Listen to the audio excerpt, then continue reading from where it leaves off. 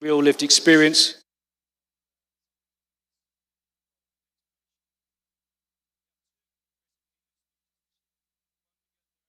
of Colombia's National Mining Agency.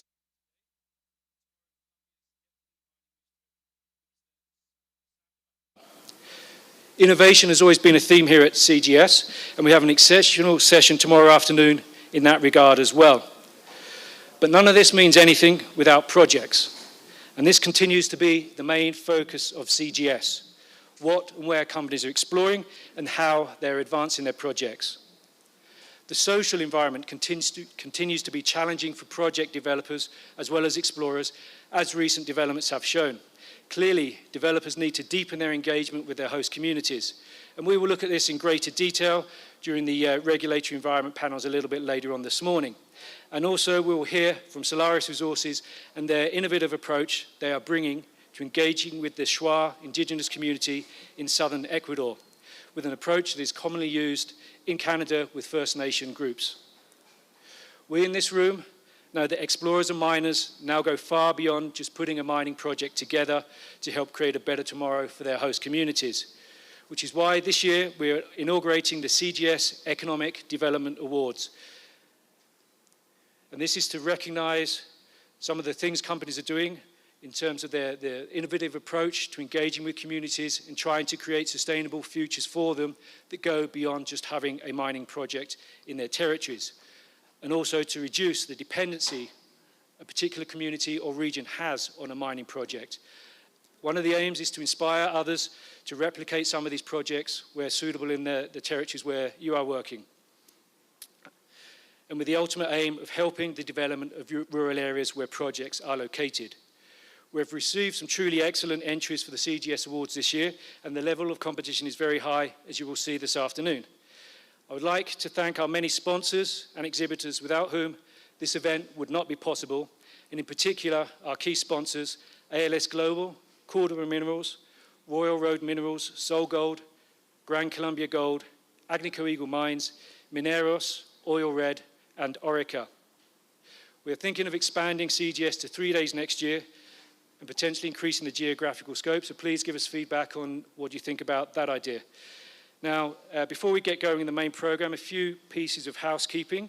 As a courtesy to the speakers and other delegates, please put your cell phones on silence or vibrate. Somebody who has a Mercedes-Benz has left their lights on, parked outside, so if that is anybody, please go and turn your lights off. We have Spanish, English, Spanish simultaneous translation available, so if you require that, please collect your device from just outside the hall at the back. While the threat of COVID-19 may have subsided somewhat in Colombia, wearing masks is still obligatory, so please keep your masks on, with the exception of the speakers, of course, when they're speaking. And please continue to follow safety protocols, such as making use of the antibacterial gel that is located at various points throughout the event. Due to the COVID-19 precautions, lunch will not be a buffet as we've typically done in the past, but a lunchbox sponsored by Royal Minerals, which will be available at the tables at the back at lunchtime. For those that prefer something perhaps a little bit more intimate, the hotel restaurant obviously is available on the ground floor, but at your own cost. For those people that require PCR tests for onward travel, they will be available at the hotel between 10 a.m. and 4:30 p.m. In the business centre on the third floor. PCR test results are delivered in about 24 hours, I understand. And finally, after the programme today, there's a cocktail sponsored by Cordova Minerals on the terrace downstairs, and tomorrow, the closing cocktail sponsored by ALS Global. And now, on with the show. I have great pleasure in introducing our keynote speaker, Juan Miguel Duran, President of Colombia's National Mining Association. Juan Miguel.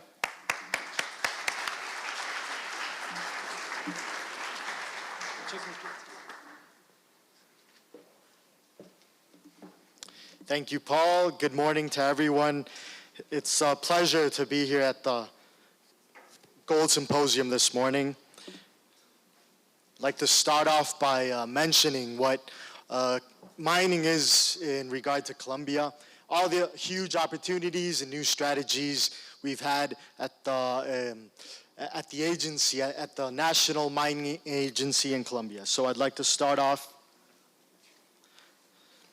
by saying, why Colombia? Obviously, we know that there's opportunities in various countries, but Colombia is very special because we're living an opportunity to explore many different kinds of minerals, and we have new strategies that allow investors to see what this huge potential is in Colombia. So I'd like to start off just by saying that with regard to Latin America and the world, well, Colombia's first exporter in coal and emeralds, fourth in gold and ferronickel, and sixth in copper. In addition, we've been awarded first place in the Investment Attractiveness Index and Best Practices Mineral Potential Index in Latin America and the Caribbean Basin. We're the third country in Latin America to be included with mineral resources and reserve standards. We have 16 commerce agreements, 14 investment agreements, and 12 double taxation agreements.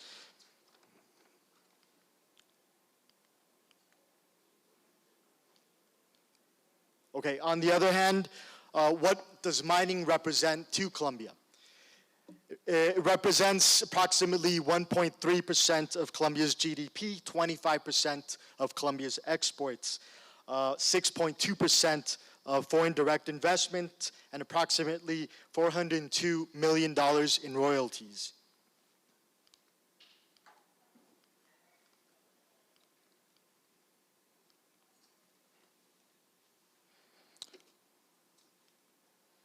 Okay, regarding gold and precious metals, production-wise, last year in gold, Colombia produced approximately 48 tons, in silver almost 20 tons, and in platinum 413 kilograms. We have around 2,052 mining titles that cover approximately 1.72% of the national territory. This is regarding only gold and precious metals. And we have approximately 4,012 new applications that are being evaluated right now by the mining agency.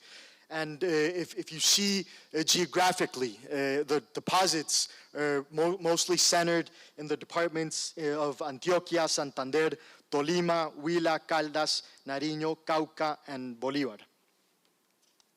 Okay, these are the four pillars that the National Colombian Agency has been working on in order for these huge opportunities to actually materialize. So we have the first pillar, which is centered on efficiency, mostly efficiency on procedures that cannot last more than 90 days. And we've been working on that because we know that historically this has been a huge bottleneck. So what we planned is to have really fast procedures. Obviously this involves work sessions with the companies in order to have the appropriate information and for us not to always have to have different requirements that make these procedures very long. But on the other hand, we've worked on effectiveness, which means going beyond being efficient. So we have work sessions with the companies. This is something we've been wanting companies and small miners to interact with the agency in order for us to see what different information is needed in these procedures and how we can also let everyone know which alternatives we have regarding the law. We also have been working on diversifying our mineral matrix. This is very important because, as you know, Colombia has been very dependent on coal. And what we want is investors and companies to see this huge potential, especially in strategic minerals such as gold and copper. That's why we've had different strategies that I'm going to mention specifically right now regarding, for example, mining rounds, which is very new in Colombia and which is a huge opportunity for companies to see this huge potential and have short procedures. On the other hand, we've had business roundtables in order to let new and national and international investors see what projects are in Colombia and interact with all the companies. And we've also been working on a very special pillar, which is demystifying the sector. This I'm going to show specifically further on, but I'd just like to say this is something that all of us has to do. Not only in government, obviously companies, and this is important in not only materializing the opportunities, but also letting people know what mining is all about, sustainable mining is all about. Okay, so in this pillar of being effective, we've developed a special strategy which we've called ANM Activa la Región. This is something where every 15 days I take the agency to the mining regions in Colombia, and we work from the mining agencies. We've already done around 15 ANM Activas in different parts of the country, and we've managed to solve bottlenecks. We've had assessments for all kinds of miners. We've brought our mining accident prevention program, and this is something that we've created, something like an ecosystem where it's not only the National Mining Agency, but it's also the Ministry of Mines, it's also SENA, it's also different financial entities that go with us to the territories, and these are like 2 or 3 days where we work with companies and miners in order to evolve in procedures and also fortify the activity in all of Colombia. Approximately 6,000 interactions with different kinds of miners. This has been very positive, and this is an ongoing strategy. Next, we're going to be in Monpós for the southern part of Bolívar, and then we're going to be in Caucasia in Antioquia at the beginning of December. Another thing I'd like to mention is that we've been working hand by hand with the regional environmental authorities. We've already signed 20 kind of agreements with these local and regional corporations in order for us to be able to work hand by hand with the environmental authorities. And this has been great because we've managed to see what procedures have lasted a long time, let the environmental authorities know a lot more about the mining sector and vice versa, and we're programming joint visits to the different projects in Colombia. Okay, regarding assistance, this is technical assistance for small and medium mining. This is very important because we've managed to increment from last year to this year around 136 additional mining projects. This is very important in order to fortify the activity of our small and medium miners, and this is obviously free, and what we do is we personalize this assistance into each specific project. Okay, regarding new mining titles, this is also a very important aspect because our goal is to have a historical mining year. And that's why we've managed to not only have this year 141 coordination and concurrences. I'd like to specify that since 2017, where the National Mining Agency started with these coordination and concurrences with local mayors, there's been 453 coordination and concurrence agreements in 444 municipalities. And as I mentioned, 141 have been done this year. Also, we've had, since 2017, 168 hearings, public hearings, which this year alone, we've had 87. Practically half of all the public hearings in the last years have been done in 2021. Also, this year, we've had already 166 new titles signed and registered, 22% approximately in Antioquia. Actually, today it's 171 titles, not 166, but 171. 45% of these coordinations and concurrences are in copper and gold mining projects. 27 of new mining titles in 2020 to 2021 are in copper and gold projects, and 62% of titled hectares are in gold and copper. Okay, about demystifying. As I mentioned, it's very important for the whole sector in order to inform the community what responsible mining is all about. That's why we've developed various strategies. As you can see, we have regional forums where we go to different universities, speak to students, but we also speak to the community, which is very important because they have a lot of questions, and most communities don't know exactly the difference between illegal activities and legal activities. Normally they think that the mining sector is always against the environment, against the communities. Once we explain what responsible mining is all about, what laws pertain to mining, obviously this helps us not only replicate the messages, but also let the community understand what responsible mining is all about. We've had a program which is centered on showing and making visible all the programs that companies have here in Colombia in the social manner as well as environmental projects. And this is very important because every time we go to a different mining company or project, we see that all these companies have different projects, but they're not visible. People don't know what the companies are doing. So at the A&M, what we're trying to do is let everyone know everything that's been done with social investments, with environmental projects, and let people see that the mining sector contributes socially and environmentally. And we've also been working with the young people. This is also a very important matter because every region we go to with A&M, with the strategy I mentioned, A&M Activa la Región, a lot of young people want to know what mining is all about. So right now we have approximately 250 young people that have been interested in knowing more about mining, not only just knowing more, but also replicating the messages. And they've been in social media telling everyone what mining contributes to society, what projects are there in the region. And every city or every municipality we go to, more and more young people are interested in this program, which has been very exciting for us. Okay, and talking about diversifying, it's very important for you to know that these two strategies are new strategies we've developed this last year. The first one are the mining rounds. As you can see, we started, and as most of you know, we started the first mining round in copper last March. We also started in October the first mining round in phosphates, and soon we're going to start with the new mining round in gold. On the other hand, we have business roundtables, which are very useful for companies. Obviously, this is free.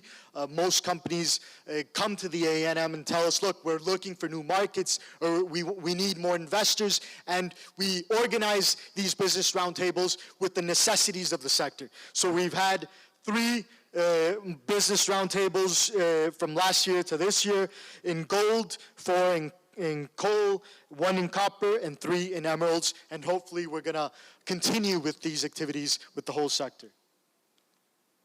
So what are mining rounds? This new strategy I've been talking about. It's a specific tool in order to help diversify the mineral matrix and boost exploration. That's exactly what we're aiming for. In order to boost this knowledge on what we have in Colombia, what can actually materialize into exploitation. On the other hand, it's a flexible, competitive, and transparent process. And these are areas that are certified by the Colombian National Survey with high potential for specific minerals. So what benefits does this bring to Colombia? It's an innovative mechanism. It makes Colombia a lot more competitive in national and international markets. It contributes to energy transitions, and it helps, obviously, attract more investments into exploration, which is very much needed. Now that you know that only 2.9% of the Colombian territory is titled right now with mining titles. So we have a lot of potential, and what we want to do is materialize this potential into different mining projects. So what benefits does this bring to the regions, which is very important as well? Economic diversifications, new opportunities for families, new opportunities for companies, also generates additional contributions, additional compensations other than royalties. And other factors, the social management plans, which help invest in communities, and also obviously everything that pertains to not only the mining sector, but all the services around the mining sector, which dynamizes the local economies. So what benefits does this bring to investors? Well, first of all, it's a consolidated scenario at the social level. As I mentioned, before we launch different areas, we have already done coordination and concurrences with the municipalities, prior consultations when it's needed. But on the other hand, we've also been working beforehand with ANLA, with the environmental authority, in order to obtain updated environmental information and a baseline for environmental impact assessments. On the other hand, this is competitive contractual conditions that boost mining exploration, and also there are clear and fair rules with timelines that generate legal certainty in the whole process. This is a process that can last from 3 to 7 months maximum. So I'd like to just mention about briefly about copper, about what copper signifies.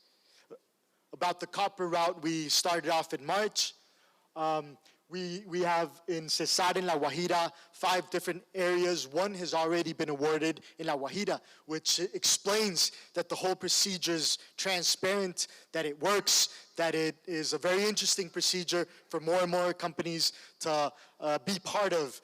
Now that once we start a mining round, this is permanent. All we do is we include more and more areas. Right now we have 5, 1 was already granted, but we're working with the Colombian National Survey to have more and more areas. Bigger areas, smaller areas, all kinds of areas with high potential of copper in these areas. Okay, on the other hand, it's important to let you know that right now we have 300 titles in Colombia regarding copper. This is around 466,498 hectares.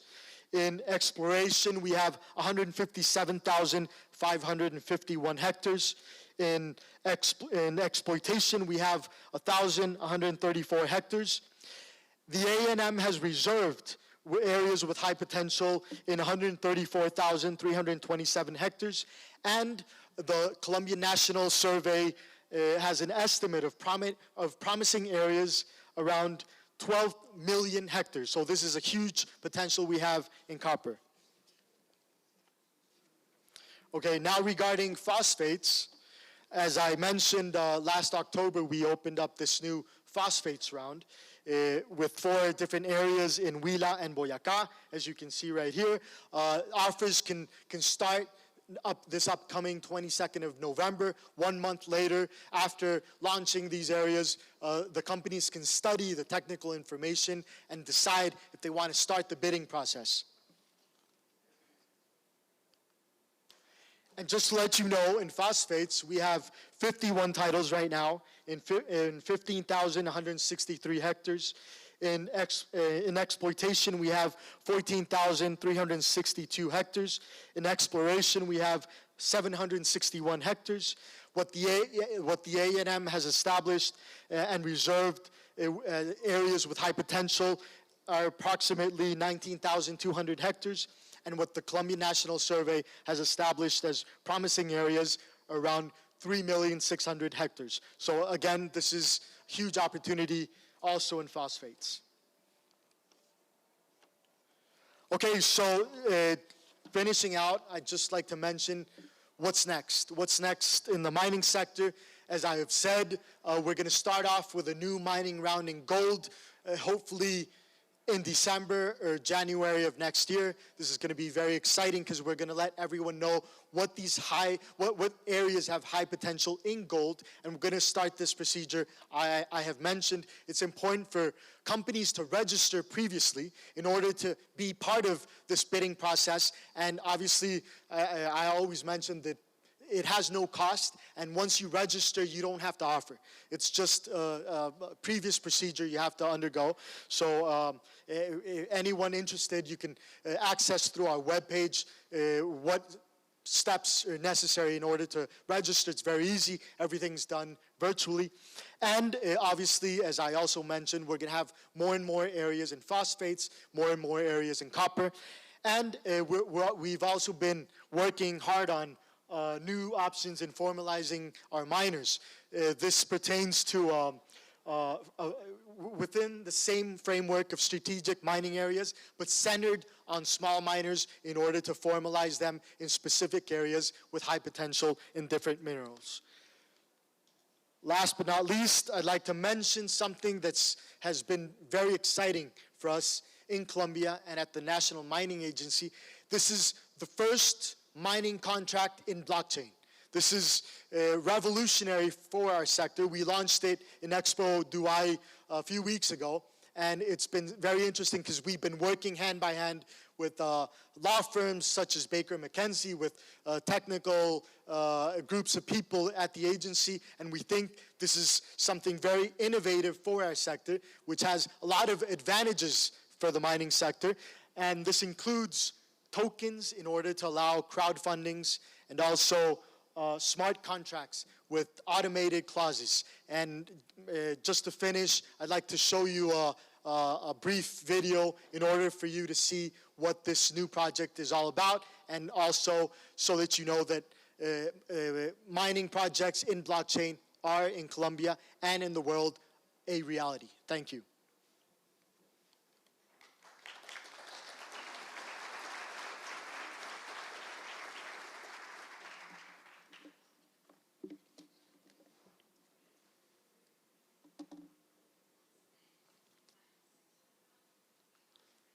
I think the volume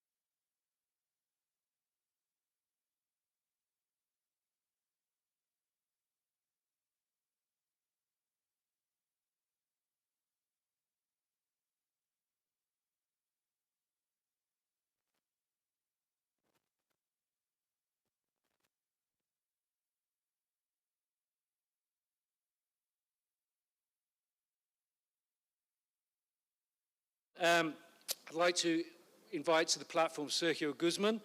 He's going to sort of kick off our regulatory session this morning. We're looking at some of the risks and opportunities in Colombia. Sergio? Oh, blind spot. Here's your thingy. Great. Thank you. Bueno, Paul. Buenos días. Good morning, everybody. It's a pleasure to be here today. I think this is the 5th year that I partake this event. A couple of years ago, I was as bold as to give you all my forecast for the presidential election. And this year, I'm about to do the same, yet with a much more uncertain scenario ahead. I'll start off with some good news. In my year-end update, I'll tell you a few things that I think are noteworthy about Colombia, some of the main headline risks. Then I'll move over to what this means for mining, what are the political circumstances we're seeing ahead. And then I'll get into the brunt of things, the things that you're absolutely interested in, which is what happens if Petro is elected, which is something that is on a lot of people's minds at the moment.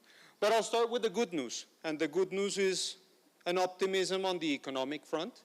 Colombia's growth, which will be announced this quarter today, is going to be about 7 to 9% positive.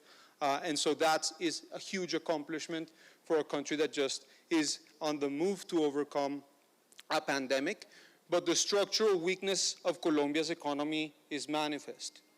Colombia was downgraded earlier this year by 2 out of 3 of the rating agencies, and at the same time we have a structural fiscal deficit that nobody seems intent on fixing, and that will ultimately lead to a tax reform in 2024 or before that. So we're not out of the woods economically yet, but the positive thing for many of the people in this room is that Colombia will need the royalties and the revenues from the mining sector to be able to overcome that deficit. The second positive story is obviously COVID. I think Colombia's COVID numbers have improved significantly. Now we have almost 45% of the population with 2 doses, 65 at the national level at least with 1 dose, and that's a positive story. Even if we have a new outburst, a new wave, it's unlikely that we'll go back into lockdowns. It's unlikely that there will be events that will affect business continuity. And I think that that is a positive story. But the positive news, unfortunately, stops there. On the security front, COVID, of course, started as an economic crisis and a health crisis, but is now we're seeing the tail end manifest into a security crisis. And what we're seeing in this sense is that cities are becoming much more dangerous to live in. There's travel advisories from the United States and other countries that are telling people in Colombia, beware, it's dangerous out there. And of course, even though the government of Colombia captured Otoniel a few months ago, that doesn't mean by any means the end of the drug war, the end of the Clan del Golfo. And these situations are, of course, likely to continue spinning out of control. On the diplomatic front, I think there are also very important challenges ahead. Of course, we saw an election in Argentina yesterday. We're going to see an election in Chile this weekend. We saw an election in Ecuador that yielded positive results, but Colombia's #1 concern continues to be Venezuela, the inflow of Venezuelan migrants, the erosion of democracy and society in Venezuela, and how that affects Colombia. And in that sense, there are really 4 major challenges ahead for Colombia. First, to recover the relationship with the United States. And I think in that sense, trust in Colombia was broken by the Centro Democrático's support for Donald Trump and his party, which cost them 2 House seats in Florida. And reconstructing that trust has been difficult. As you've all seen, it took President Duque almost 200 days to get a handshake with Biden at Glasgow 2 weeks ago. And so that trust isn't there yet, although Colombia and the United States need each other. At the same time, Colombia's ties with Europe are weak, and we're in a geopolitical tussle, not just with Europe, but with China, Russia, and the United States. So Colombia is playing in a geopolitical ballpark that it doesn't really understand, because it believes that its only fight is internally. It looks to its belly button, so to speak.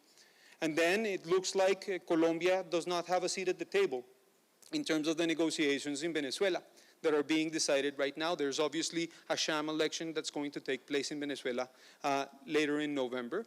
And so we're not in control. We're not in the driver's seat of that situation, and we don't really have a handle on that. And I think that the next president is going to have a really hard time diplomatically centering the country, because we don't have a direction that we're going in as a country, and I think that that speaks volumes for the political risks that we will have in Colombia.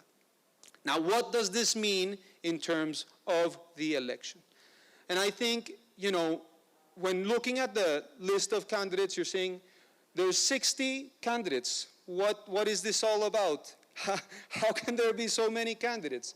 And the reality is you have to look at this election not just as one election that's going to be decided on May 16th of next year. It is 4 different elections. The first election is between now and December 13th, when the parties have to submit their list for candidates for Congress. For many candidates, their most successful run for Congress starts as a presidential campaign for themselves. So you will see a lot of them drop out between now and the 13th of December and opt to run for Congress. That's when the second campaign begins, between the 13th of December and the 13th of March. Because the 13th of March, you have the presidential primaries and the congressional elections. A lot of parties are going to run a presidential candidate only because it is fundamental for them to continue a share in Congress. Otherwise, their campaign doesn't make any sense. Look at candidates from the Partido de la U or Cambio Radical, for instance. The electorate is much more concerned with where the center goes or where the left goes than where those traditional parties end up. So you will see a lot of candidates drop in. Then is the third election between the 13th of March and the 29th of May, which is the first round of the presidential elections. And in the first round, that really determines what alliances are going to happen. If alliances do take place, they will be on the basis of the congressional composition, which will be determined on the 13th of March. Once you have that congressional composition, then you begin to have a better sense of where the country is going to go. So I hate to tell you this, but until the 13th of March, it's going to be very difficult for any bullshit artist to come up here and tell you what is going to happen in the country. And then the fourth election is obviously the second round that takes place on the 16th of June.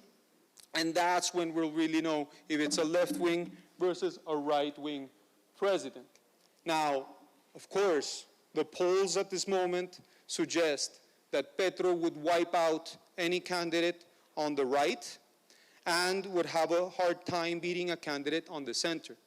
And that, I think, tells us 2 different stories. The first story is that people are fed up.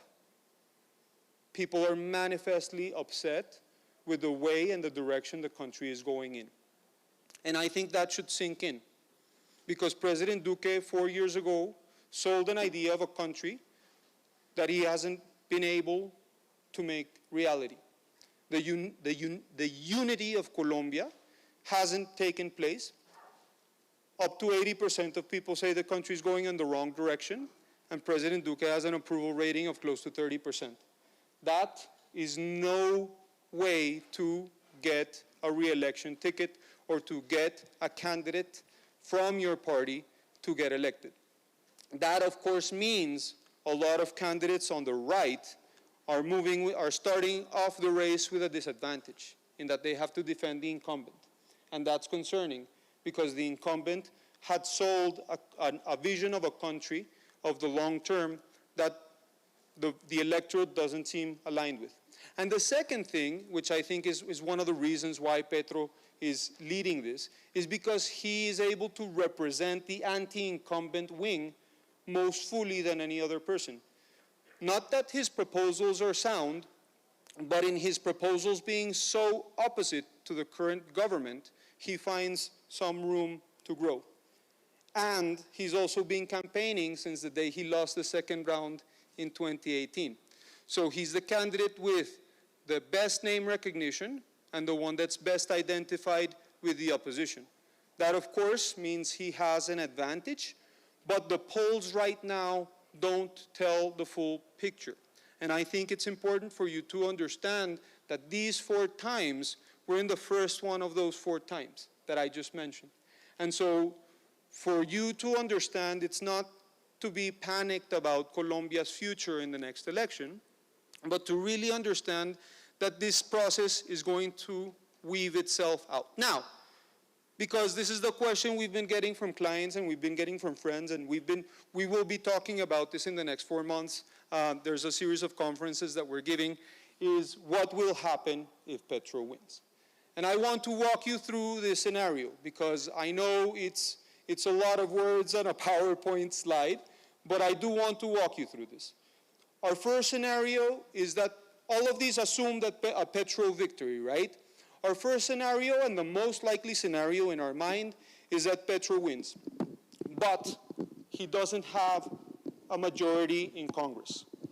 And I mean that because I don't think Petro will be able to achieve majorities, or any president for that matter will achieve majorities in Congress. That will make it very hard for Petro to actually deliver any of his reforms in Congress. He won't be able to pass tax reform. He won't be able to pass an environmental reform. He won't be able to reform any of the control entities of the state, which will play a very important role. Now, with a Congress opposite to him, and with control entities such as the Fiscalía, the Procuraduría, the Registraduría, the Defensoría del Pueblo working against him, that will make Petro a much more frustrated president. That will make him want to start ruling by decree. That will make him want to invoke emergency powers. And that in turn will trigger the Constitutional Court to start acting. And the Constitutional Court will block and block and block and block. If they've blocked more than 40 of President Duque's decrees during the pandemic, don't you think they will also have the courage to block Gustavo Petro's decrees if he gets elected president?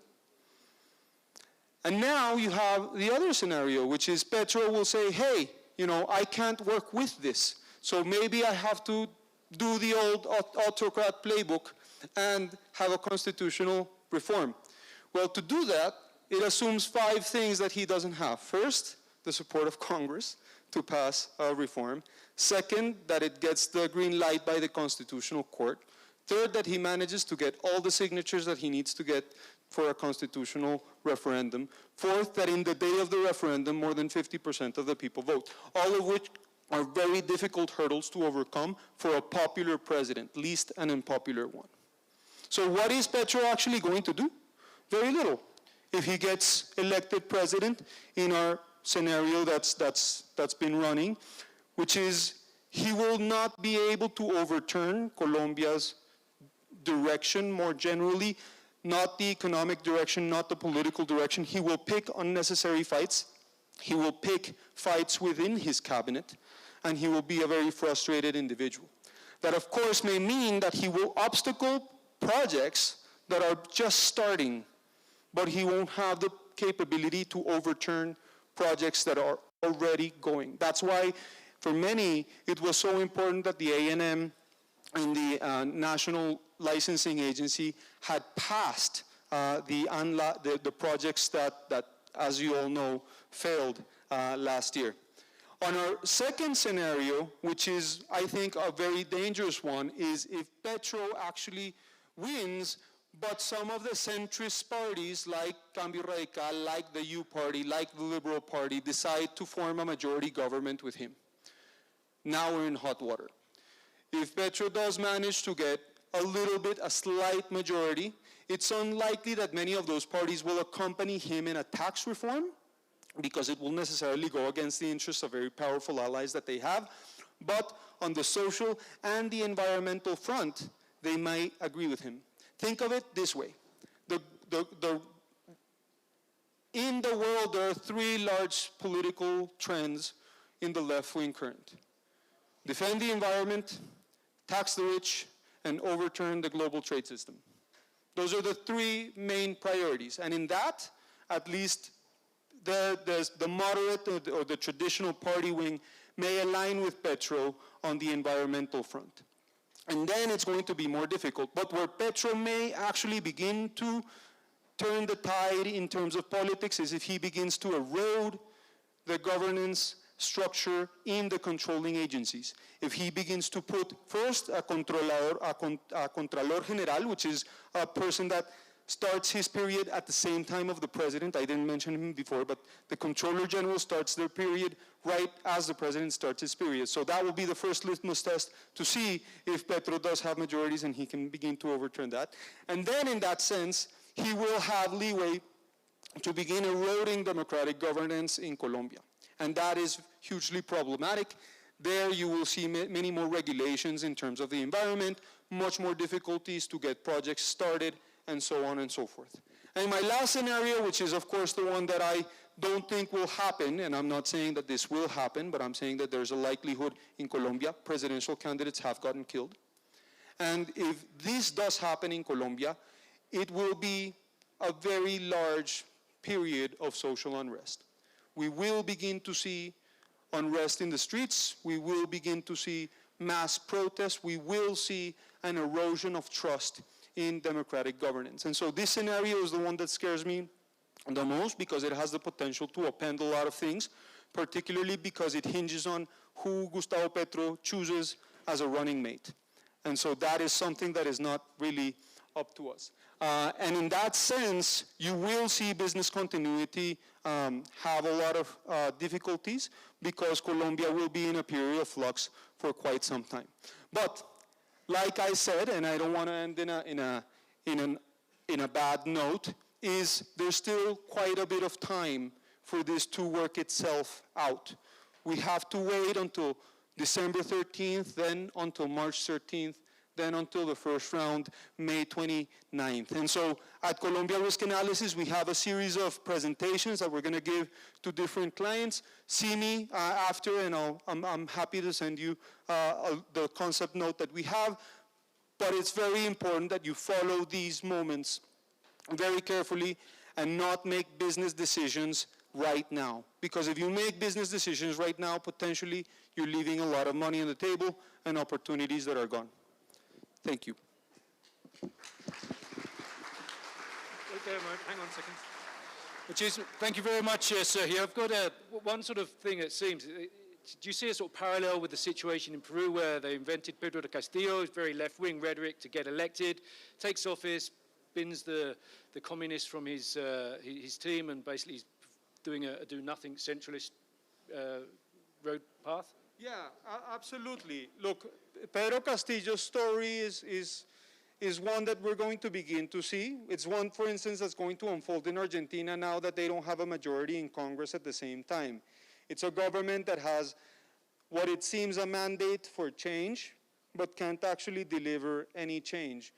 Infighting in the team, it's going to be very difficult for them to actually accomplish much, but they will try to make a lot of noise while they're at it. Thank you, Paul. Sergio. Excellent. Now we're going to move ahead to our Colombia Regulatory Risk Panel. I'd like to invite Hernan Rodriguez, who's going to moderate the panel, and also invite Miguel Jaramillo from the Colombian Mining Association, Felipe Marquez, a consultant, and Nicolas Urrutia from Baker McKenzie to take the stage, please.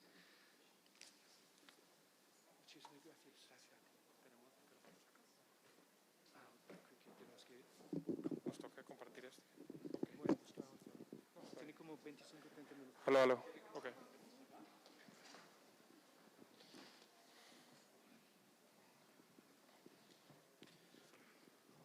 Okay, thank you, Paul. Thank you. Thank you, Paul. Thank you very much to all of you for being here. And I'm going to switch to Spanish. So if you need your translation equipment, please, this is the time to go there. Ok, este año decidimos con Paul cambiar un poco el perfil y el enfoque del panel jurídico para traer abogados, por supuesto, pero no abogados que analicen tanto la normatividad, sino abogados que por sus labores y prácticas viven lo que está pasando en el país y ven de una manera distinta los retos que tiene la minería hoy. Entonces, paso un poco a presentarlos sin leer los perfiles, digamos, voy a presentar lo que conozcan ustedes y por qué están ustedes acá sentados. Primero que todo, María Paula Jaramillo. María Paula es la directora jurídica de la Asociación Colombiana de Minería. Ella She has been in ANA, she has been top positions in Ecopetrol, the largest oil company in Colombia, and her coal. She knows several industries and sectors, and today it could be said that she's an expert lawyer in mining law, because she's the one that truly receives all the subjects, and she's the first that companies call when something happens in the country. It's the first phone that rings is hers, so it's a key channel between the government and companies, so it's very valuable. Besides, she's a lawyer from El Rosario with a specialization in La Javeriana and Los Andes, all the universities in law in Colombia. Felipe Marquez. Felipe has worked first in different sectors in industry. She was in Coca-Cola, in FEMSA, in Unilever, and Felipe was the Anglo Gold Asante's CEO. He has led when Anglo Gold was operating Gramalote. He led the licenses and permitting, and he was in great part of the process of the failed licensing of Quebradona. He also was in a regional positioning Anglo Gold Ashanti, and he knows not only how to do mining in Colombia but in the rest of the world. Felipe is not in Anglo Gold anymore, which frees him and is going to allow him to talk unbiased about what's happening. Nicolas Arboleda, who I've had the pleasure of working with. Nicolas has an important characteristic. He has worked with international funds. He knows the investor's perspective. He has worked always in international firms, in Baker McKinsey now, and and he has also worked in companies, and has an important attribute, and he has structured in the National Mining Agency, advising the agencies, the mining rounds, and now all these sophisticated instruments that is not going to be easy to explain, but we will try, about the different ways to get funding and raise funds. So this is how we chose this panel. I think it's a different panel this year. A little bit to introduce the subject matter for today, what I see, and we've talked about this at length, since I'm here 25 years ago, since never the conditions had been so ripe for mining to truly take off internationally. The price of commodities, it's amazing. The copper demand, I'm not going to repeat that, and its linkage with the energy transition. We've seen this in the government. Today you heard a speech from the National Mining Agency, very optimistic. Colombia, it's a target for investment again, and it's just to look at this room, it's enough to corroborate it. But locally, things have happened as well. For example, the fact that today we have a mining grid or a mining matrix, and the mining tax or the property tax was reformed. It was a necessary step. The mining grounds, many of us don't like the mining grounds, but they were done and they're working. Nicolas will tell us how they're doing. For the first time in history, there is a policy for incentives for exploration. Exploration was a forgotten theme. Today we have the policy, at least in paper. Let's see if it works, but the will at least is there. Formalization figures versus previous years are improving. Very, very important figures. We have, for example, the territory, the relationship between the companies and the community are becoming more harmonic. And looking at all this, we think we are getting ready, but the question is, why hasn't it started? Why hasn't it taken off? I would like to understand why hasn't it truly taken off. We had a mining congress in Cartagena, and we came out really optimistic, very optimistic, happy faces and smiles. And Tuesday, they gave us the news of the Quebradona's rejection, the rejection of the license, talking about the forestry plan that puts in check Antioquia's mining, talking about forbidding mining again. We will see whether subtraction paperwork have been approved and permitting is blocked. So I would like to understand why this mixed bag, where's the bottleneck? Where's this bottle? Because we say, why hasn't it started? I'm going to give you some tip. In a meeting we had a little while ago from the mining compass, Brújula Minera, which measures goodwill and reputation, what people think about the mining sector in Colombia. The datum that impacted me most is that the authorities or political officers from ANLA and political figures and leaders from the mining agencies don't believe that mining companies are doing things well. The score of the community is higher than the actual politicians and the authorities.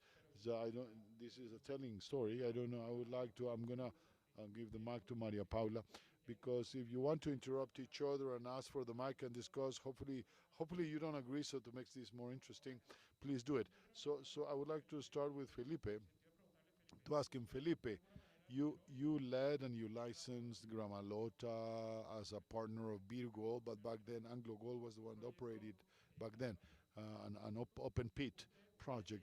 You led in Queradona the BICS, right, which is the most important manifestation of the corporate governance in ESG, which is something very, very relevant. Increasingly, you had the community in your side in Jericho, or at least that's what I understand. So a little bit, what happened? Well, thank you very much. It's on, yes. So let's see if I don't get into trouble.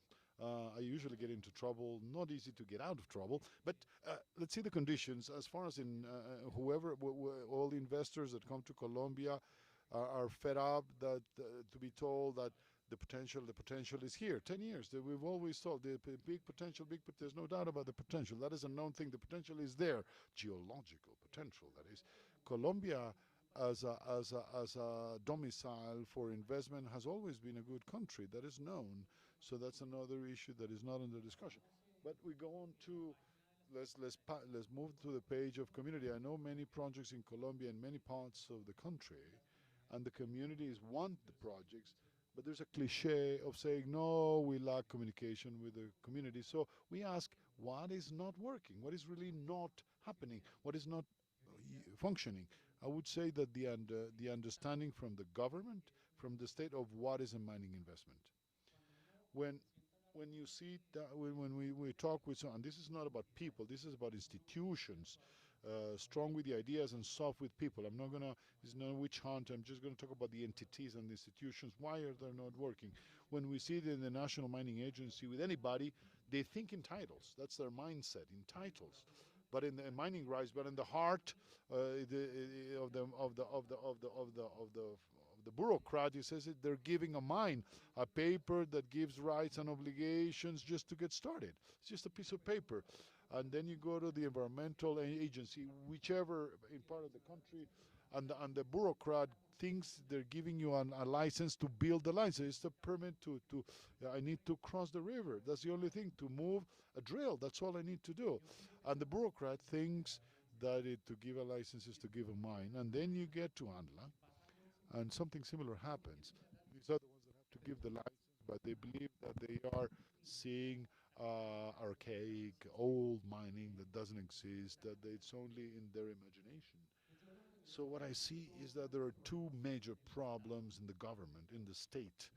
First, they don't have no idea about mining. They don't know the different parts, bits and parts, and what is prospection, what is exploration, why do I explore? They don't know what is a junior, what is a major, what is the role of juniors and majors, what is the role of the different players in the mining ecosystems. They're always thinking licensing. They say, I can resolve their problem from here, from their desk. I can give you a title or a permit or this, but no one is worried in thinking that after the investor has to go to the other window and to the other window and to the other permit and the other permit. When they tell them first that there is another license, that we don't need a license for exploration, then they tell you, yeah, you need 18 permits. There is no collaboration between them, and in the ecosystem. Everyone works independently. Second big problem, since they're all work independent and they don't know what the investor has to do after, And they also think that he is the one that is giving the license. I have no knowledge of what the industry is. He ends up saying, he says no, he wants to wash his hands, and later that might be one of the questions. I believe that's what happened with Sotonorte, and that's what happened with Quebradona. It's better to wash our hands and not to get into trouble because they just don't know it. Hello? Thank you, Felipe. Maria Paula, you have led lately with several issues. One of the subjects that I know you're dealing with is a forestry plan, where they decided to recategorize, reconfigure the Department of Antioquia. But there's a feeling that decisions were made without taking into account the mining sector and mining authorities in the environmental decision. We see how the coordination and coordination didn't work. How do you see what happened with the fantastic what happened with the president, with the minister? They had to work together with the Ministry of the Environment, the Ministry of the Interior, and the Ministry of Mine. Why didn't they work together? What is your diagnosis? Well, the truth is that there was never the twin partners didn't exist. I mean, this is an acronym or an analogy for the two ministers working together. They didn't work together. And why? It's true, as Felipe says, it's a little bit what we've seen in reality in the decisions the government has made in the last few months or in the last year. The first is that there is no true knowledge of the sector or the industry by the authorities. None of the authorities, not even in the supposedly specialized authorities. They all have fragmented knowledge about a little bit of a process, bureaucratic process, but no one understands the whole industry, the entire business, and what it entails, and the role of the investor within this ecosystem, within this key business. So we have a big problem, structural problem, which is necessary to resolve, and it extends, as we've seen, into into legal entities. Problems end up resolved by judges that have no idea, not only about the industry, no idea, but the specialized regulation that pertain to this industry. So the landscape in training and understanding is chaotic, and is something that has not been resolved in time. The other thing, and it has a lot to do with what you said about the results of the mining compass, the Brújula Minera, there is no, this is a survey, translation parentheses, there is no trust and ease of mind by those decision makers when they have to make decisions about businesses or entrepreneurs. This has to do with their ignorance and their fear and a lack of communication between companies and the government, which adding all this to, if you add this, this is a serious problem that we increasingly see, which, let me explain, is the lack of action because of fear, and fear of the bureaucrat to make a decision, and the possible consequence if he makes the decision or gives the permit or place, these are, but they're not that big decisions really if you look at it in the context of the whole process. So there's a big lack of knowledge, and implies a total paralysis in the industry because of this inaction. We see that things have been resolved, things have advanced slowly, positive steps, slow and little.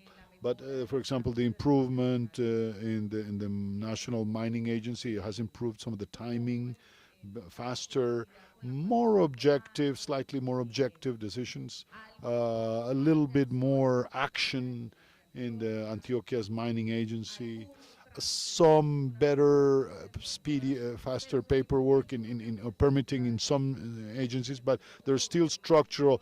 Another government passes now, and they haven't solved coordination and concurrency, which is a request that was made to government, to Congress, and no one was interested in it to be resolved, and it's something that is fundamental for the industry. previous consultations. We still do previous consultations with the presidential guide from 2010, and this is shameful. From 2010, it's really obsolete, and our trials to regulate it all. First, have been very little, and secondly, those that are moving along are concerning.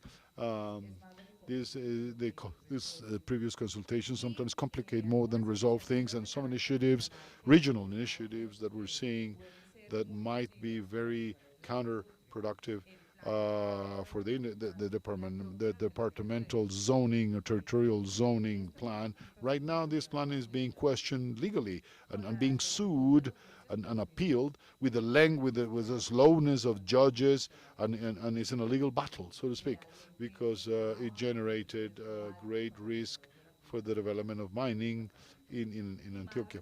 And more recently, that forestry plan is going in the same direction. It generates de facto a possibility of veto to mining activities, which is forbidden by law, and the lawyers have been clear about this. But so what we surmise, what we see in the horizon, is that in the technical, supposedly technical specialists in these entities, not about public policy, not about major political lines or policy, but in the specific of the execution of these by bureaucrats in charge of executing them, is where we see the big bottleneck, both in technical aspects, but especially in environmental issues and aspects. And what we perceive is that this has a lot to do with a big concern, with a higher risk that is seen by them of making decisions by the bureaucrats because of the pressure that they're feeling, of what could be a personal risks or liabilities that they would have to face if they make this decision. So it's very sad, because I've been a public official for many cases, and when you're a public official, the only thing that you should have in front of you, or it's a project and a regulation, and see the compliance, period. There shouldn't be neither politics nor ideology, which is another issue that taints, sort of leaks through in institutions. And if we make this comparison, this right comparison, according to the regulation, according to what the standards demand and compliance, they shouldn't be fearful. They shouldn't be scared of signing, of that you're going to go spend next 10 years facing the courts or investigations or being investigating, which is what has paralyzed, or worse even, not only paralyzed them in the sense of not making decisions, but making decisions paralyzing projects. So understanding that maybe they wash their hands and they throw the ball so that someone else can make this decision. We were seeing this a moment ago in the conference, in the previous conference. The risk that things don't happen in the few months that remain is that surely this will not pass. These laws and regulations will not pass in many years. This is the calling we would like to exhort our authorities. This is the moment for things to happen, but surely there's going to be a period, a long period, where nothing might where things might not happen. Thank you very much. I don't believe that so much, but at the end I'll make a comment about that. Nicolas, the first thing I'd like to say is that when I realized that Baker McKenzie and Nicolas Arboleda were going to structure the mining rounds, I said this is great news, this is good news, because someone that has the vision of the investor is going to structure these, which could be a complex issue, but with the investor in mind. Tell us a little bit, how did you do, how we are doing, and what are the challenges that you have found structuring the process? What you would have liked to do different?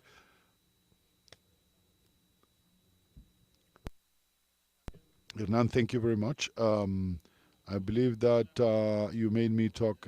Everything that I say here is public, but you asked me questions that I'm going to answer carefully, but with all sincerity. I mean, where do we come? And I believe that all of you have heard the story, and many of you have heard the story. I'm going to take 2 minutes in telling you the story.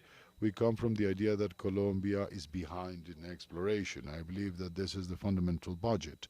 We would have to do something. We had very good projects, and we have a big pipeline, fantastic geology, and everything. We have neighbors that have done well. And Colombia a little bit behind. What are we going to do? And we had several options. Let's use this article that is in an old law, a dead article in the law that has never been used. And we said that, of course, what are we going to do? We said that several alternatives. One of them is to do bids, in bid. It was a risk. It was a risk because the mining sector doesn't like to. The mining sector is not used to bid. It's not used that we introduce themselves and give us a mic. And we were a little bit against what we've done during many years, and in the world. The Colombian model of titling is the African model in titling is different from the European model. And we also had a ghost which was corruption. Big ghost. In top of it. Many investors are saying, no, if you bid, if you go to a bid, you're going to be exposed to that external agents will come in and might able to permeate it and come out wrongly. So we had these two major fears, and we said, doesn't matter, we're going to do it anyway because we need to reactivate exploration. That was the main premise. Under this assumption, we began to propose the rounds, and we say we go with the energy transition, we have strategic minerals, let's use all that, and let's begin to get the rounds out. So, what has happened? What has been the reality? And you ask me, has it been good, has it been bad? I have no idea, I don't know. I believe that the result has been sufficiently good because we allocated an area.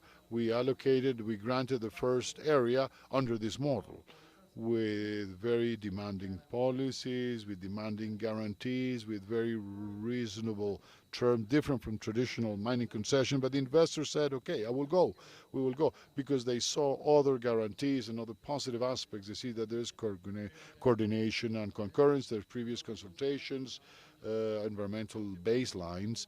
The investor sees that he has a path that the agency already did before for him, that gives him tranquility, certainty, ease of mind, and willingness to chip in with more certainty. Now, if we get 20 more areas and allocate 20 more in copper, I don't know, hopefully. And I say this as a Colombian. Here I take off my hat of Bakery and Mackenzie and the agency and put my hat of Colombian. Hopefully we can allocate all the strategic areas, and hopefully they do well. Because they do well, there will be more players, more companies, is more trust in the country, and all of us win. Everyone wins. So the big bet is that it succeeds. What can be improved, you ask, and we've talked about this. There's an important aspect to improve is the environmental front. The big bottleneck in permitting and licensing of any project that has to do with natural resources, call it oil or call it minerals, is licensing and permitting, without telling you stories that I cannot tell you because they're confidential. The agency made a big effort, an enormous effort to look to see how they granted these licenses or some sort of environmental instrument similar to this. Let's not call it license, let's call it pre-licensing or pre-permitting or something like that. We did a big effort. We had a lot of meetings. We looked at it, we proposed this. In fact, we told them how we could do it, and it didn't fly. It didn't work. The further we got was the environmental baseline. It's an interesting thing, gives us some a baseline, but that's it. Of course, you have to go and ask for the 150 permits to move a drill, and if you have to take out one tree, you have to plant 800 more. Unfortunately, we have to keep doing this. But if we give these pre-licenses or licenses, however you call it, I'm sure that it would be successful. That, for me, is the challenge to continue working. The agency has this challenge clear in the agenda. If you talk with them, they're going to tell you that this in their agenda they know. that this is the step needed, but it's not easy. It's to coordinate 2, 3, 4 entities, regional agencies, national agencies, that make sure everyone agrees, and on this base that the bureaucrats go with it, which is a second layer of effort, which is difficult. But ultimately, in the end, after March, we've been almost 8 months working on this. We just came out with a phosphate round. We're going to come out with a gold round. What is the expected outcome? I think it's positive.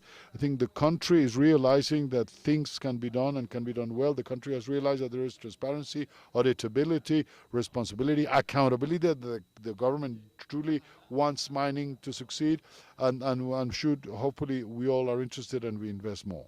That's the message. Perfect. Thank you very much. If you allow me just to finish my thought, you talked about the fantastic twins, and I think Nicolas was talking about this. I think the coordination between ministers and concurrence has happened between ministers. Careful, but when you look at vice ministers also, but that's it. That's where the buck stops. When you talk with a bureaucrat, with a civil servant that has nothing to do with the president, he's the one that stops it. No, nice that the minister agrees, but which is the one that has to sign on the dotted line, I'm not going to authorize an instrument that no one has granted in the past because I'm going to go into trouble. So it's a chicken game. Our industry's problem is there, exactly in that group of bureaucrats or civil servants in mining institutions, in environmental institutions, regionally and nationally, that do not understand. They don't do it in bad faith. I don't think it's a bad faith. There's no there's no politics behind, but there is no knowledge and there is ignorance about modern mining. And one of the things that can be done is to think that the National Mining Agency, which has as a responsibility to promote the mining business, should be thinking that it also has to start to educate, to start to chip in and educate and train bureaucrats in mining about modern mining. That's what we have to fix. Thank you, Felipe. Absolutely. I believe that we wanted to get to that point. I think that this is a criticism, but a constructive criticism, and I would like to go to a constructive message here. I'm going to go away from Sergio's position. I was impacted by his last statement. I believe that this is the right moment to make business decisions in Colombia, which he said is not. For everything that we've explained, I believe that you can talk to me about this as associations, as lawyers and as advisors and consultants. We also have a responsibility to achieve. Let's not blame or blame authorities and regulations. Let's not put all the blame on regulations because they're not that bad. But let's talk a little bit about that. And let me finally, we're seeing very, very complex surveys. That is not my specialty.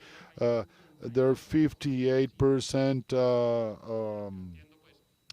swing voters. Petro is fighting against pre-candidates, not against candidates. So I'm a little bit more optimistic, but whatever happens, and bearing in mind the need for economic reactivation of the country, and one of the sectors that has increased the most is mining. I believe it's almost impossible to renounce the mining sector, whoever is elected president. So I'm optimistic about that, but I just wanted to leave that note because I have that little sort of little thing that I couldn't resist the temptation of replying. So from the consultant point of view, or the entrepreneur and business point of view, what should we do to take advantage of this opportunity to capitalize this moment? I don't know, to become a mining country, but at least to get started, to take off, and after this forum to be optimistic, but have good news next week.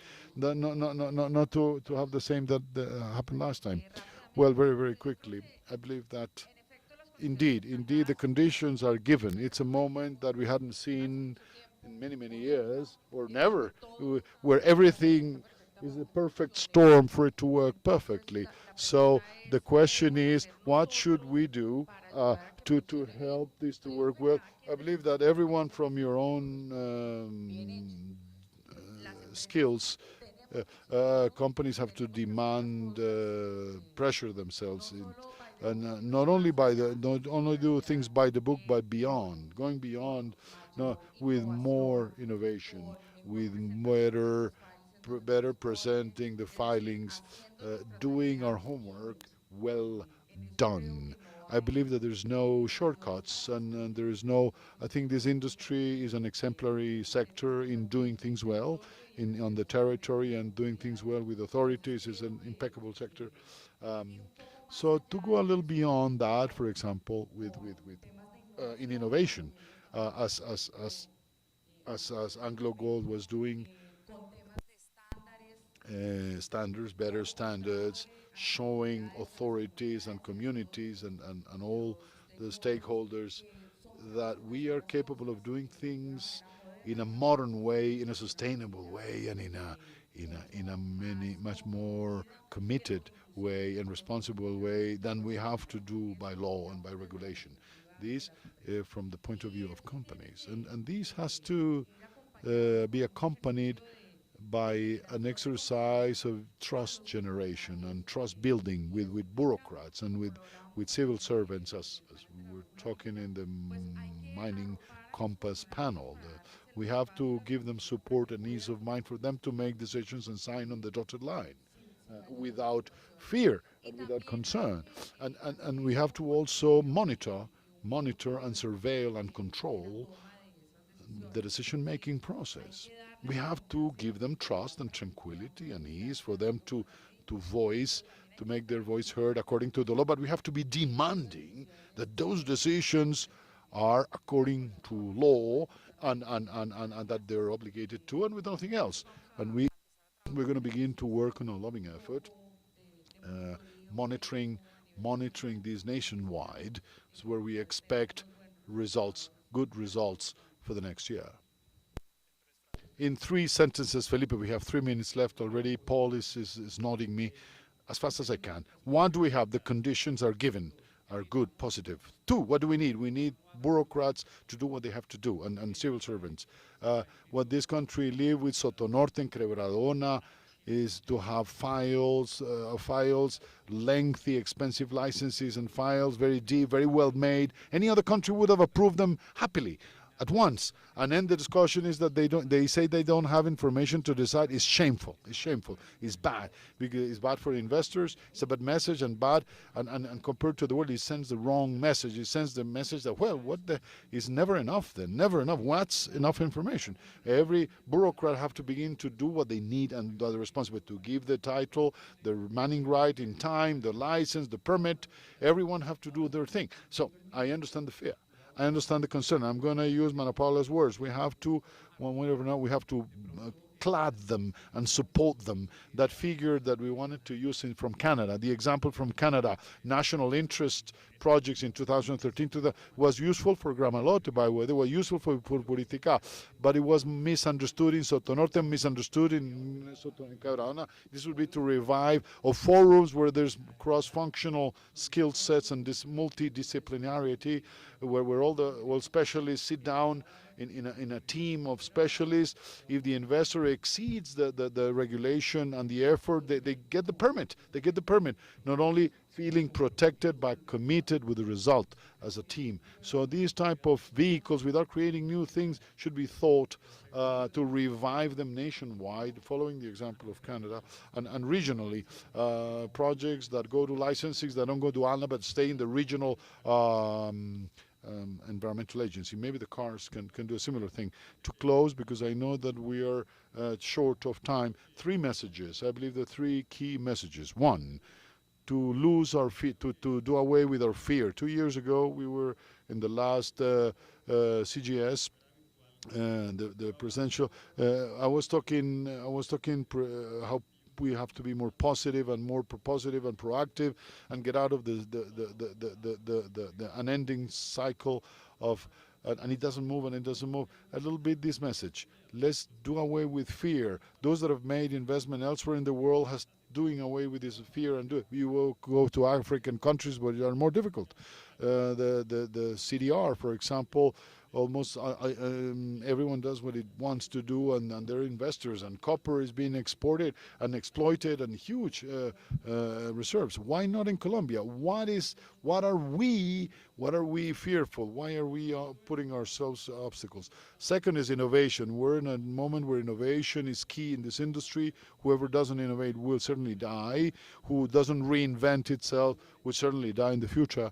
So blockchain technologies, tokenization of mining rights that the agency's president mentioned, alternative methods for funding and raising funds and funding, going to the stock exchange is more difficult, etc., etc. So there's a great deal of alternatives in blockchain and other alternatives, tokenization of assets and that the like. So we have to look for those and other alternatives, those exits. We have to get out of the box of the traditional think out of the box that if you don't finance an IPO in Toronto, in TSX, or in Australia, you failed. No, not necessarily. There's many other alternatives today. So a little bit, let's look for those, let's make them succeed. The agency, as you saw, is on that bandwagon, is in that direction. We have to take this opportunity. And the third message is licensing and permitting. We have to do something about permitting and licenses. I have no idea what, but we have to do something. I have absurd ideas like, for example, like licensing in Brazil. In Brazil, you license and permit since exploration. You have a license for exploration. You turn it into construction and you turn it into exploitation. I don't know this would be a forum just on that subject, I know, but imagine what happens in Brazil. You begin exploration, you already know that license is yours for life. They have to be converted to construction and convert to exploitation, of course with certain caveats. But you invest money, but it's not 15 years with total uncertainty for after 15 years. No, you need the pink paper with a yellow signature. No, come on, and begin from scratch again. No, so these are things that I believe we have to begin to think about, and it's a homework for all of us. I think the magic. I don't have the silver bullet, nor anyone has, but we have to change this. This approach, this current permitting and licensing approach has to be changed. Well, thank you very, very much to the three panel. I think we have lots of subjects. We have to be around for these 2 days for us to talk about this. Thank you very much for the generosity of your information. Thank you very much.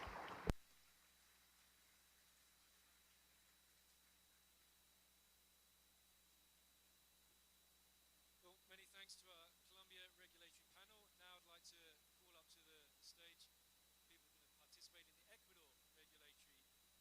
Stevie Gamboa, Santiago Vaca, Diego Benalcazar, and Federico Valesquez, if he's arrived.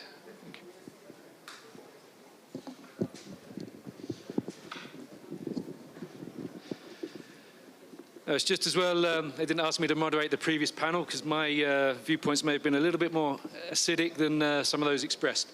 Anyway.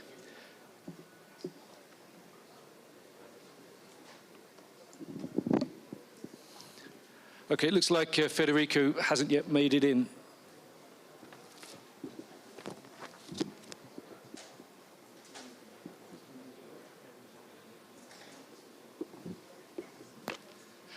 Okay, Ecuador. Oh, buenos días. Hey, buenos días. Steve, you got a microphone there? Cool. Now, I think we're going to be addressing some similar points, and also some different points in this panel, and I'm going to speak in Spanish as well. Todos hablan español, entonces vamos a adelantarnos en español. Pues, más importante tal vez en Ecuador este año, un presidente nuevo, Guillermo Lasso. Y la administración anterior lanzó lo que se llama como política 2019-2030 mining policy, and the current administration has issued an action plan for the mining industry just in August. So what is your opinion? Are they compatible? Are they in conflict? What are the differences? And maybe, Stevie, you can shed some light to begin with. Well, thank you, Paul. Thanks to all of you to stay to talk, to listen about Ecuador. There are several experiences to tell you about. The specific of your question about the plan that was just presented a couple of years ago. and the current action plan that the executive is presenting, I would say more than being against is complementary, and that's an important aspect. The action plan is more detailed, more up to date, that received more feedback from the current president with the industry associations, and that has a positive effect and was seen in the companies that are already listed in the stock exchange. But we have to consider other aspects. This moment, the moment of Ecuador right now, this current situation where the country looks more attractive, is not as a consequence of the last month. No, yes. It's truly a work that began almost 10 years ago, and I was listening with a lot of respect, and besides the previous panel, and we don't have to wait for the perfect storm. I believe that this is the wrong idea. I believe that this is the political decision, and here we have Javier, which is our mining vice minister, who was part of this team. I also was part of this team, and some of those that have come from Ecuador. And we didn't expect a perfect storm. It was a decision, it's a political decisiveness, and many civil servants are still in certain legal cases, maybe with certain ignorance about the why of certain decisions. So we don't have the messages, we don't have to wait for the perfect storm. I wrote wrote a few days ago that Ecuador was going to be the new, I came to here thanks to Paul. I'm convinced that Ecuador is going to be the America's champion, because Ecuador didn't wait for the perfect storm, because Ecuador already did most of the regulatory changes, because now Ecuador has a president with a view that is closer to the markets, which is well received by investors, and Ecuador planted in under the storm to harvest when in calmer times. First we have to fight against illegal mining. It's already a crime. It has a high penalty, regulatory with stringent regulation, and the government has decided to strengthen the institution that has to combat this and enforce it. More transparency. Ecuador, it's a new company that adheres 80 and has worked better in interest. But we have to present a report next year. Colombia has an excellent score as well in transparency. In these axes that the government has, there is also the drive that the executive is given to previous consultations. But this is a will of the executive branch. It doesn't depend from one person, but the assembly, and takes some time, and you're living in Colombia as well.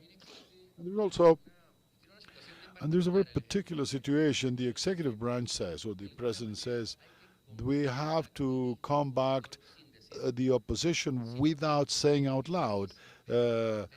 From the competent ministry, there should be an agenda to bring to the territory the message related to mining activity, to inform better the benefits that the community receives and that the government receives, and the community can receive potentially to incorporate communities, local governments, sectional governments, to the mining debate in a propositive fashion, from a positive message, and that is very important.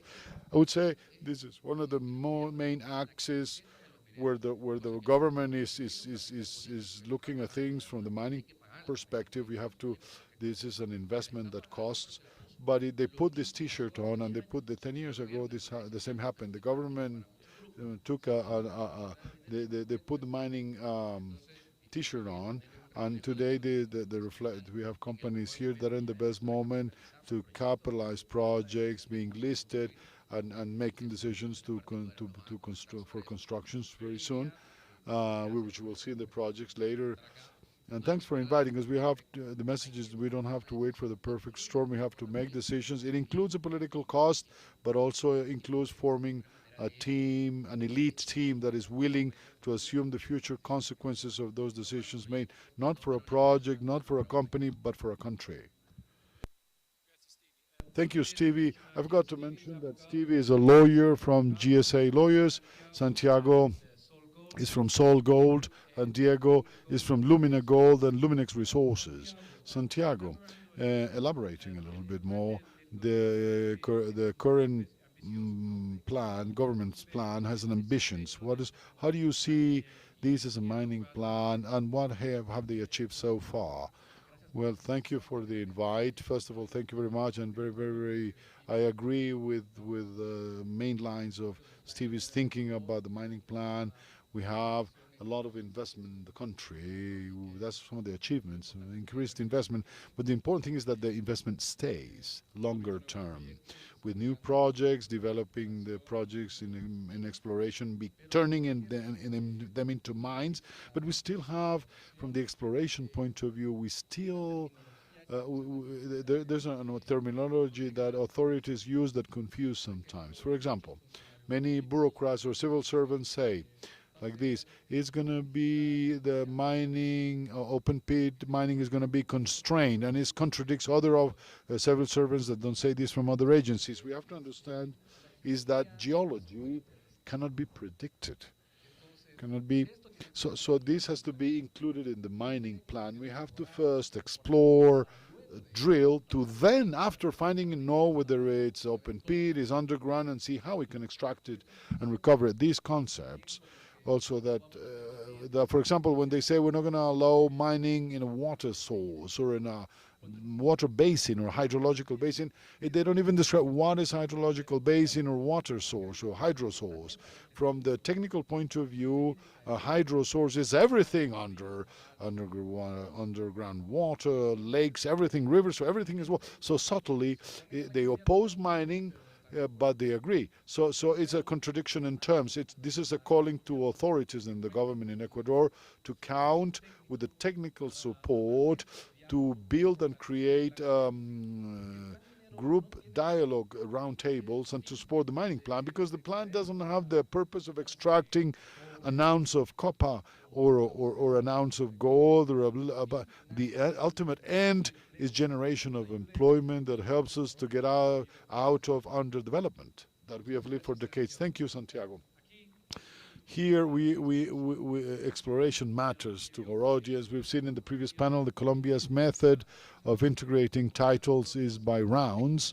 Ecuador has a different mechanism to they open and close the listings. Diego, first, are we doing well? We have Diego with Lumina and Santiago with Sun Gold right now. The mining they have to deal with it's a closed catastro or the property registry. Lumina does lots of ventures, and Sun Gold is looking for partners and JVs because it has more concessions than he can manage. So they can manage. Diego, how is the status of the mining, the property registry, and the timeline to reopen the mining property registry? Yes, thank you. I believe that we have to shed some light and more context to this. Ecuador has been going through a maturity process, maturing and improving its understanding of the mining industry. As in every country, we have had ups and downs, as in other countries in the region. There was a moment where government has been set on supporting a process of growth through granting mining rights or concessions, as they are so-called in the region, when there's been political will of acting in this direction, because there was an interest, healthy interest behind this action of positioning a new industry that could support the national economy. And this has happened.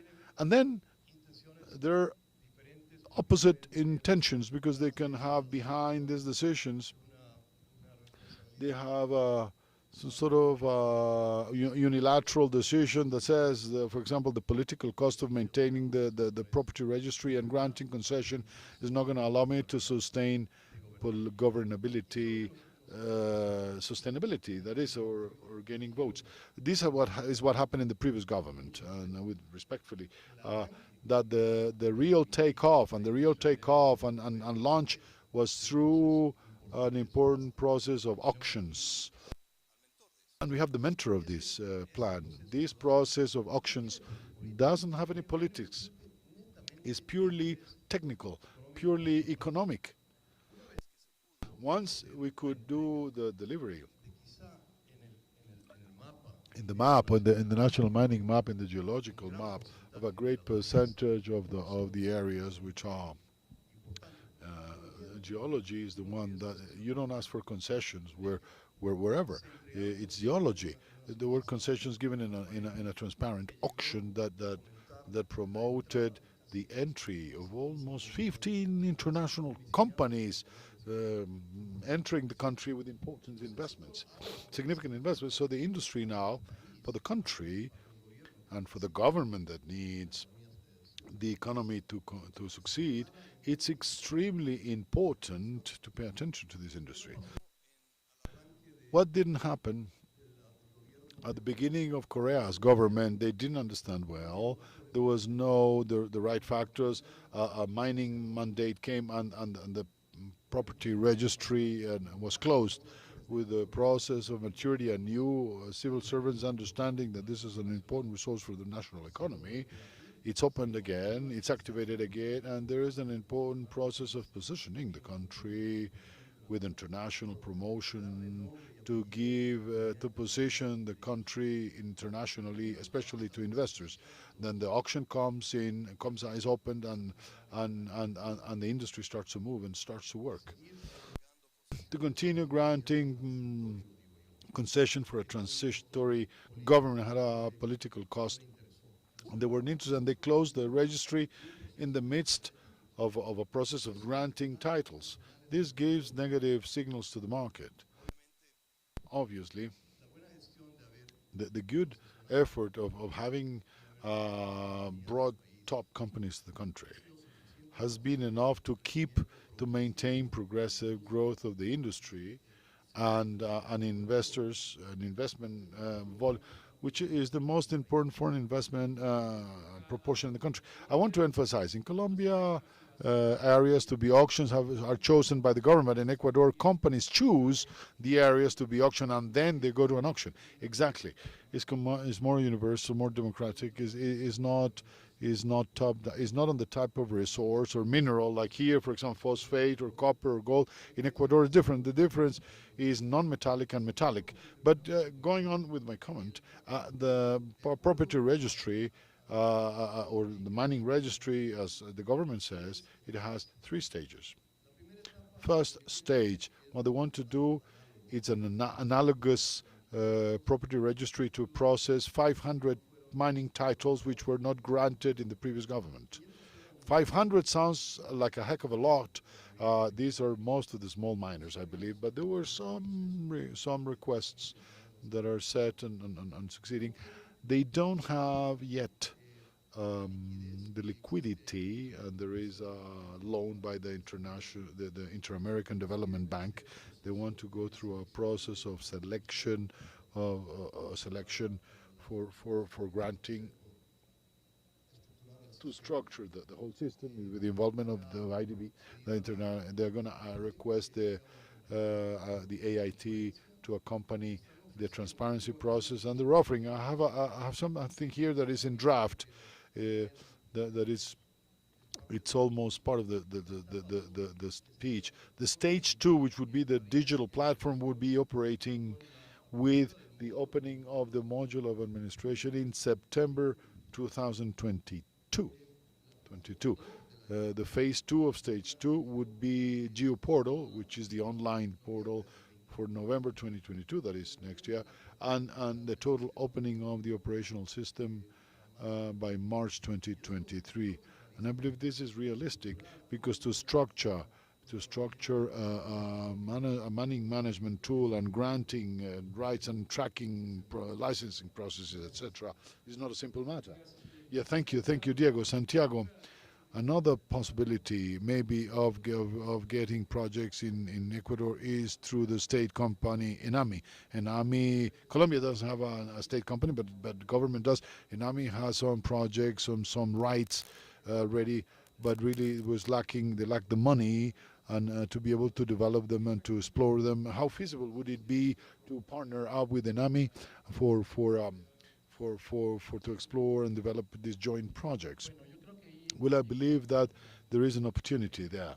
ENAMI, being a concession, would be responsible of all the paperwork and all the getting the permits, the environmental permits, and basically the partners would have the capability to generate, to obtain the investment for exploration. Enami, it's a company that doesn't have funding or financing. So eventually Enami doesn't have the capacity or the muscle to explore anything at all. And the Ecuadorian government would be responsible to spend funds, limited funds, in a high-risk activity like mining exploration. So I see a great possibility to occupy the areas with the strategic partners with Enami to finance projects, and that in the long term are going to generate resources for all Ecuadorians. Thank you very much. Stevie, in Ecuador, there is a project, a bill of law in project under discussion by Congress. It's a bill of law that is being discussed in the legislature. What are the key contents of that bill? Positive, negative? What is the chance of success for this mining bill? Go ahead. Yes, there's several, not just one bill. There's several that are coming from the previous assembly, the previous administration. The previous assembly didn't have a solid majority. The current doesn't have a solid majority either. So that many initiatives are presented with a big support and they don't turn into law. It's one of the big problems of democracy. This model where the assembly, with an additional signature, they can present a project, but they don't have the support that makes it pass as a bill. So two projects have been consolidated that are being discussed right now in the Biodiversity Commission of the National Assembly. Both are discussing important subjects. We just lived in the last 2 years reform not just of mining but water management, with an important effort to block it, because these projects are done inside the assembly internally and sometimes have ideas that are not realistic. For example, many terms that confuse, for example, that are part of this delicate system of activism, for example, words like fragile, well, like when you get, you say fragile, you don't know whether it's going to explode or don't touch it. So fragile, the words water sources as a general bucket for everything, susceptible of additional care, which things that sound pretty but have little technicality. I don't believe these projects are gonna pass. Instead, I think they're gonna drop in their own weight for 3 reasons. First, there is no solid majority in Congress, in the Assembly.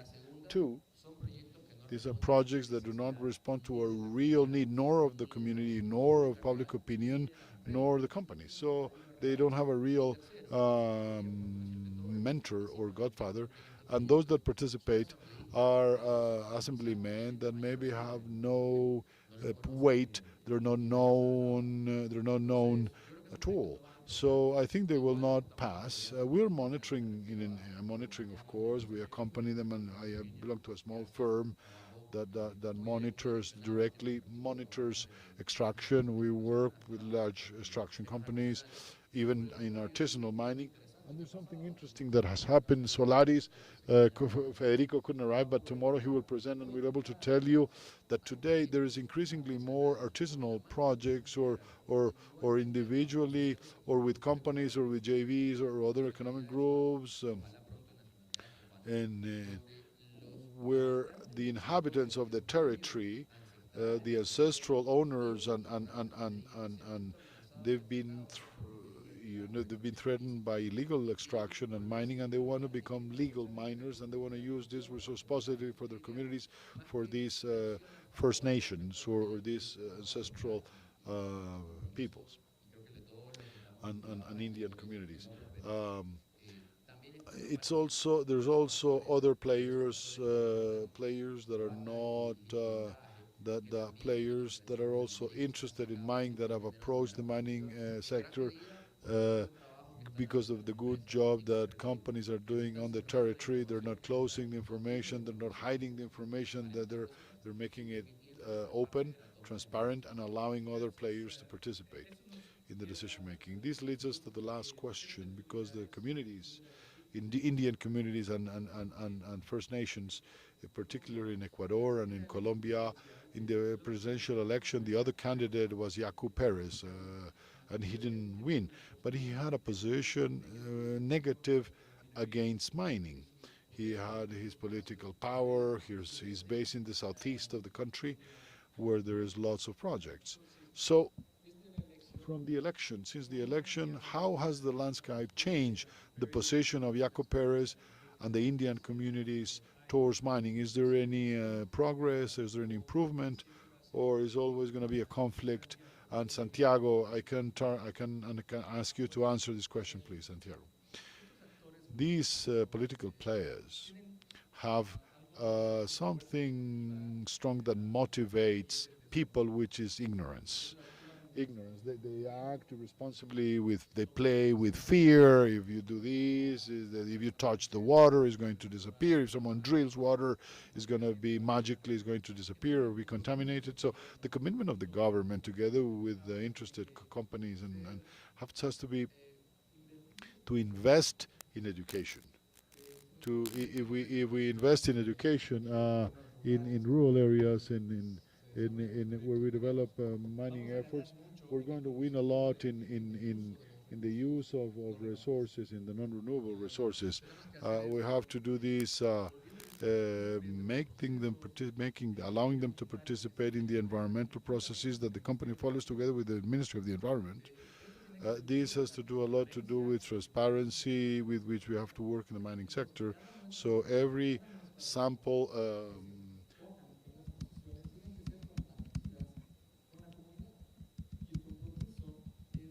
the commitment is to give the right training so that the community leaders have the capacity of understanding technical reports. Is the only way in which we can avoid these political actors to with other murky interests, which is not the development of the country, to block them somehow.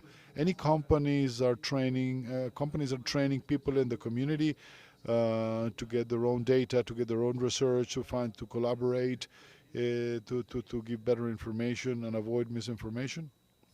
Yes, we do this in SolGold, for instance. We have an agreement with Técnica del Norte University, continuous training and education for people from the community. They accompany, we take the samples, we send them to the labs, we present the results to the community, and they know, they understand. For example, in a zone which is a mining zone, if I have high content of copper, it's not contamination. It isn't. It's something natural.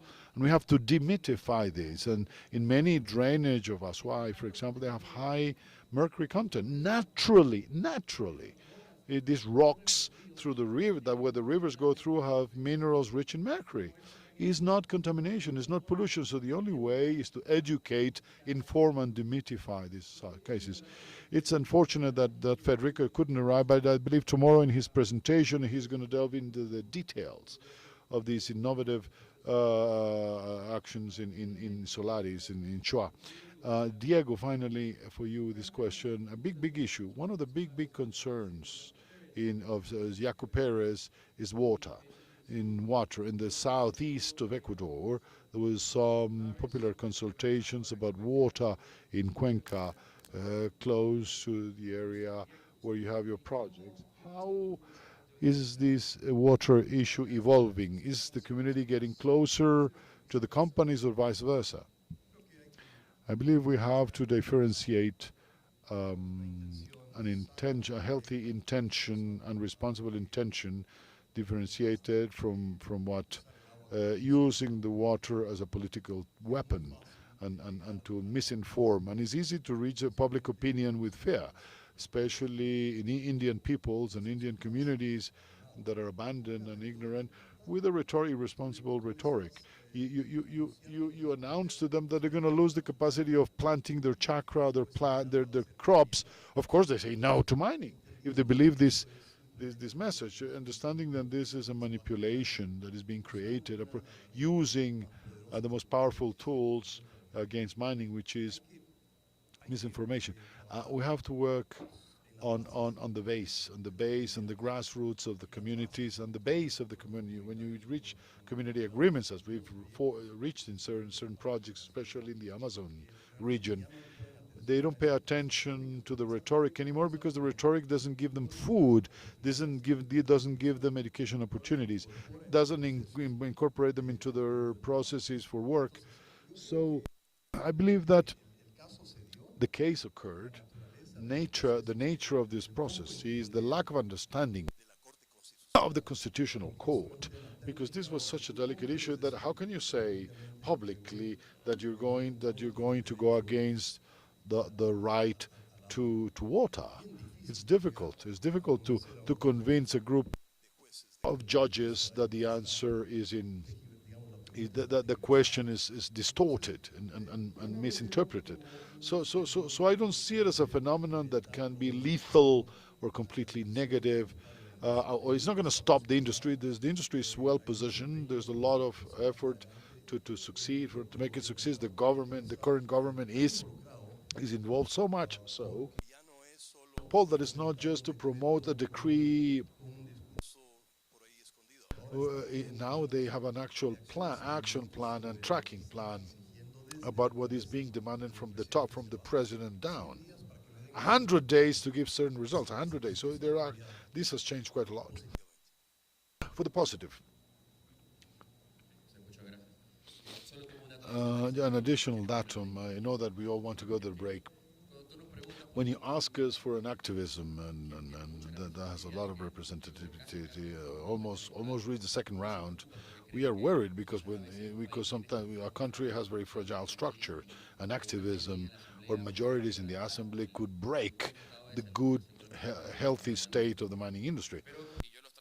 But if someone can come, I brought here, I will share with you a drive to access. I will share a drive. There are several statements by the Constitutional Court. We don't have a previous consultation law, but these pronouncements and statements have generated positive steps on legal certainty. Not all the popular consultations have been denied in water. There are two, one in Giron that went through, that it was imposed by time, and the second in Cuenca, which is a city where activism is novel, so it has a lot of closeness with decision making. Nevertheless, the court has been setting an example that gives us ease of mind, given the risk or the threat of change of government or change of vision from the executive branch, which today is favorable, but it might change for political reasons or might change the next government.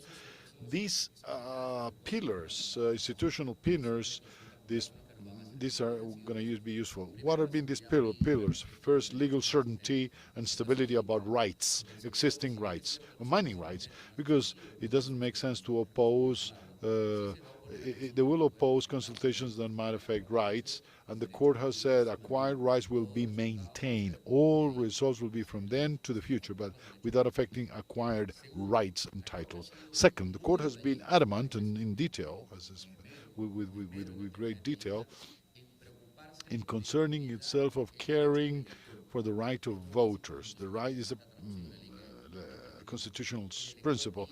The voter and the elector has to understand the question and understand the effects of the question. And the question shouldn't be confusing, shouldn't be contradictory, shouldn't be ambiguous, shouldn't have occult or hidden clear lines in timing and access, but also the motivators of the questions. So the court was I have printed here, but I have the drive for you, for those of you that want it. The court has been generating these bases. There was a change in the previous government. The new constitutional court has been generating the new pronouncements and these statements. There's actually two extreme activists environmentally, an extreme activist, but of course it's one more vote that do not change the majority. You have to adjust the majority, and as I said, there's been a pillar that will protect institutions in the near future and the long term, because the court is the ultimate. After the court, there's no more debate. Thank you very much, Stevie. With this, we are going to close this morning session. Stevie Gamboa, thank you very much. Santiago Vaca, thank you very much. And Diego Benalcazar, we're going to come back at 10:40 after the break.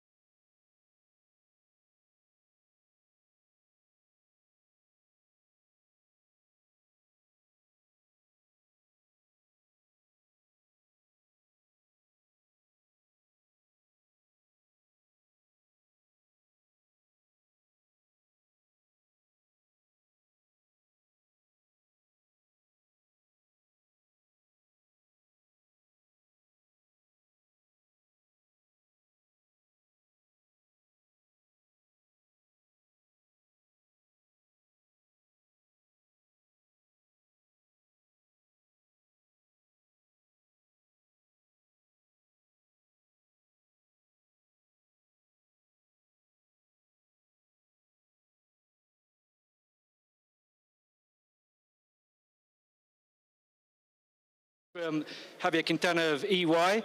Then we'll be looking in some more depth at some of the, let's say, the social challenges facing mining and exploration in this part of the world, before starting to look at the geological aspects with Dr. Stewart Redwood. Kicking off this session, I have great pleasure to welcome back Javier Quintana from EY, a long-time supporter of the event, since the first year, in fact. And he's a partner at the consulting firm EY. Javier is an advisor in company transformation and technological modernization. He's worked for more than 7 years in the mining and oil sectors. And today he's going to talk to us about some of the challenges and trends in the mining sector looking ahead to 2022. Javier.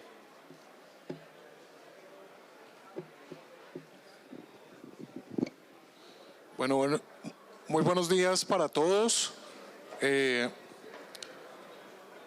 Gratamente sorprendido por la gran concurrencia del evento hoy, no en este momento. By the concurrence and so many people, I hope that, not right now, but hopefully that everybody shows up after the break. As Paul says, my name is Javier Quintana. I'm partner, EY partner. I believe that this event in particular has a different connotation for all, for individually. Last time we did the event online, and especially this type of spaces as the one that is happening in this precise moment, where we can enjoy coffee, where we can enjoy to remember moments with our beloved. An important change contrasting with last year. Possibly a good deal of all of us here right now. 2 years ago, we were in the same event, face to face, here in Colombia. And in spite of 2 years passing, and in spite of all being here, many of us possibly were not the same. We became different. And when we look at the KPIs and in social and economically, they imply an important change. Directly or indirectly, the mining industry has something to contribute globally to this new reality, particularly a lot to contribute in an economy like our economy, the new economy. So as an organization, as a consulting firm, since 14 years ago, we measure the global pulse of the mining industry. And in that global pulse, what we do is to organize work sessions with more than 300 CEOs worldwide and executives, with regulators, with investors, so that they give us all the perspective they have and their insight about the industry and the outlook for a year, looking at in a 1 year or a time horizon. So this was released in August this year. Time passes very, very fast. There are many things that begin to be reviewed and reassessed and rethought. But it's still valid as a guide for companies to organize their agendas, their initiatives, and somehow to reassess or analyze the strategies. As we mentioned at the beginning, a year ago we were talking about, in a context of the pandemic, when we had the digital event, the CGS, even virtually, many had masks on. The situation today has evolved, not radically different, but has evolved, has improved. And one of the questions that the industry was asking is how to position ourselves in this new context, how to position ourselves in this new reality. Maybe at the beginning of the pandemic, in around March, April last year, we had, first as an industry, we wanted to protect our teams, to enable online and digital channels to operate and virtual work, and to request permission to continue operating. And in this train of thought, the mining industry had big advantages compared to other industries, had opportunities to enable operations and some help by governments. And the question we had then was, when are we going to go back to normal? And normality, we imagined it as something different, even though relatively little time has passed, about 6 months after, from March to April last year to November, 6 months when we had this conversation. And we talked about a reality that would be, we thought it would be more participating in a different economic model with a different purpose, much more related to communities, much more related to the environment, to the environmental impact.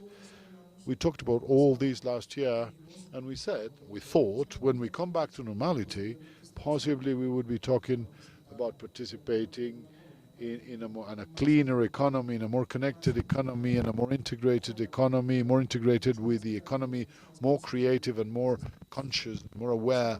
And this was sort of the premise of the conversation last year. And we said, we're going to go through this curve,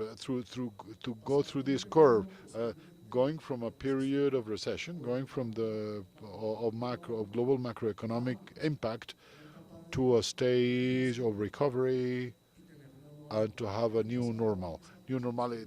Last year, that arrow was only yellow and red. Last year, what is the reality today? People perceive today vital signs of the economy and in general of society that are different, more encouraging. We are in this reality together.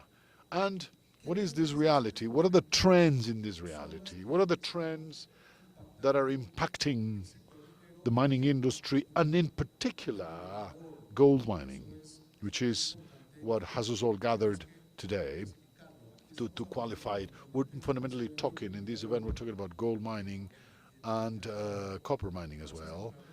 We're going to focus on some statistics. Let's see. First of all, any company or any country that you would like to analyze how the mining industry is moving, they have to connect the discussion globally with international connection. What we can do from our industry is quite a lot, yes, but definitely we cannot do anything alone, because variables are absolutely, many of them are external and global. So what is our outlook today, our future outlook? If we look at the graph on the screen, by the end of last year, the Chinese economy picked up by 19%. The United States English and the UK's economy also took off. And last year, they've been stabilized. KPIs have been stabilized, and the outlook for global GDP for this year is about 5.3, not 5%, thereabouts, highly as a result of economic stimuli from different governments, from pump priming. These stimuli clearly have an impact, direct positive impact in demand, mainly in the United States and China. Nevertheless, there's start to be certain other effects in that global macroeconomic model.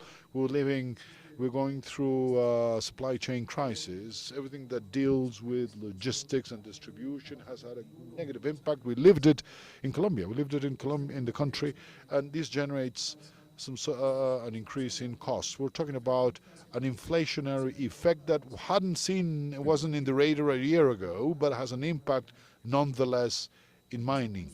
What happens with gold prices? Gold prices have had a rather positive behavior. We all know it since last year.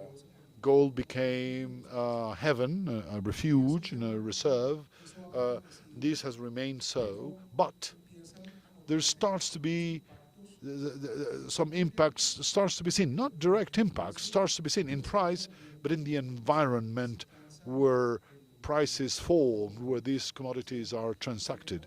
We have, for instance, we still have uncertainties vis-à-vis vaccination programs.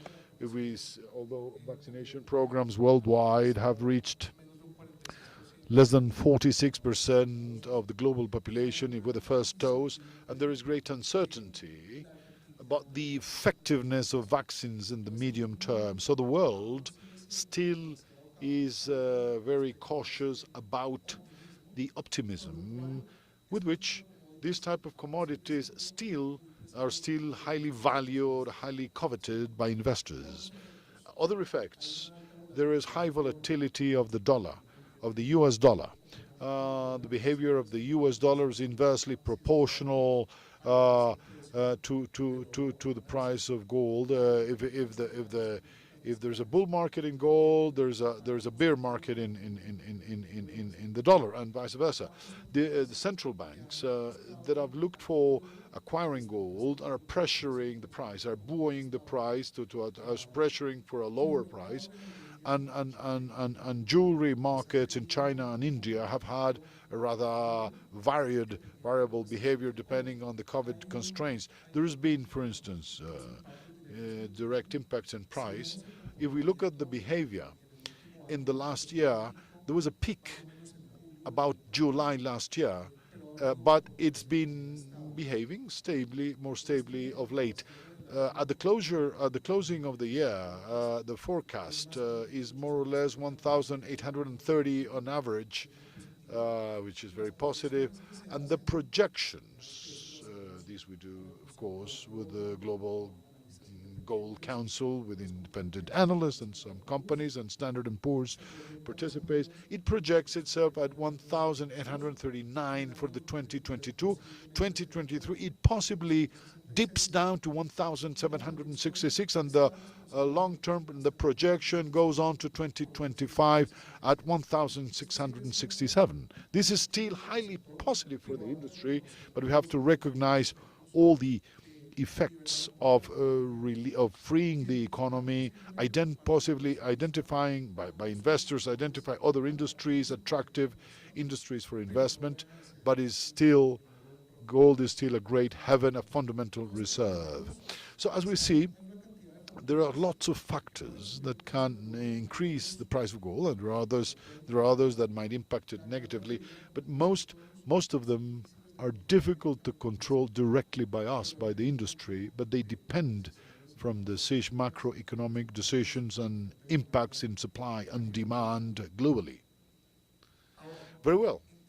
Understanding these trends, what can companies do? What can you do? And that is the major discussions that brings us all together.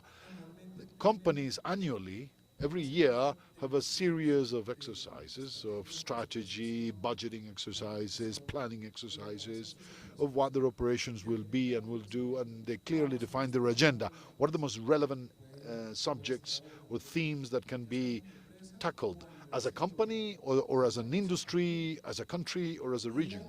Last year, when we had the same conversation in the same event, we had to take the pulse again to the industry as a firm. Why? Because what we had thought in 2020, in the first quarter, completely changed. And we talked a lot about, last year, we talked a lot about how we should organize the industry, the companies, connecting it and adapting it to a more virtual world. Everything that had to do with the labor force, possibly new talent that should be brought with new skill sets and digital knowledge and more technological transformational adaptability took a lot of relevance. Productivity was relevant to maintain yields and results of every organization, and productivity levels for every country. They had to be intervened. We talked a lot about productivity, as I said, but also we talked about social impact, we talked about community impact, we talked about environmental impact that clearly have been an ever-present agenda and presence in the industry, but that was last year. This year, where are the challenges? Where the challenges lie that the mining industry has, in particular the gold extraction sector. First of all, there's a recognition of the external factors and the internal factors that have a direct impact in all the priorities that companies set. Last year, for instance, we had an important prioritization, a priority in decarbonization in general of economies, particularly the mining industry, not necessarily related to coal, but given the level of scrutiny that the industry has, and every company and countries are implementing different actions to impact carbon emission targets for 2030, global targets and environmental aspects and social aspects and impact to the community, and of course the contribution that the industry gives in the long term, that is, be careful, this is an important context, long term, to communities and the environment where they work. These are the key and most relevant issues of the strategic discussion. So in previous years we talked about high impact risks for the industry. We talked about, for instance, regulation. We talked about innovation. But this year, if you look at the 3-4 major themes in strategic discussions and companies discussions, we're talking about environmental issues and social issues, first and foremost. Secondly, decarbonization of operations. Thirdly, license to operate. Fourth, geopolitical strategy and geopolitical context. Yes, Sergio was speaking this morning about this. This has a major effect for the industry, and the decisions that investors are making, of course, are being guided by this. There are other themes that are in the agenda, of course. Capital management, access to capital, special for juniors in the industry. Uncertainty in demand, digital and innovation issues that are very important and highly aligned with global trends for all industries that apply for labor force and talent. There is a renewal of the labor force worldwide, and in this industry in particular, new business models, new ways to operate, new players, and productivity and cost management. Anybody would have imagined that cost management, expenditure control is one of the most important things. Possibly it is still so, but in order of importance and strategy, the industry wants to be very visible in its position vis-à-vis the communities, towards the community. Some weeks ago, we saw it in the Colombian Association of Mining event. It was a green agenda, completely green agenda. It's a reality, but today is much more sensible, much more tangible, much more visible, and there's more medium-term, long-term projection of the industry. Otherwise, it's not gonna last. What are the markets looking for, and why the environmental aspect has gained so much momentum and relevance? ESG, environmental, social, and governance, compliance, etc. Why is this gaining importance? Mining has multiple stakeholders, as we all know, and we're talking about a global context, but it's the same thing in a region like Antioquia, here where we are in this hotel, this region, this province, as well as in other continents, probably with more mature levels of mining, but we're having the same discussions, albeit less advanced. What is happening with these stakeholders? The capital market for 2035, by 95% of all investment decisions will embed and incorporate ESG. Society and end consumers are going to be looking for and demanding products with traceability, with a green seal. Industry associations, the same thing. Decarbonization, the carbon footprint and CO2 emissions, that is part and parcel of everyone's agenda. A sector with the level of scrutiny that we have, that the mining industry has, clearly places in the midst and the very center of the agenda. Regulators have explained in many ways that these programs have to be tangible. Tax issues and taxation, the levels of taxations that can went up to the roof when this agenda is not completely clear or independent from it. Worldwide, there's going to be a differential taxation issues, and we have several stakeholders that are saying we want to understand How are the production mechanisms? We want to understand how is the supply chain structure to confirm and validate that it is respecting human life, labor laws, human rights, and environmental issues and social rights. All of this is critical for the agenda and is the first theme and foremost. What are then companies doing? Clearly, they're making their supply chains more transparent. They're redesigning strategies for water and hydrological management, making them public, explicit, and visible. They're following international standards. 4 weeks ago, we saw it in the ACM event. There is a standardization to comply with a series of reports and information that is of interest to the community, and specific actions companies have to undertake to truly have they have a green seal or an ecologic seal. This is an important effort by Colombia, highly connected to Canada in this case. Companies are connecting the circular economy discussions and making them explicit, amongst other elements. That in the decarbonization front, what are mining companies doing?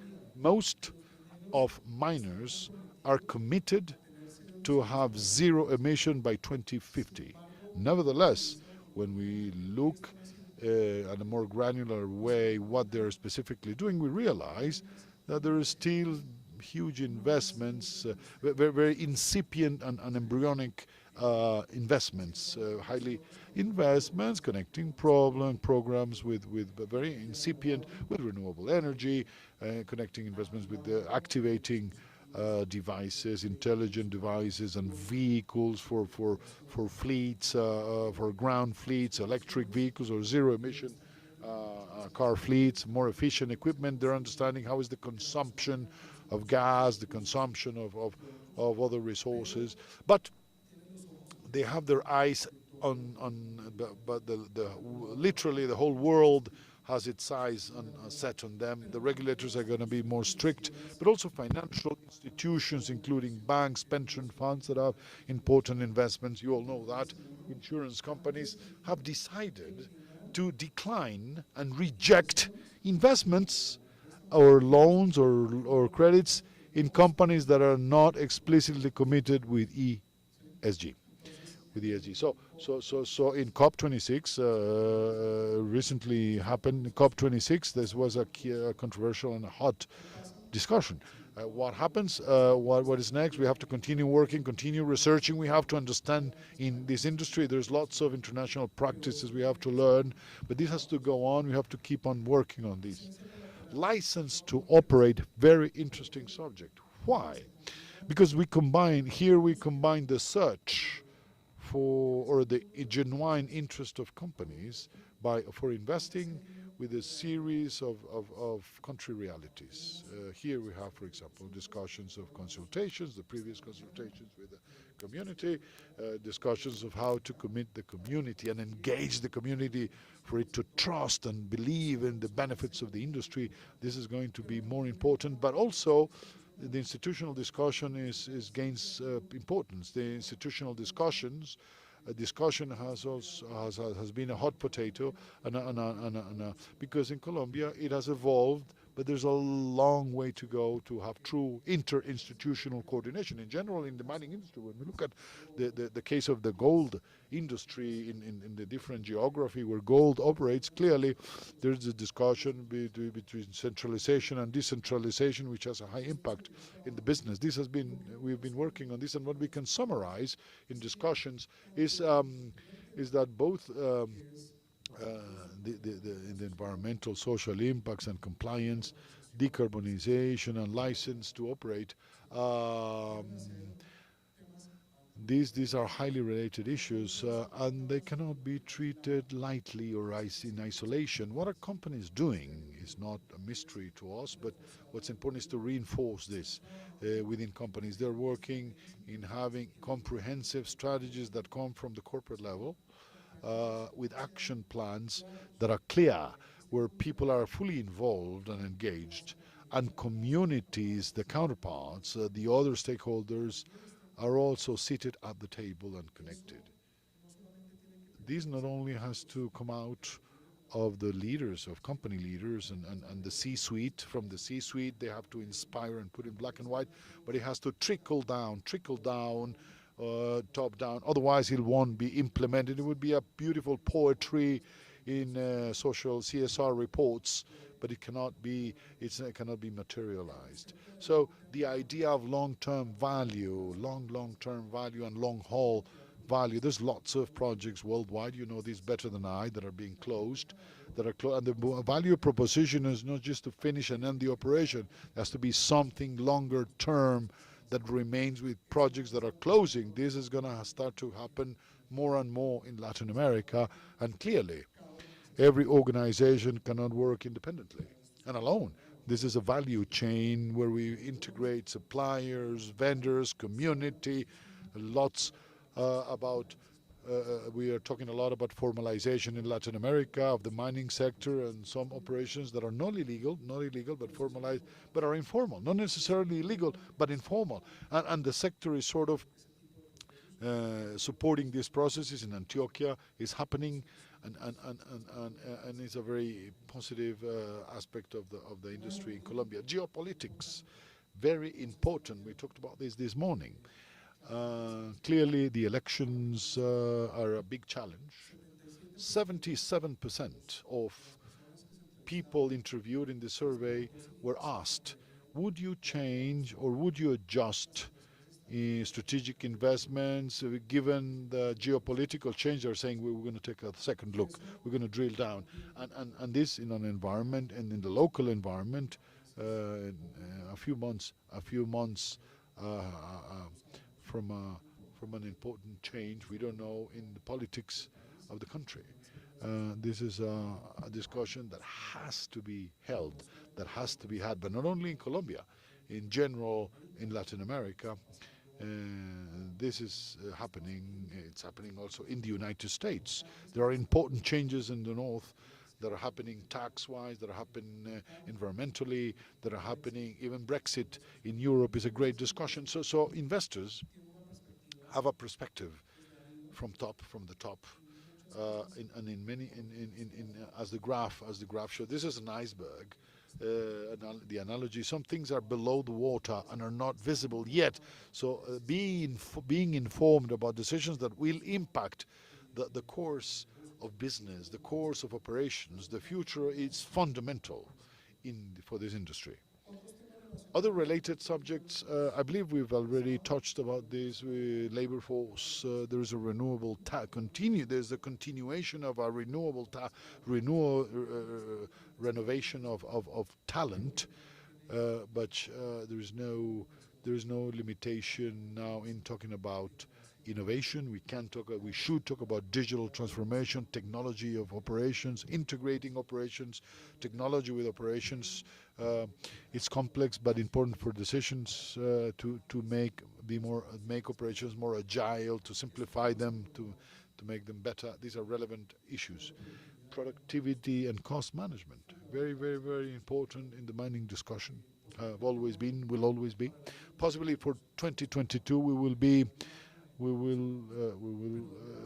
have a full agenda, but right behind there are still other subjects that have always been important, with an important connection between these three, between labor force and talent, productivity and cost management, and innovation and digital transformation.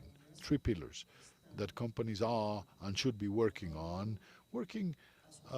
in their own way, but highly guided by successful experiences. How are we doing with time, Paul? All right? Well, I ran out. All right, so fundamentally, this was the message that we wanted to convey to you all. This is going to be uploaded in the events site, so you can download it.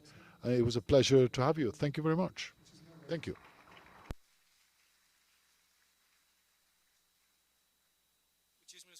Thank you very much, Javier. I'd like to emphasize and highlight a couple of points. I always like Javier's presentation because it crystallizes many of these trends and challenges the sector faces. Especially, I'm going to highlight decarbonization. In this, Colombia has a great opportunity. What I've heard, the government is not even talking about it. It's not in the agenda. Great deal of the electric grid in Colombia is actually hydro. And that means that projects that are in Colombia or are going to be developed in Colombia highly probably are going to have very low emissions. So this is a huge worldwide competitive advantage, and the government is not talking about this, but that is a reality. Scope 1 emissions. It's something in industry should be facing, how to decarbonize and how lower the emissions from its mobile fleet. Tomorrow in our innovation session, we've got Liebherr who's going to talk to us and share with us some of the things they're doing working on this. And this is the biggest mining companies in the world teaming up with companies like Liebherr really to attack this problem, to get the Scope 1 emissions down and out of the equation. And in terms of other opportunities, Javier mentioned that companies or projects with high carbon footprints are going to struggle to get finance going forward. That is starting to happen. Conversely, companies that can show they have a low carbon footprint are going to be able to access lower cost finance. Their cost of capital is going to reduce. So there's a huge opportunity there for projects to do that. And we're seeing this already in Colombia. The Cerros coal mine, 2 of the partners sold out because they don't want to be associated with coal production and high carbon mining operations. Anyway, enough from me. Let's carry on with the program. I'd like to call up Nicolas Urrutia from Control Risks, who's got a very interestingly titled presentation dealing with thieves, armed groups, and COVID. Nicolas.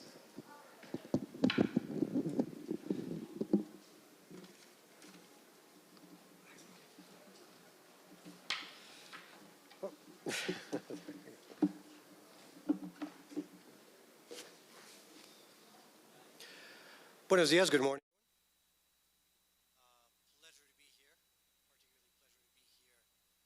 pleasure to be here physically, because I don't know how many of you could not stand yet another Teams webinar, certainly my case.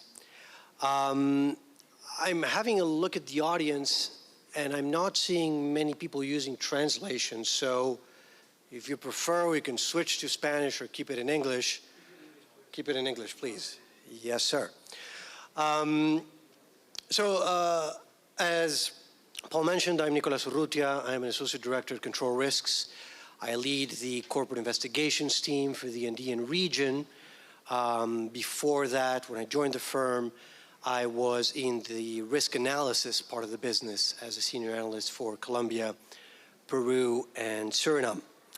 And what I wanted to share with you today, and it was part of the conversation we had with Paul a couple of months ago, is a bit of some of the lessons learned we found in response to incidents in the context of COVID and in the context, as many of our colleagues have already mentioned this morning, an increased or enhanced risk environment. It is almost trite to say nowadays that COVID has redefined the risk environment. We've been hearing that since January or February last year. We already know. And we already know what many companies have been doing and what many people have been advising companies to do to try to surmount some of the obstacles posed by COVID and the operational disruptions. And we have also gotten a far more granular understanding of what to do in terms of security. And in Colombia in particular, as our colleague, for instance, Sergio mentioned this morning, as Javier also highlighted, security risks have risen. They have risen because on top of the economic impacts of the pandemic, you have a set of ill-willing actors, including armed groups and common criminals, that have seized the opportunities of COVID to do what they do best, which is to engage in types of behavior that undermine the legitimate operations of many companies, including, in this case, mining companies. So if you are involved in gold or copper mining in Colombia, sooner or later you will have to respond to a security or integrity incident. It is one of the few certainties in life, almost as certain as death and taxes. The question becomes, how do you prepare for that moment? And how do you deal with it successfully, particularly within the initial hours and days of an incident that can put your people, your reputation, and your good standing in the community at risk? And again, this is one of the old sayings in crisis management. Similar sayings exist in the military and, people who are training for battle or high-risk activities. It is not how you perform when everything is going well. It is what you do when things go wrong that really make a difference. So with that in mind, there we go. With that in mind, if we could move on to the next slide, please. Unless there's supposed to be a clicker.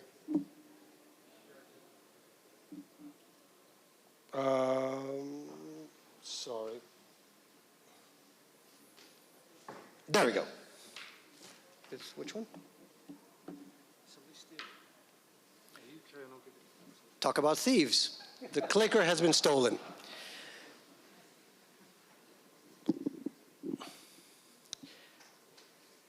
The key point here is that, oh, thank you so much. Talk about security consulting. Paul solves all of our crises.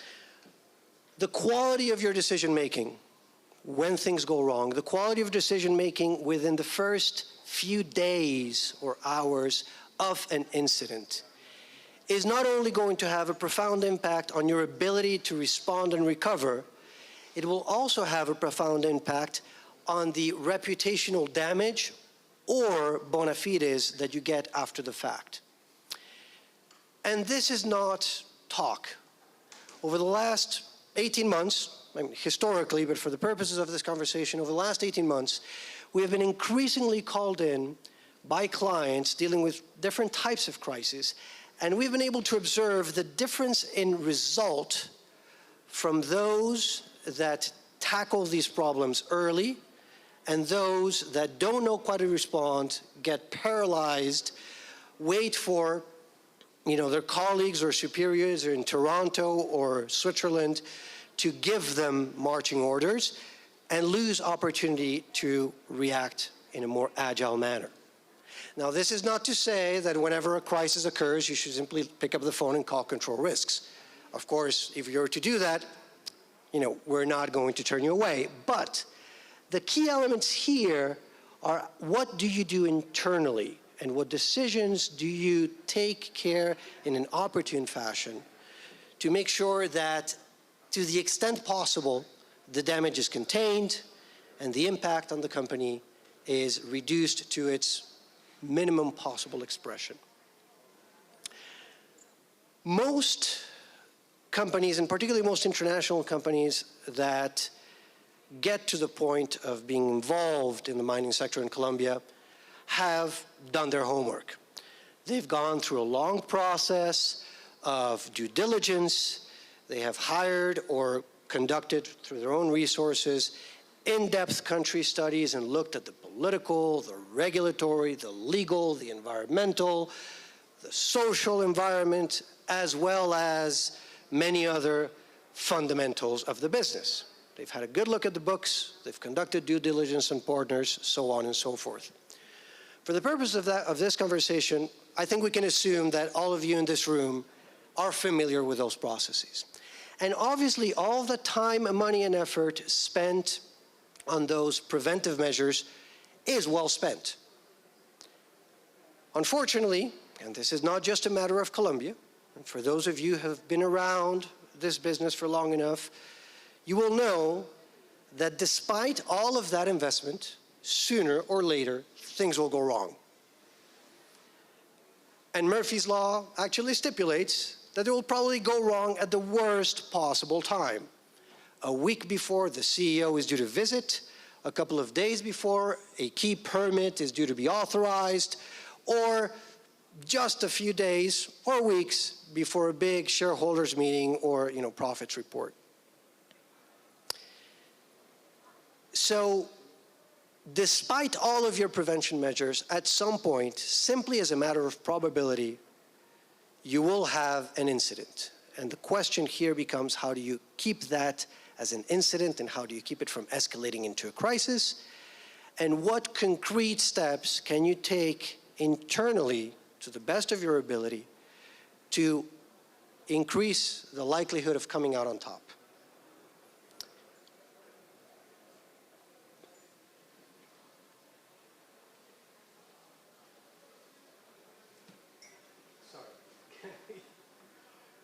It appears that technology is not my friend this morning. There we go. Number one,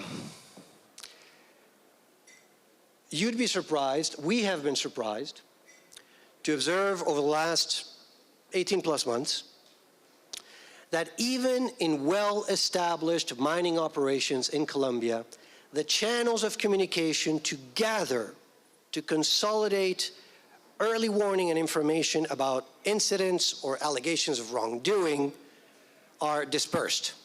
In many cases, they're informal. Sometimes we start asking clients about their incident response protocols and how they receive initial information from, let us say, their security departments or local communities, or even third parties that are exogenous to the operation, and they say, well, we have a very good social engagement team, a very good CSR team, and they are known among the communities, and so someone will call them. And a couple of hours or days later, they'll come back to our main offices, and they'll tell us about what happened and say, someone should probably take a look at this. If that happens 2 or 3 days too late, the information might as well not have made its way to you. The type of community relations work that is commonly done in Colombia to secure social license, as Javier very aptly said, very often involves deploying teams of people that have to build trusted relationships with local communities through very informal channels. The ability of many of those communities or other stakeholders to inform rapidly and accurately about what is happening on the ground is oftentimes limited. And we have oftentimes found that there is no single, or at least no formal mechanism to gather information opportunely in a timely fashion and to actually be able to assess it. So step number one, very simple, and this is of course prior to the fact, set up a proper communication channel. The more control you have about the way that information makes its way to you, the better positioned you will be to get a bit ahead of the curve in crisis management, and depending on how you set up that communication channel, it will actually give you, just by nature of how it works, valuable information. Written, traceable, digital, real-time communication channels are far preferable to informal networks of, yes, people in the security team know to report to their security supervisor once a week, or people in the CSR team sort of mention things when they come back to HQ every couple of days. Number two, and if we could pass on to the next slide, please. Have the right people in the room to analyze carefully what is being said about an incident. We all have bias. It is a part of human nature, and we all have our different biases, and one of the greater biases is that we oftentimes, fail to recognize what we individually are blind to. So sure, best international practice will say that you should have some sort of crisis management or directors level team. that there should be someone from the legal affairs, someone from compliance, maybe someone from the strategy or country leadership, perhaps someone from security in the room, and those are all valid. Just the fact that you have multiple perspectives really helps, because it helps counter, at least to a reasonable degree, that intrinsic level of individual bias. But go a bit beyond the department heads and titles. You know your own team, you know your own executives, and you know their own personal points in favor, as well as their limitations. If the head of legal has systematically said that these types of reports should be dismissed as hearsay or noise or etc., the person may be the head of legal, but perhaps not the most constructive team member to have in the room at that point.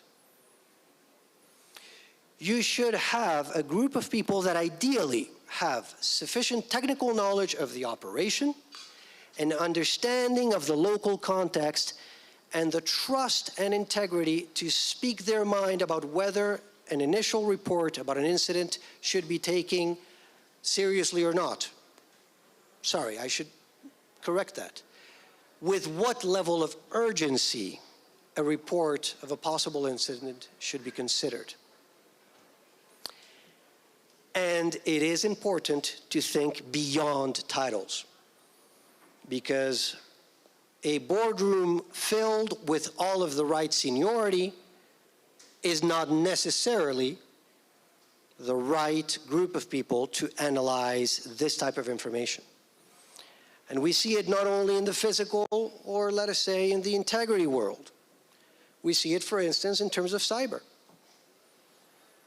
I would have a very hard time thinking of a case in the last 18 months where we have responded or helped clients respond to cyber threats and reputational threats conducted in the cyber realm, where the highest hierarchical levels of our clients have actually had a functional enough understanding of cyber threats to be able to make informed decisions about this. And this is not a criticism of anyone in particular.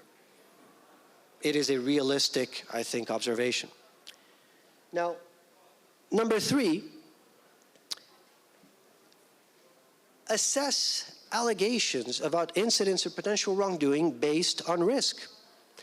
Initial reports of incidents are oftentimes incomplete, exaggerated, inaccurate, or simply made up.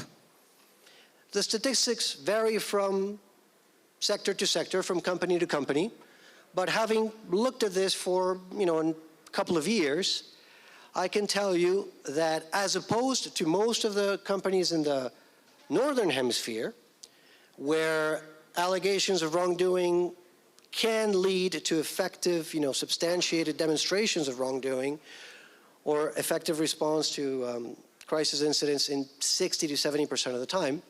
In Latin America, in Colombia, that percentage is closer to 20 or 30, which means that a lot of what you're going to get, a lot of the initial information you're going to get about incidents is not really going to be very helpful. But you still need to be able to collect it, you need to be able to assess it carefully, and then make decisions about how to deal with it. You cannot simply dismiss it, because doing so leaves you open to that 20 or 30% of cases where things are actually legitimate. And be very careful, and this goes again to the point of having the right people in the room, to understand also the professional biases of different individuals. I will recognize a bit of a bias against lawyers. It is only normal to have a bias against lawyers. There's, thousands of pages of jokes about this in every print medium in the Western world. Mine is a bit more specific. In my prior life, I served as a compliance officer for the Colombian Foreign Intelligence Service. And I had a lawyer in the team. I actually had 2, but one didn't behave as such, so I don't sort of count him in. whenever we would go to assess a case about an ethics hotline report of potential wrongdoing, and this particular lawyer was in the room, he would immediately go into hyperdrive and paint the case and assess the case in the worst possible light. Everything would be criminal behavior, and everything was a given. Because due to our mindset and the training of our legal professionals, it is very often the case that lawyers are required in Colombia, almost professionally required, to think and prepare for the worst case scenario. Now, it is useful to have that type of perspective in the room. It is just important to not let it drown out every other consideration, including the opinions of other professionals. Now, if we move on to the fourth, whoever you choose to look at this, to go from, okay, we believe this might be a thing, and it is worth looking at, do focus on the skills of those individuals, far more than their professional qualifications or even their hierarchy in the organization. Investigations and really getting valuable information about what has happened is fundamentally a problem-solving and question-asking process. In my prior life, I had a role in the recruitment and training of hundreds of foreign intelligence officers. And the standard response I would get from colleagues in, the military and police and so on, about how they would recruit their people was, well, we'll look for someone who's bright, who's studied international relations, who has a couple of languages under their belt, who's single and between 20 plus to low 30s, who's traveled and who knows the world, and so on and so forth. When I would ask the same about colleagues in partner intelligence services, including some of the most well-known names in the business, the standard response was, we know people who understand people, who know which questions to ask, and who come up with creative ways to answer those questions. Did they study international relations or dentistry? Secondary. Have they traveled the world and, are well known in diplomatic circles? Useful, but not necessary. There is a growing amount of work and evidence in the human resource and, human talent discipline that points to this fact. Hire people based on skills more so than prior experience. And I believe to an extent, this applies here as well.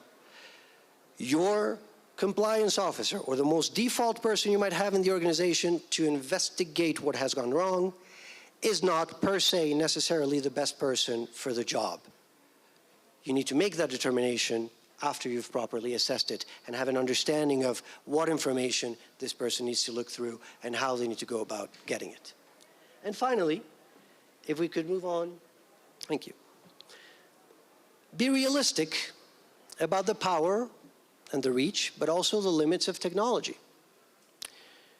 If you're to speak to many of my colleagues in Europe or Asia or North America, for that matter, if you're to speak to many of our colleagues in auditing firms or law firms that conduct investigations, the word of the day or the trend of the day is talking about analytics and e-discovery and profound forensic technologies and the power of open source intelligence and social media research. Do not get me wrong, that is useful. It is far preferable to have it than not to have it. But over the past 18 months, and as I say, we've done this work for a number of companies recently, we have not found more than, I would say, 1 in 10 cases where the digital profile and digital evidence left behind by people involved in wrongdoing, whether those are security incidents or integrity incidents, is actually subject to being found and processed through those very elegant and very sophisticated tools. What we have found is that more often than not, what you need is very good local understanding of the context, local resources and people able to move around and ask the right questions and secure the right information. Because if you believe that Otoniel was captured because he wrongly geotagged his photo on Facebook, you're wrong. And most subjects of interest that we have investigated for mining clients over the past 18 months have a negligible to non-existent digital footprint, and that is not by chance. So of course, doing all these 5 things is not a guarantee that you'll get it right. Getting them wrong might get you into more trouble. But as I said initially, if you are in the gold and copper mining business in Colombia, you probably do not run away from risk. You manage it, you mitigate it, and you move on. I hope this helps. Thank you.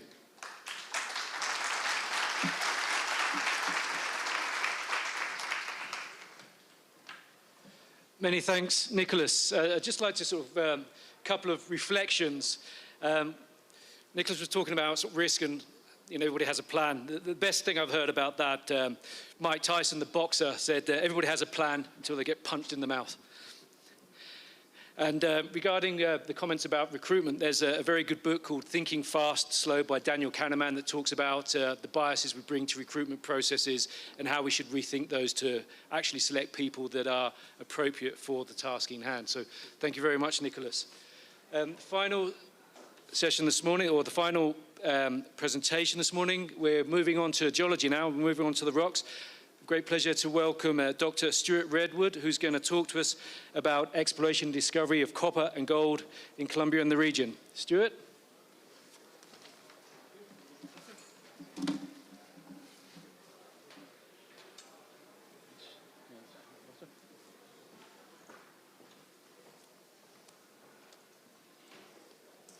Good morning, everybody. My name is Stewart Redwood. I'm a consultant. I'm going to talk to you today about the exploration and discovery history of copper and gold in Colombia in the last 50 years. 50 years ago, mining was dominated here by, there wasn't much of a mining industry. It was dominated by several large placer mining operations with dredges and a few small underground gold mines such as Frontino and Marmato and others. But there was no other mining activity. Since then, there's been a, the clicker, there we go. Don't press it too hard. Since then, the modern exploration has started, and there's been a significant number of deposits found. There's been 20 copper deposits discovered. Porphyries, skarns, replacement, although only 4 of those have resources containing around 6.5 million tons of contained copper plus gold. And more recently, there's been 16 gold deposits discovered, or older mines expanded with bulk tonnage resources. And these are epithermals, mesothermals, and porphyry deposits, with a very strong gold endowment, over 80 million ounces of gold discovered, with about 150 million ounces of silver and about 800 million pounds of copper. So we'll look at the trends involved in that. And I don't think the pointer works on this screen. So we'll see this chart is the time along the bottom scale and the number of deposits along the vertical scale. And it's the main discoveries over the last 50 years, since 1970 up to 2020 is my cutoff date. And the deposits are numbered. We're not going to read all the numbers for you, the names, but for reference. And we see some clear trends here. On the top line, I've put in for reference, the only open pit metal mine in the country is is for nickel and iron. It's the Cerro Matoso. That's shown in brown at the top. That started in 1982. And for reference, the open pit coal mines, which again started in 1982, and a number of others have been discovered up to 2000 and about 2008. And we see some clear trends here. First of all, starting in 1970 through to 1980, there was a big upsurge in copper exploration. Most of the major copper deposits were discovered then, and a few in the 1980s. But then we have a big gap until about 1995, when we start to see a number of gold discoveries, and then there's another gap until about 2005, and then there's a major cluster of gold discoveries over the last 10, 15 years. Now, if we look at the copper gold discoveries, they break down into porphyry copper deposits. About half of them are porphyry copper deposits. About another 40% are porphyry gold or epithermal golds, and then epithermal or to mesothermal gold veins account for 4, and one massive sulfide deposit. Now we look at what's driving this. This is the 60-year copper price. It's not quite updated with the latest, the upsurge this year to around $4. But we're looking at the trend 1970. We can see that copper started to increase around then. Nothing spectacular, but I've shown in green the main period of copper discoveries. We can see it coincides with some peaks in copper prices. The grey lines show copper price recessions, and that was driving that to some extent. If we look at the gold price, gold exploration didn't pick up in Colombia up until about 2005, right on the right of the chart. Elsewhere in the world, when the serious gold exploration started in the 1970s, when the gold standard was ended, and then the price spiked in 1980. That didn't have an effect in Colombia at all until the much more recent increase in gold prices. And so the main driver for exploration in Colombia has been the security situation. The country's been living with basically a civil war for the last 60 years, and that's really affected the exploration and the mining. As we'll see in a minute, the copper exploration was carried out by government programs. There was essentially no company exploration during those years. And it's only in recent times, since about 2005, that the security situation improved and enabled companies to start exploring, and has led to a big influx in capital in the country. And we'll see whether, unfortunately, the pointer going to work. I'm going to move over here just to point out the chart. These are the main discoveries that we'll talk about. So the copper belts are in here in the Chocó and the southern part of the country, Ibagué and southern part of the Cordillera. And then the main gold deposits in recent years are in the middle Cauca belt and the Antioquia and Segovia batholiths. Here's Cerro Matoso for reference, the nickel mine, and the coal mines are up in the north and mainly in the Cesar Basin.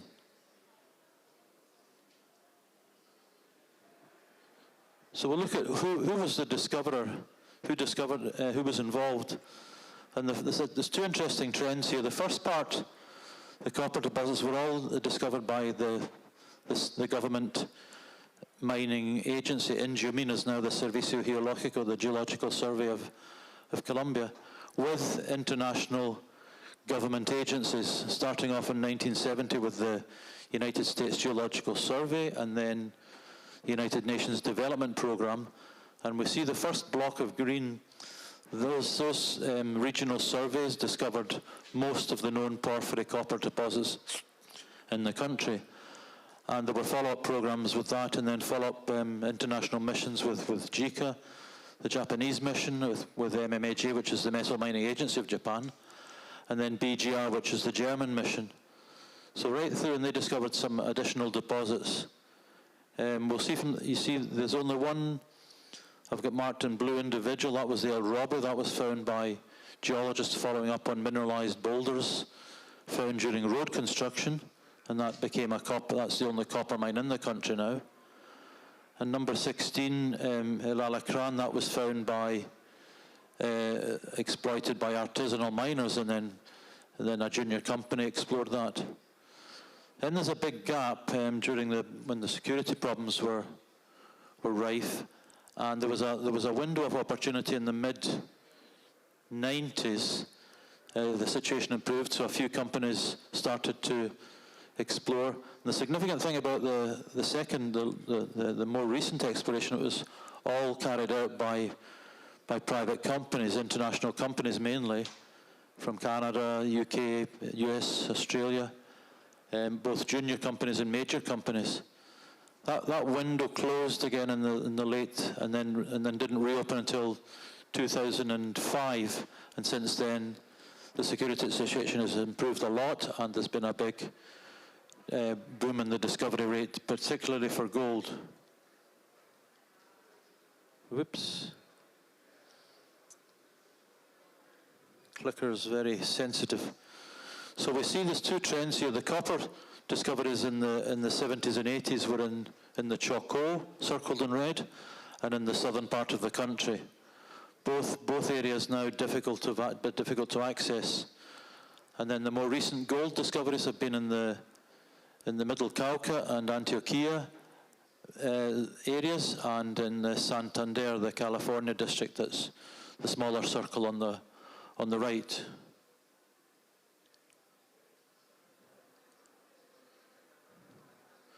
Oops. So the discoveries break down by the government surveys, almost 40%, 16 deposits, major companies, 17%, junior companies, 40% almost. They've been the most important, that's junior companies from the listed on Toronto and Vancouver and so on, and individual geologists, prospectors, 2 projects. And the photograph shows exploration in the Choco.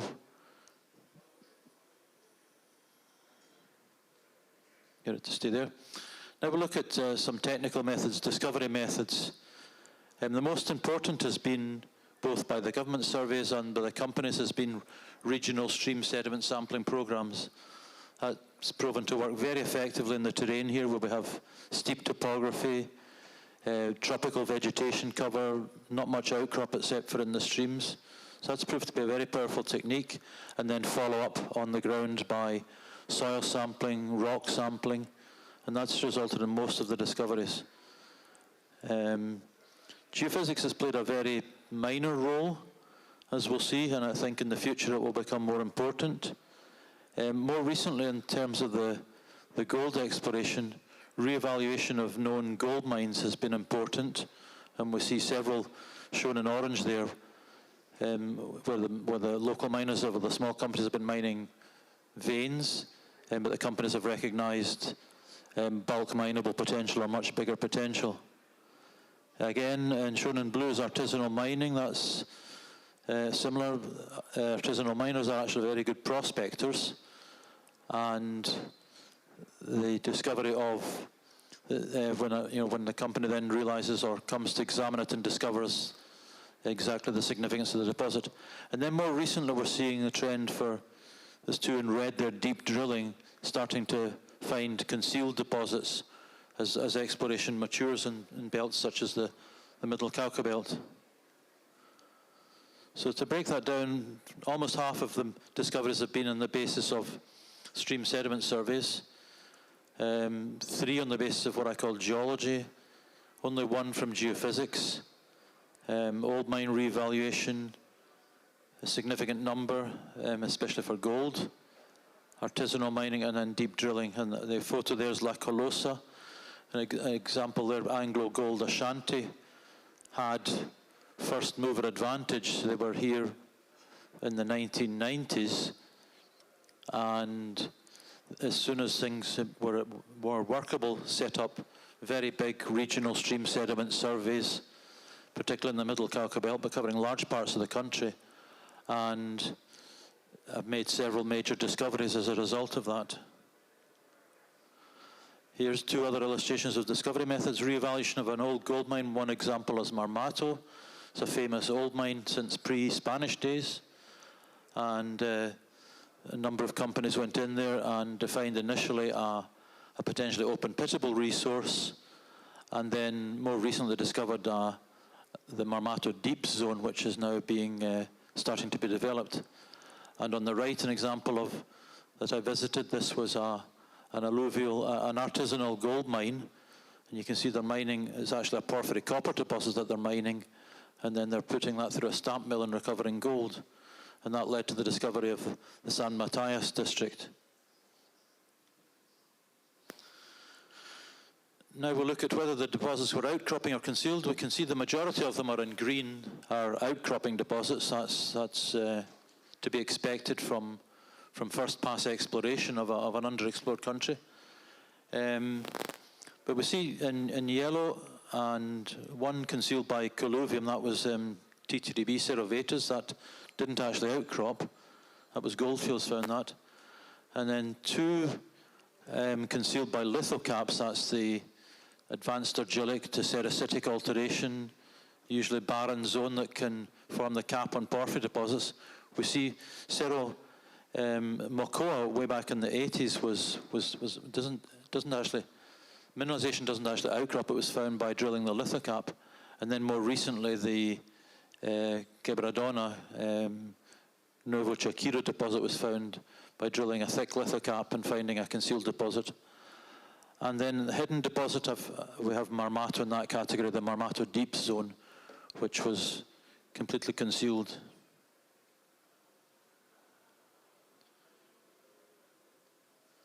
That's the example of Marmato.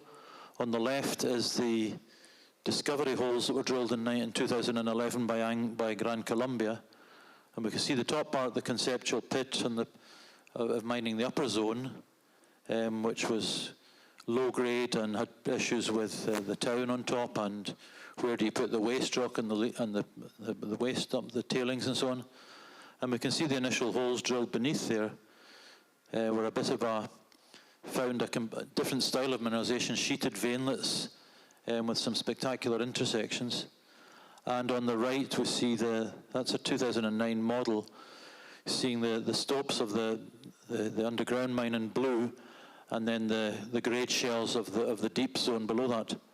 And there's a new resource was just put out last week by Aris Gold, which is a subsidiary of Gran Colombia. Contains 5.8 million ounces now in the measured and indicated categories at 3.2 grams per ton, and they announced the start of underground mine development. The next example is of concealed as Nuevo Chaquiro, which was discovered in 2012 by Anglo Gold Ashanti. They'd already discovered this Quebradona district about 10 years before through regional stream sediments, and found a cluster of porphyry deposits with values but no significant discovery. And then a few years later came back and more conceptual thinking and drilled through a thick lithocap of sericitic alteration up to 250 to 400 meters thick. And on the on the left, the discovery holes, and on the right we see the maiden resource in 2014, where the 0.3 grade shell, in other words, the ore body is shown in the outline, coincident with the top of the porphyry intrusions, and beneath the thick barren zone. So that's an example, and I think that will become more, as belts mature, like the Middle Cauca belt, we'll see more discoveries like this. The next slide, current economic status. There's a lot of the porphyry copper deposits in light green have not even been drilled. That's most of the ones that are in Chocó or the south because of security issues, environmental permits. They're included here because they're discoveries in the sense that they're identified systems, but despite all these years, a lot of them have not been drilled. Only one or two of those have resources or first pass drilling.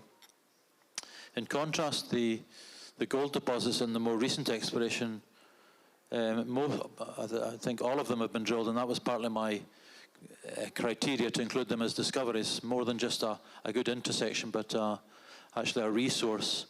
And a number of them, shown in orange, have advanced to economic studies, preliminary economic assessment, or pre-feasibility. And now we're seeing in blue, turquoise blue on the right, that now 4 of those discoveries are now in production.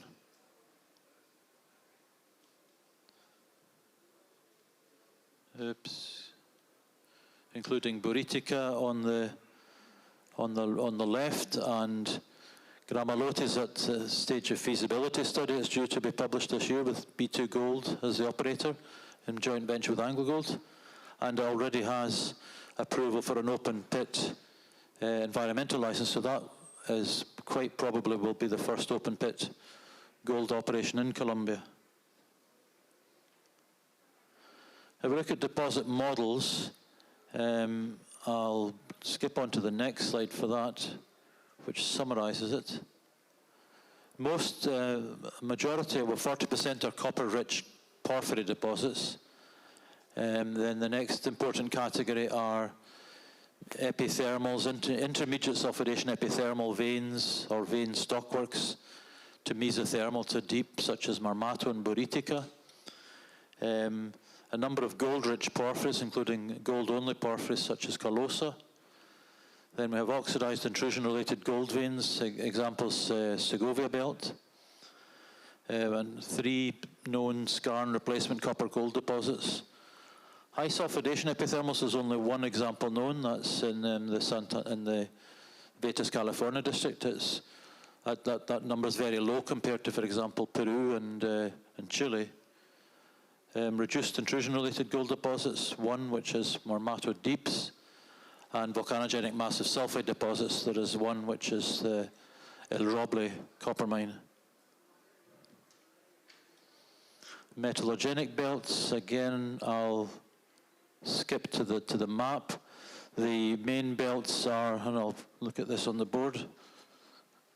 Important belts, the important discoveries have been the Eocene belt, which is in red, in the Chocó, the Miocene belt in southern, and Jurassic belts in southern Colombia in blue for porphyry deposits.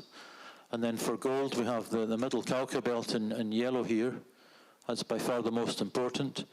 The Antioquia batholith in blue, the Jurassic belt, Segovia mainly in blue, and the Betas California, which is Miocene to Pliocene in age, very young, and rather anomalous, sitting out on its own several hundred kilometers from any other known mineralization.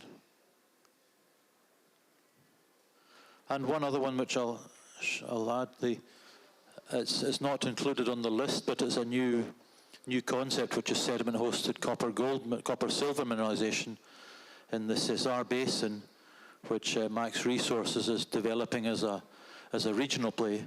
It's not a discovery yet, but there are numerous showings that have been known about as small mines historically.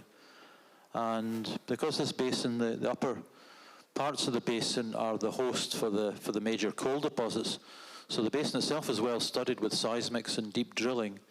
So the company is putting together a regional play using that data plus using information from the copper showings. And this could well turn out to be, it's in a much more workable area than Chocó. Targets like this, let's say non-traditional, could turn out to be some of the first important copper or new copper discoveries in the country.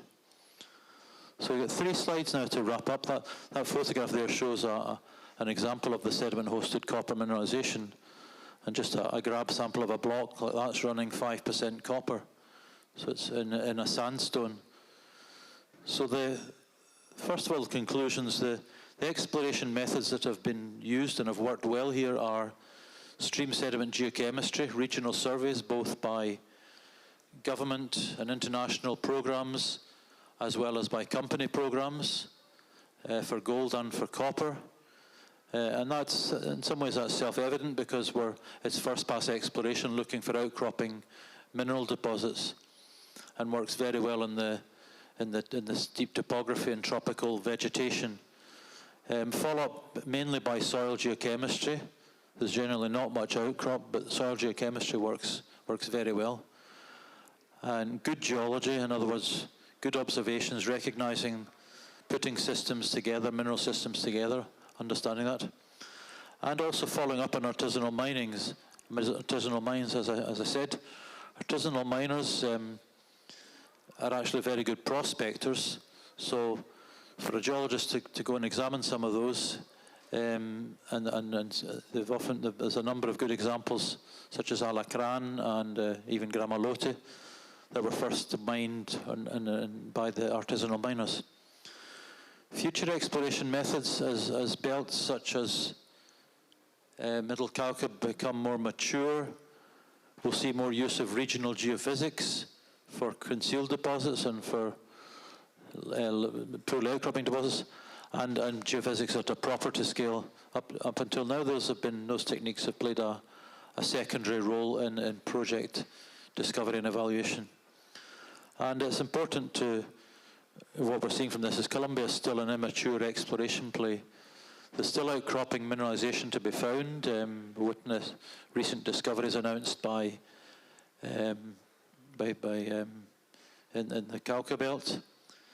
And the maturity varies by belt. The Middle Cauca belt is starting to become fairly mature, although there are still outcropping mineralization to be found.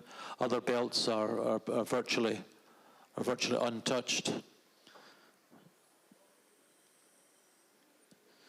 Challenges I've divided into geological logistics is challenging, the infrastructure to get into parts of the country, topography, extreme topography in a lot of places, tropical vegetation, deep weathering, so that results in a lack of outcrop, and often erosion is by landslides, so you've got to be careful. A lot of what you're sampling in soils or grab samples in rocks has actually been potentially significantly transported.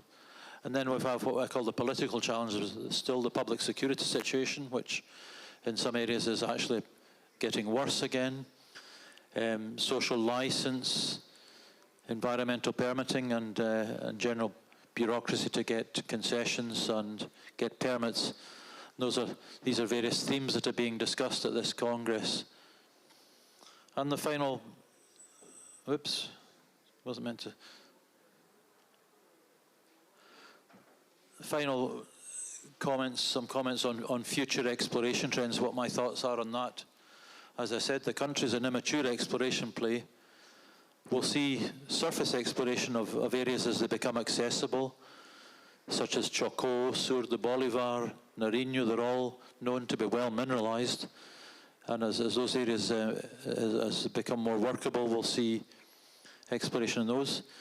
In more mature belts, such as Middle Cauca, we'll see deeper exploration for concealed targets. That will be more model-driven by geological concepts, such as deep porphyries beneath lithocaps. That will require more use of geophysics, both on a regional scale and a property scale, and deep drilling and directional drilling. And the picture on the photograph shows directional drilling in use at Segovia. Underexplored belts, one that stands out, for example, is the Jurassic in southern Colombia. It still has some issues about workability, but for example, it's been overlooked. There's only one deposit there, which is Mocoa, but we see the Jurassic belt for example, in Ecuador has proved to be very fertile with a lot of big discoveries. And then non-conventional, or perhaps better to call it non-traditional areas, such as types of deposits such as sediment-hosted copper in the Cesar Basin, and there are other places that come to mind. So that concludes the talk. The idea has been to set the scene for the other technical talks by companies and the other discussions about operations in the country. Thank you.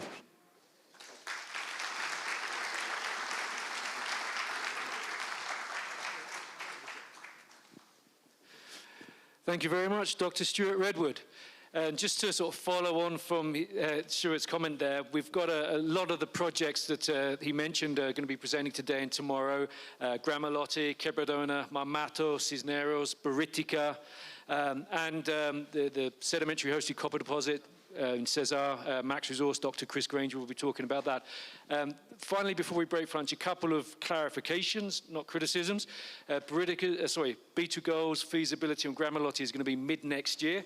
And also Aris Gold is not a subsidiary of Gran Colombia Gold. It's a separate public company, although Gran Colombia is its largest shareholder. Yeah, sorry. We're going to break for lunch now, and lunch is sponsored by Royal Road Minerals, so thank you very much. The lunches are available at the back, or if people prefer to sit down, there's the restaurant downstairs. And we are going to resume at 1:30 sharp. Thank you very much, everybody. That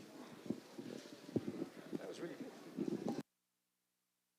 I got your slides, because I think people are going to want a copy of that.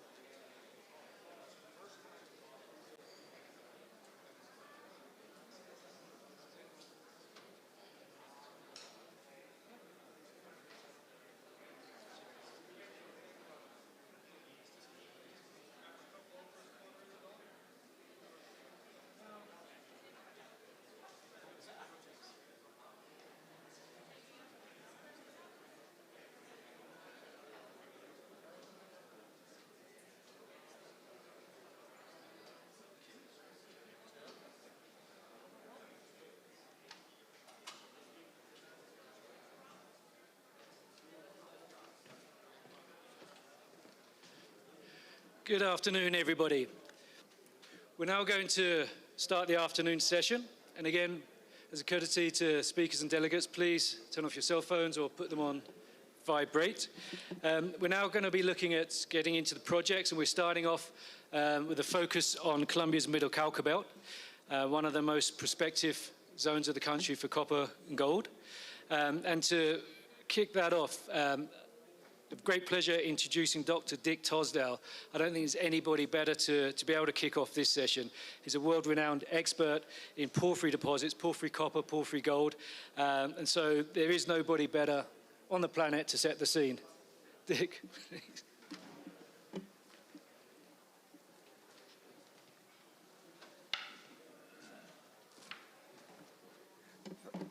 Thanks, Paul, I think. Anyways, is this working? Stay in? Okay. There it is. Es como un banda. Gracias, Paul, for the invitation. Thank you and to all of you that came back from lunch quickly.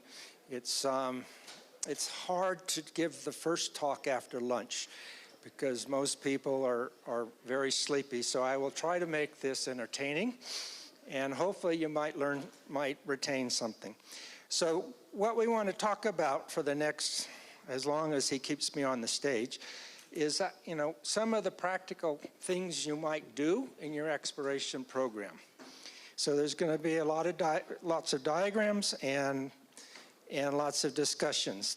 And we'll focus principally on geochemistry, because that's your principal tool in areas with poor outcrop like this. So the first slide is for those that have worked in Western North America. That's the vegetation, the maximum vegetation that you deal with. It's actually quite fantastic. You can actually see what a rock looks like. So if we move forward, I think I do this. Bueno. So veins are the key aspect in navigating towards a porphyry deposit in a greenfields type exploration, because veins give you your vector. Okay, so actually the veins control the flow of fluid above, beyond, and within, and they travel and they carry different tracers, what we call tracers. That's so different chemical elements, different isotopic compositions and whatnot. And so those will have different distributions along any vein system. So you get a wide range of possibilities. You can follow faults, you can follow fractures, you can follow dike contacts. And they tend to be not universally distributed, and quite commonly they'll follow whatever the regional permeability fabric is in the rocks that you're looking at. So it's the key step when you don't have an outcropping porphyry is figuring out the lateral veins, and then figuring out what direction. Because once you find a vein, you only have three choices. It's either that way or that way or that way. Because if it's this way, you don't have a deposit anymore. So if we can go on. Oops, I've done a Stewart. So these are two maps that show a distribution of veins around two deposits. One is on the left is Baja de Alumbrera, which is in the Argentinian Andes. This map is by John Prophet. And on the right is the Alhambra district. The scales are very, very different. So on the left, the little black lines are the lateral veins. The red dashed line is 0.15% copper. So as you can see that in this example, they form a nice radial pattern, which reflects the intrusion of the porphyry and the extension of the roof rocks. The one on the right is from El Abra in Chile. And up there in very little dashed lines at the northwest end of the brown lines is the El Abra porphyry copper moly. But you can see those brown lines are the peripheral veins, and the picture below them is the vein distribution, and that goes out 5 or 6 kilometers. So if El Abra was an outcropping, you would get on that vein system and you would map it, measure vein density, map the geochemistry, and you'd find yourself having a gradient and nowhere to go.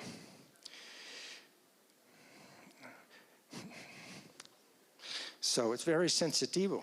Anyway, so we all know the general distribution of alteration assemblages in porphyries. Okay, we've all seen this diagram a million times. I don't need to go through it.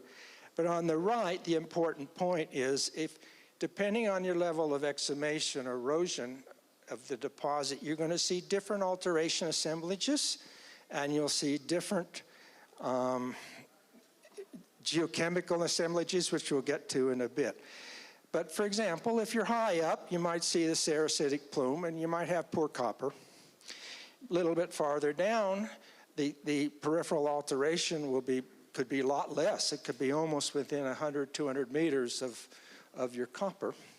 And if you get really deep down, then you can have absolutely fresh rocks right next to your copper. Okay, so understanding where you are in the alteration assemblages actually is a very, very useful physical guide when you're out mapping. And you should all go out and go mapping, because you can't find anything in the laboratory, you know. It's not found in a computer. So here's the normal phase diagrams that every one of you exploration geologists should remember. And what I've done is taken an old diagram, which is really complicated, and flipped it upside down. So we're looking at the vertical zonation in a porphyry copper deposit. So fluid comes out at high temperature. It comes out as a neutral fluid, neutral pH fluid. It interacts with the rocks. It begins to form your potassic alteration. At a certain point, it gets on the reaction path, and it starts to dissociate the SO2 in the fluid, and it generates your acid, and you start forming your sericitic alteration. If that little aliquot of fluid then falls off that reaction line, and you start generating more and more of your philic or your sericitic alteration. Now, depending upon the intensity of alteration, you can transition into what gets called the advanced argillic alteration, which really is where the rock has lost all the buffering capacity. There's no feldspar left. That's a fancy term for no feldspar in the rock. And then you get the series of advanced argillic minerals with porphyry, dickite, and kaolinite. These are quite useful because their changes are isothermal. That means when you see one, you actually know where you are in temperature space. And that's very, very useful if you want to know where the hot spot is. So if the fluid continually interacts with feldspar-bearing rock, as it cools, you go and transition it towards what we call the intermediate argillic assemblage. And this is not sericitic alteration. It's actually the same assemblage you find around epithermal type deposits. But these can extend through the entire porphyry column. I've been on deposits that you find them 1.5 kilometers down. So it's a very late assemblage, and it's very low temperature. But outside, the pluton is basically a large oven, and it's generating a geothermal circulation system. And this is going to give you your propylitic alteration. So you take groundwater, add oxygen, add CO2, and you circulate it around, and you get the propylitic assemblage. Okay? Now, if you're in a carbonate terrain, you see the exact same suite of minerals. They're just in a very different orientation. But because of the buffering capacity of carbonate, you never really ever get to high acidic assemblages, okay?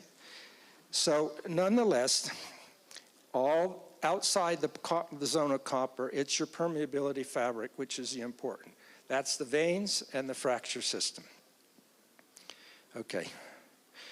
So we also know now, with using the shortwave instruments, that there's a zoning within the porphyry column, okay? So the one we like to use is the white micas.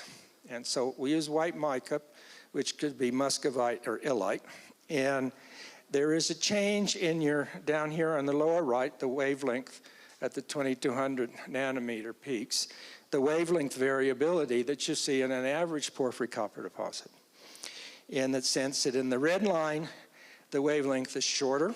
We just use 2200 as a convenient number to demonstrate. The orange line is a little longer, and the blue line is still a little longer. So you can see there's predictable zoning patterns, laterally and as well as vertically. Okay. So in exploration geochemistry, we all get their assay data sheets, but more often than not, people look at copper, molybdenum, maybe gold, arsenic, maybe molybdenum, I said that already, but zinc. But there's like another 40 elements that are actually very, very useful if you know how to know where they sit. So when you go and use the exploration, the assay data sheets, you want to think about which mineral hosts which element, and are they uniformly distributed, or are they just sort of curiosities here and there? But if they're uniformly distributed, it's like pyrite or white mica and chlorite. They actually can be very, very useful to understand and map where you are in the hydrothermal system. White mica is also very useful in mature soil profiles. Actually, muscovite, white mica, is really, really refractory. It likes to stick around, whereas feldspars, sulfides, they're completely eroded. Okay? But the white mica is very refractory in the weathering environment. Now, Colombia doesn't have a problem because you wash everything down the hill as fast as it weathers. But in other parts of the world, it's really, really important.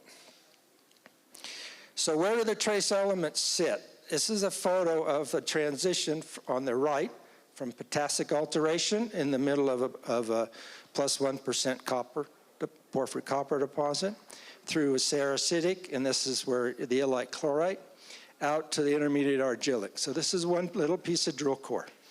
But underneath, the mafic silicates, that is the mafic minerals that are in the porphyry, they can have this suite of trace elements incorporated in them. So when you alter them, those elements go into the fluid, and they actually form a negative anomaly in the center of the deposit. Feldspar has another suite of elements. So when you alter the feldspars, those elements get incorporated into the fluid. So what happens is these elements get taken away from one part and are moved to another part. Okay? And so quite commonly, they form these donut halos of depletion around the center of the porphyry systems. Oops. So we talked about chemistry. I'll just show you a couple ternary diagrams, or one ternary diagrams. Is what happens to the major cations, that is the calcium, sodium, and potassium when you go to alteration. So this diagram has two rock types on there. One is basalt up in the circle, and the other one is a monzonite, granodiorite. So when you undergo potassic alteration, you basically strip elements, calcium and sodium, and you're moving everything towards the join with potassium. Sericitic alteration does the same thing. A better way of looking at this is using molar plots. These you can do in iogas. I mean, I'm not a chemist. I couldn't tell you how to calculate the molar ratio, but I can push the button in iogas, and it does it for you. But in this, you can see the gray dots is where fresh rock is, and if it's displaced to the upper left corner, that's where the rock has a lot of potassic alteration or feldspar preserved. If it goes straight across to the red dots, that's really pervasive sericitic alteration, and all this sodium has been stripped. If it comes down to the lower corner, that's advanced argillic in this case, but it also could be chlorite. Okay, what it is a rock without potassium and sodium. Now, in this instance, we also have sodic calcic and albitic alteration, and the whole rock compositions are headed off towards albite. You're losing the K feldspar. So, actually, in this, in this particular instance, we could map this, okay? But if you take this and put this into your geometallurgical model for a deposit, you actually are going to help your miners. So it's actually pretty important down the road to think about how your rocks and how your alteration distribution is. Because if you've got a lot of clay, the miners aren't going to like you because you can't get production. So just to give you an idea of where some of these elements sit, this is a diagram that calculates the composition of a mineral that was analyzed with a laser and versus the whole rock.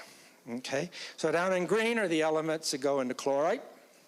So chromium, lithium, manganese, zinc, and cobalt, they all substituting for either iron and magnesium. And the upper left corner is elements that substitute for potassium. So those elements tell you what the alteration assemblage might have been or is if you can't identify it with your hand lens. So many people have seen this diagram. I've seen this in not a million, but lots of exploration offices. The distribution of elements. This is done in one deposit in Nevada. And you can see as you go up, different elements become anomalous and at thresholds that are more or less equal to an order of magnitude times their average crustal abundance. That's all those numbers are. Okay, and the average crustal abundance of elements has been known since 1917. So they worked it out with wet chemistry way back when, and the data is pretty good.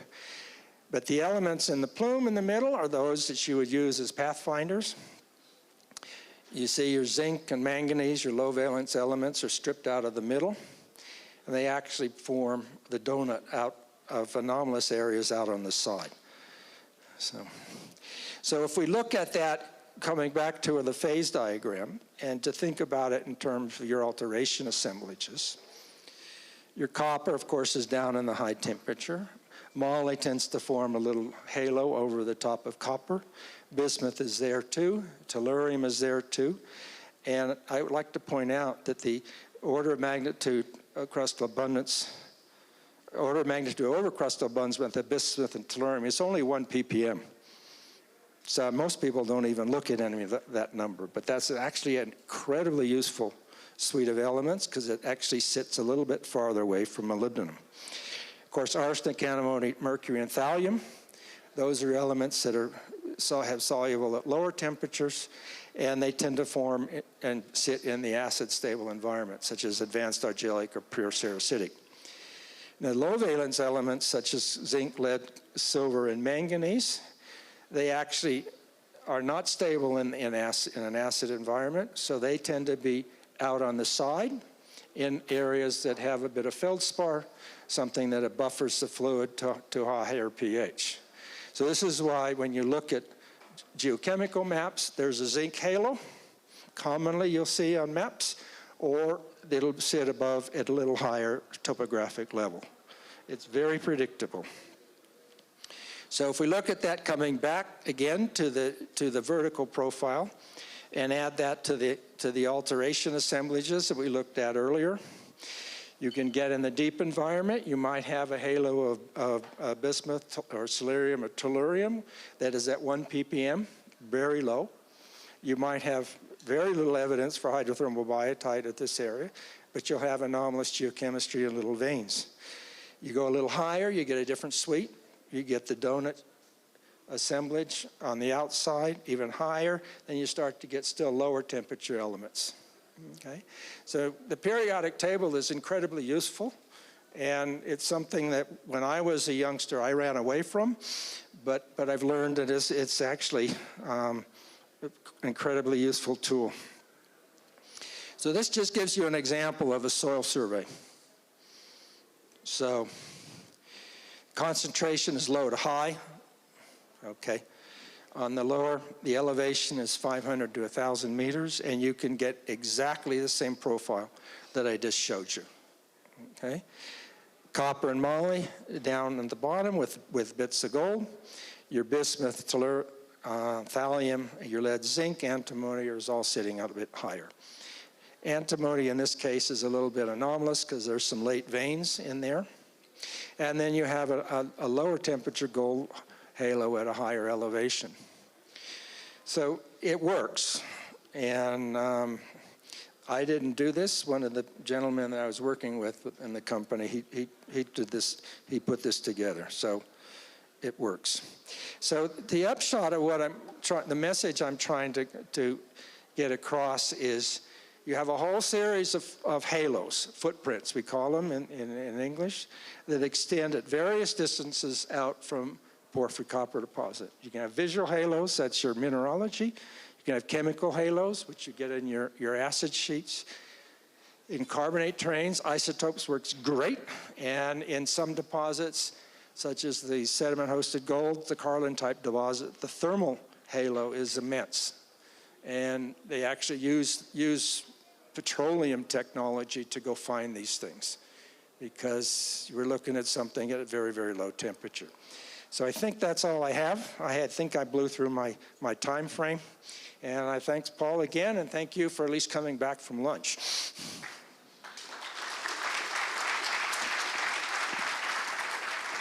Thank you very much.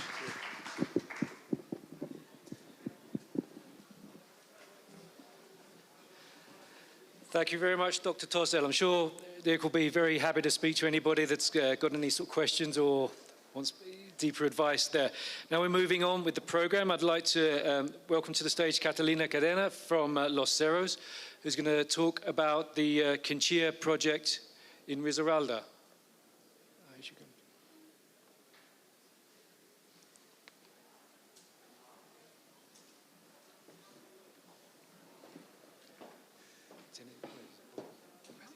Tiene como 15, 20 minutos, ¿ok? Adelantando.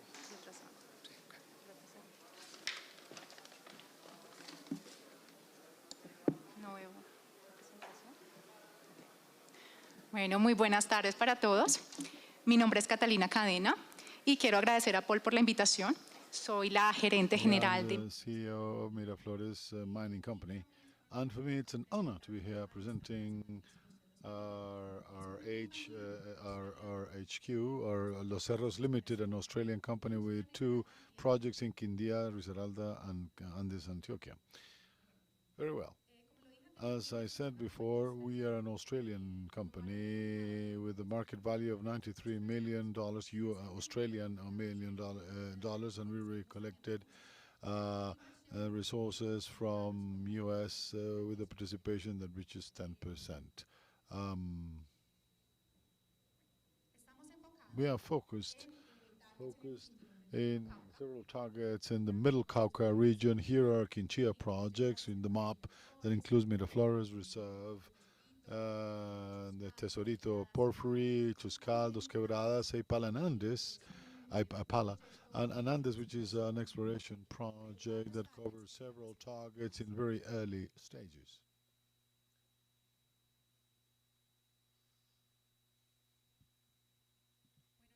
Very well, our intercepts are comparable with our neighbors and with noticeable discoveries within worldwide benchmarks. And you see in the table the drillings.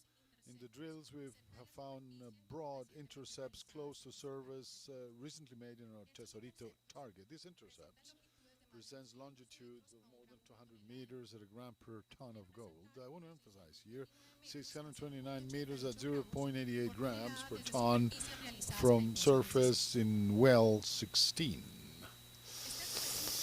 It includes an interval of 460.9 meters at 1.1 gram per ton. The Tesorito 14, 18 and 7 are highlights, and they have intercepts that are more than 200 meters at 1 gram per ton, high grade, from the surface, which are related to disseminated mineralization like gold porphyries.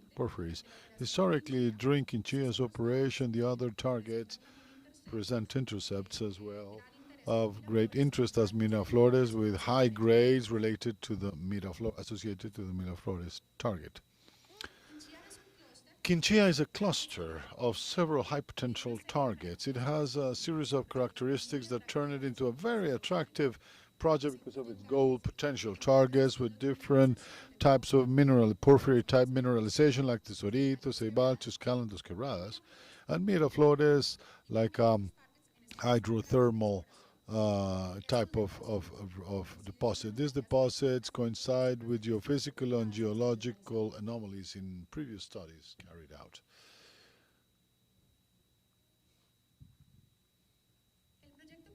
The Quinchia project has several advanced deposits, including the Miraflores Reserve. All the targets are distributed in a 3 kilometers radius. The Miraflores deposit is the highest value. Results of the feasibility studies in 2017 demonstrated an actual net value of $89 million at 1,400 per ounce. Today, it would be even much more because it's a much higher price. But based on the exploration studies, there's a high potential to improve yields and productivity with the integration of additional deposits such as Tesorito. Tesorito is located approximately 0.5 kilometers of the processing plants from Miraflores. We've defined broad intercepts close to surface. Right now we have 15 drills that include more than 200 meters approximately at a gram per ton. During the current year and with projections to 2022, we have 5 drills with an extensive drilling program in several targets inside the Quinchia projects. Following all the protocol for successful exploration, we've planned several projects with drones, and several scientists working permanently to generate new targets with several technologies.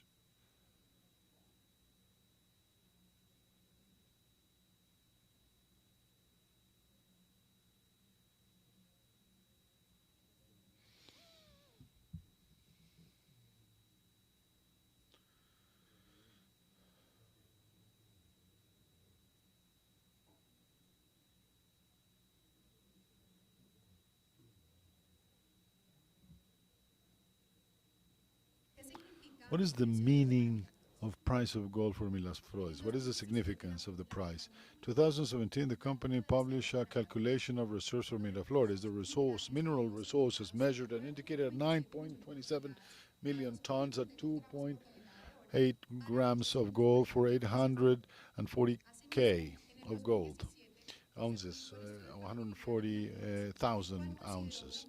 This was considered an underground operation that would generate 4.32 million tons at 3.26 during 9.3 years to have 450,000 ounces of gold. Capital costs were estimated at $72 million and operational costs in $643 per ounce, at a gold price estimated at $1,300.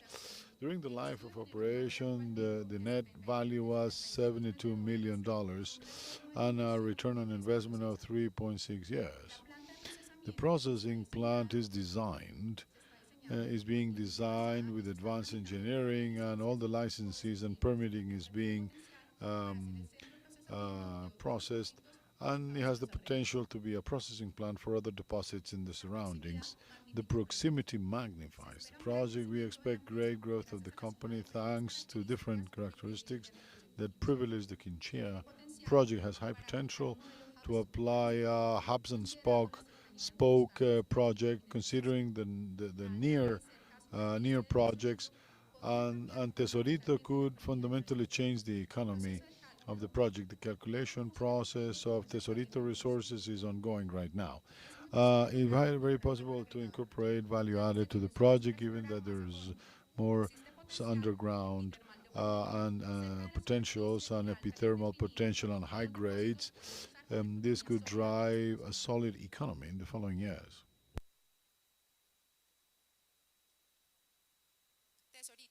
Tesorito. This is another target which is currently being drilled. As you see in the image in the screen, the drills have found very good intercepts close to surface. Of the current wells, 15 have had excellent results with more than 200 meters at approximately 1 gram per ton of gold. Some wells have been opened generating areas with potential to expand the high grades such as Tesorito South, Tesorito North, and Tesorito West. Tesorito and Miraflores, it's possible that there will be a larger central body which will be the source of Miraflores as well as Tesorito. This hypothesis is according to interpretation of models made by the exploration team, taking into account the integration of several factors. That's why they proposed an area of interest to carry out a deep penetration drilling. Three meaningful characteristics give more credibility to the previous hypothesis. These are one, deep drilling of Tesorito South, Tesorito West. Two, the anomaly observed on surface is the indication of the existence of a target below. Three, the geophysical results obtained are evidence of loadability and conductibility, high conductibility anomaly over a high magnetic, corroborating the area proposed theoretically. Ceibal. Another target. This is one of the newest targets defined in the continuous exploration and very recent with our exploration team. It's located approximately at 1 kilometer to the southwest of Tesorito. Tesorito, Miraflores, and Ceibal are very close to the Marmato fault. Ceibal becomes a high potential target then. First, because it presents a great scale surface footprint with a soil anomaly of copper and gold and is accompanied by an adjacent magnetic anomaly. The geochemical anomaly of the surface of Ceibal is broadly comparable in size and grade to Tesorito. It's very similar to Tesorito, including lithology and the regional structural environment, as we've mentioned before. It's worthwhile to emphasize that the results of wells 1 and 2 present intersections of more than 500 meters at half a gram of gold per ton, which makes this mineralization to be highly interesting to continue with exploration. The Andes project. Andes is a great extension and high potential project as well. The district covers approximately 80,000 hectares, mostly located in the municipalities of Andes, Jardín, Betania, and Bolivar in Antioquia's department.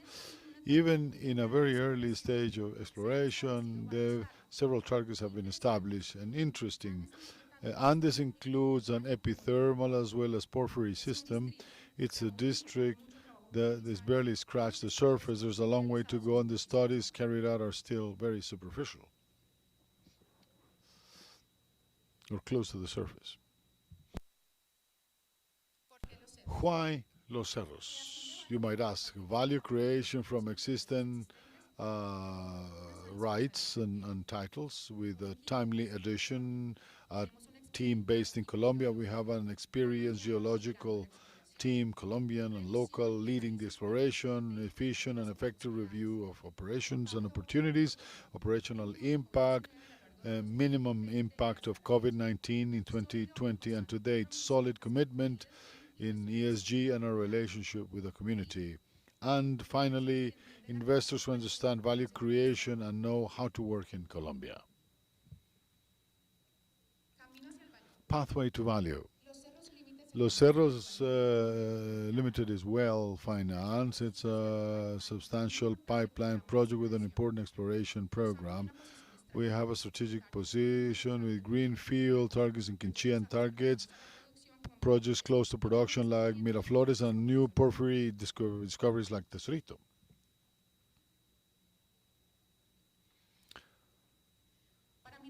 For Miraflores, everything related to sustainability is very important. That's why our guiding principles contemplate our ESG philosophy, which is first, employ local, engage local, training local, maximum care of our employees, minimize our footprint to be open and transparent, and a proper model behavior and management. Our management model has three fundamental pillars. First, a relationship model. Along these lines, we start from the socio-economic characterization of the territory, identifying and getting close to our stakeholders, recognizing the importance of understanding their needs, interests, hopes, aspirations, and starting from which we build our relationship model, which is dynamic and constant to guarantee participation of all of our stakeholders. We identify and manage our social and environmental risks, trying to improve practices, improving best practices with all of our stakeholders. We structure strategically our social investment in the territory hand in hand with the community, prioritizing action lines that positively impact the population and promote socioeconomic development along with the development plans. 2, permanent social dialogue. We promote dialogue and participation of our stakeholders at the community level, as well as with local and regional authorities, associations, etc. And as allies in the territory, we find that working with the community, we can achieve better results. We recognize we have opportunities to improve, and that's why we value feedback, but especially participation. Environmental management. In our environmental management, we look to go beyond legal obligations, involving ourselves with the community to care hydrological resources as well as monitoring water sources. We're committed to the recovery of environmental liabilities existing in the territory, usually related to informal mining activity and monitoring water sources. We work with to improve our practices, and in this direction we report responsibly all of our impacts.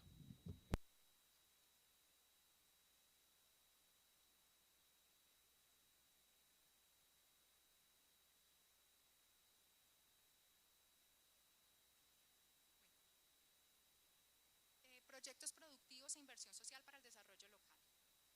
En el área de Miraflores tenemos presencia de minería informal y por ello implementamos una línea de apoyo a proyectos productivos priorizando un grupo de mineros con quienes tenemos unos acuerdos.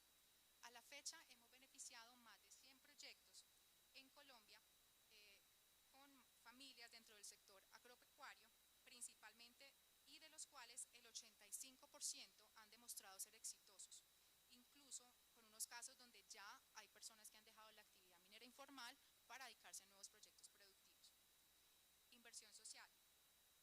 A la fecha, hemos invertido $8 millones en la economía colombiana, de los cuales el 25.5% han sido invertidos directamente en las comunidades locales y en programas comunitarios.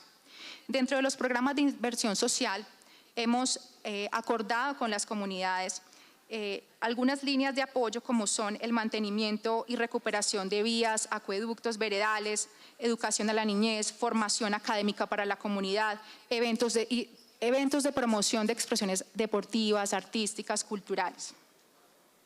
Modelo de gestión. Los Cerros Limited se aseguró de responder muy rápidamente a la emergencia causada por el COVID-19, priorizando acciones y medidas para garantizar contractors and the community, which allowed us to work uninterruptedly, and in fact we've been one of the few companies that have increased, in fact, our number of workers that currently is 200.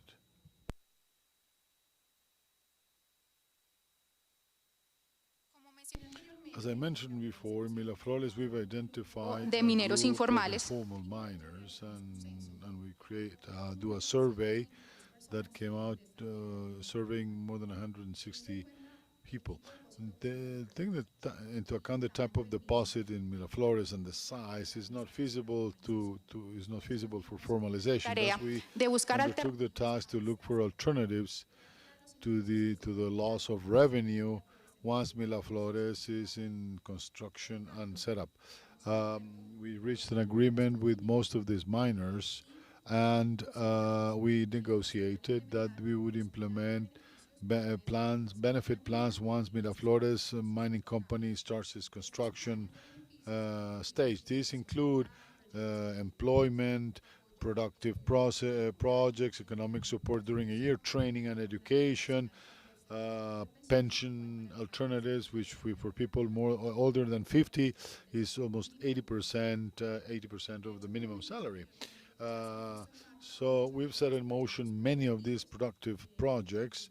In fact, many people have stopped mining, have stopped this activity, and have benefited right now. More than 100 families have benefited.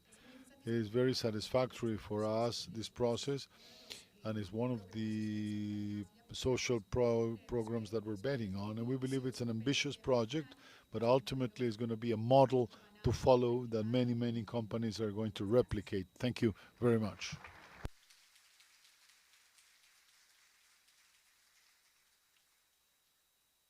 Many thanks, Catalina. We're moving further north now. This wasn't planned, but it seems we're moving from north to south, looking at the middle Cauca. I'd like to welcome to the stage Peter Berger from Aris Gold. He's going to talk to us about the Marmato project. Aris Gold acquired the project earlier this year, so it's a new company in Colombia. Peter, welcome to the stage.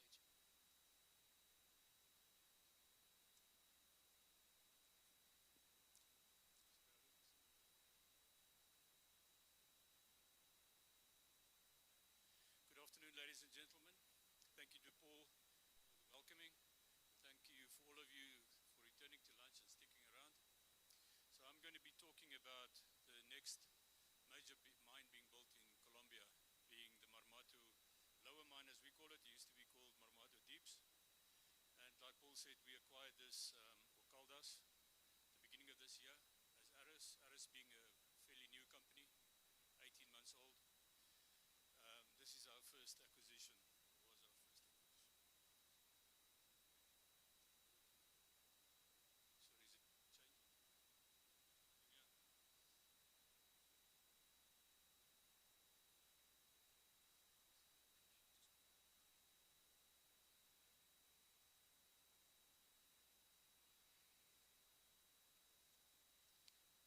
is it changing? So the plan is to transform a historic gold mine in Colombia into a major gold mine. As you know, Marmato is situated in the Cauca Belt.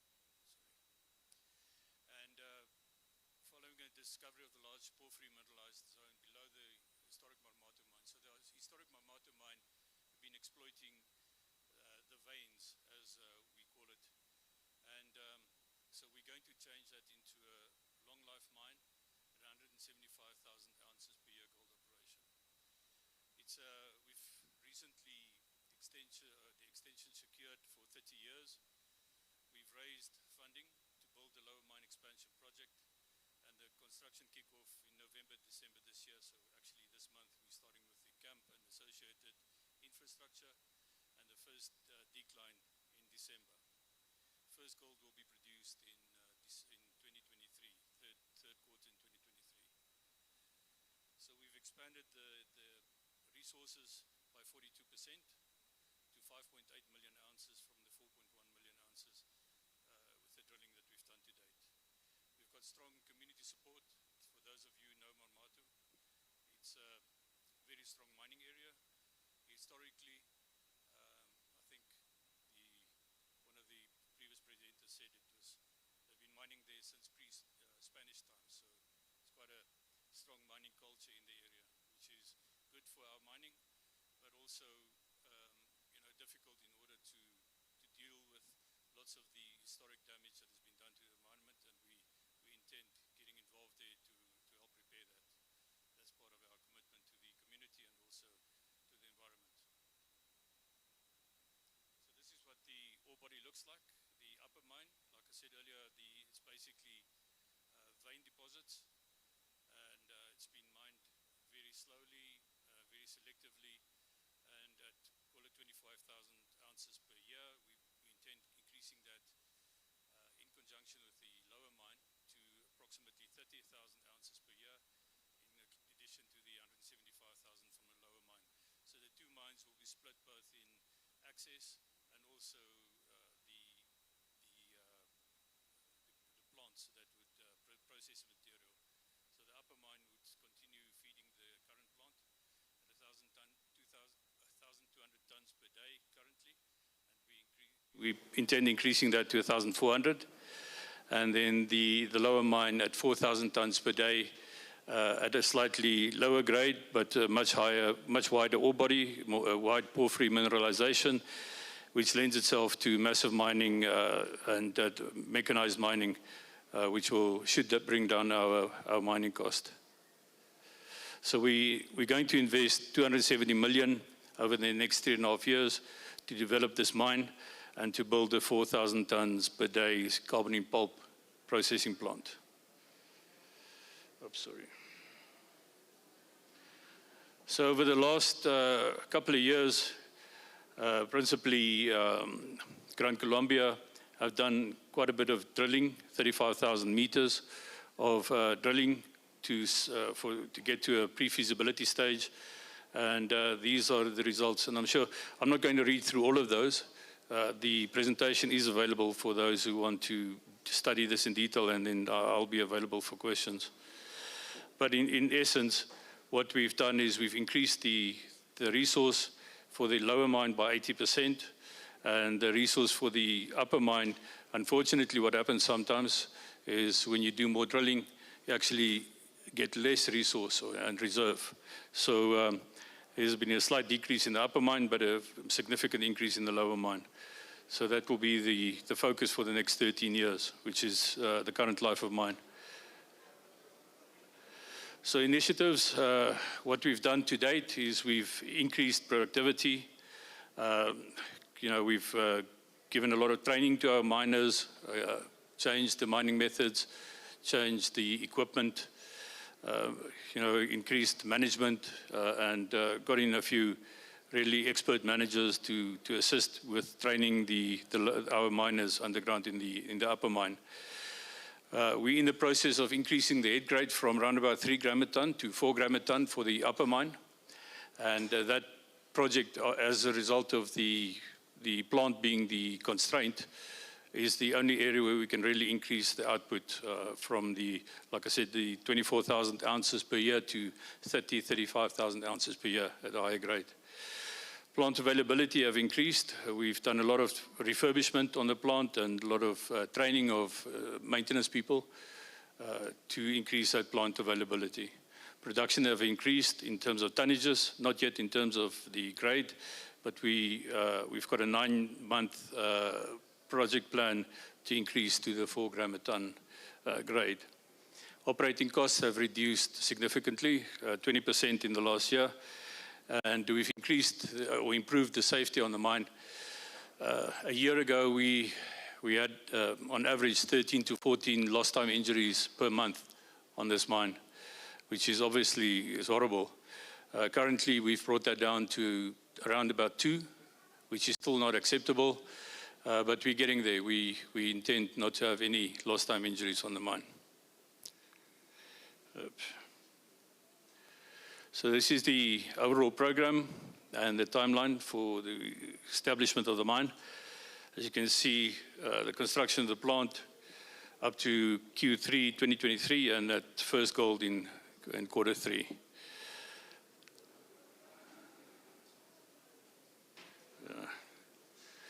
This is an aerial picture of the mine, just showing where all of the infrastructure will be on surface.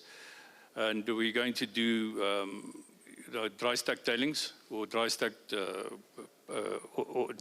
tailings in 2 positions on this map here, rather than building slums dams. As you can appreciate, in this topography, slums dams is not advisable. So you can see where the Pan Am Highway crosses just underneath the mine, and the Cauca River right next to it. So that is Pacifico Tres. It's currently under construction.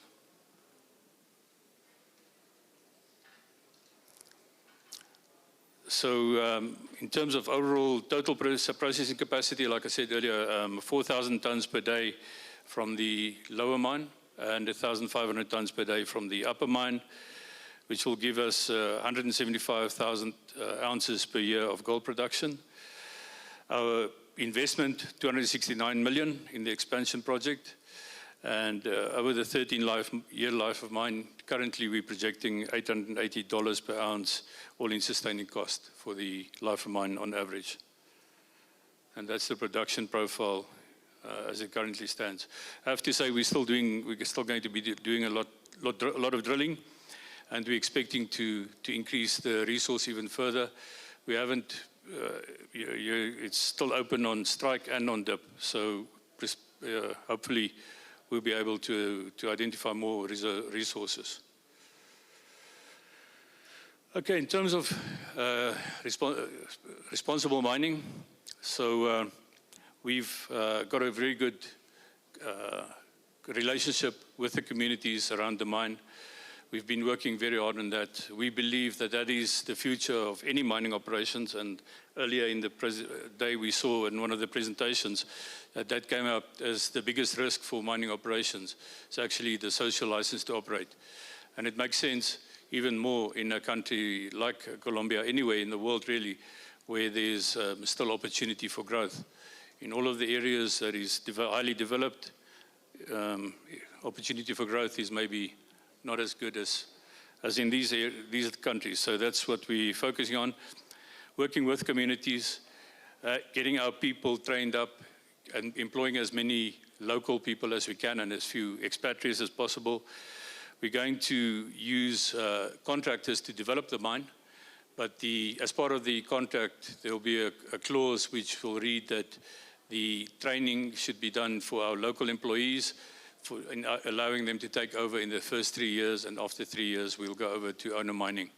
So it'll allow us to train people in the area of mechanized mining.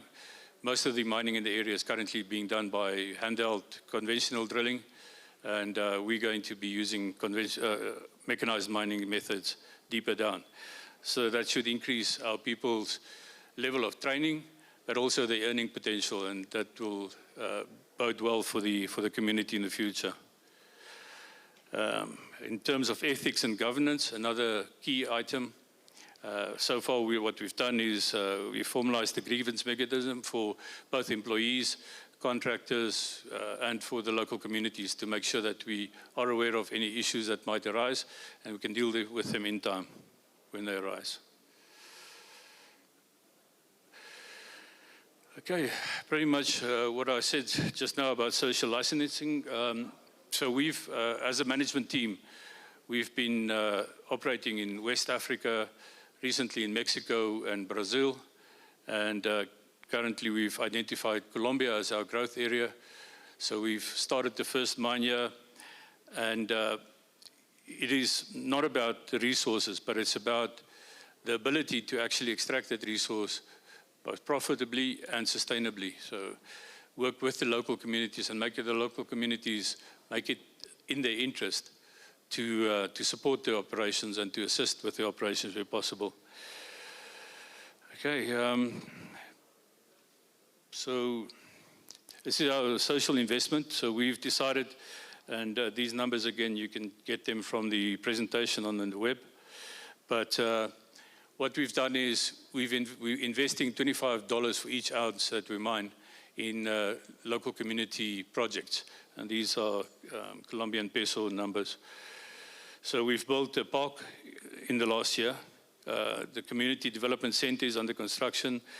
We've improved the road that connects Marmato with San Juan. For those of you who know the area, there's a lot of mudslides, landslides in that area, very bad roads, very dangerous. So we've built quite a few concrete sections there at the worst areas, and we're continuously upgrading that road to make it safer for our people and for the public in general to use that road.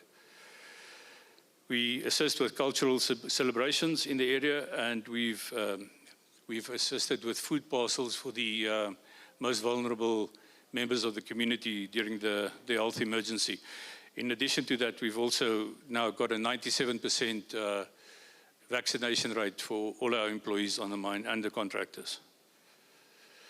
So it's just a few pictures of the Minister of Mines visiting Marmato.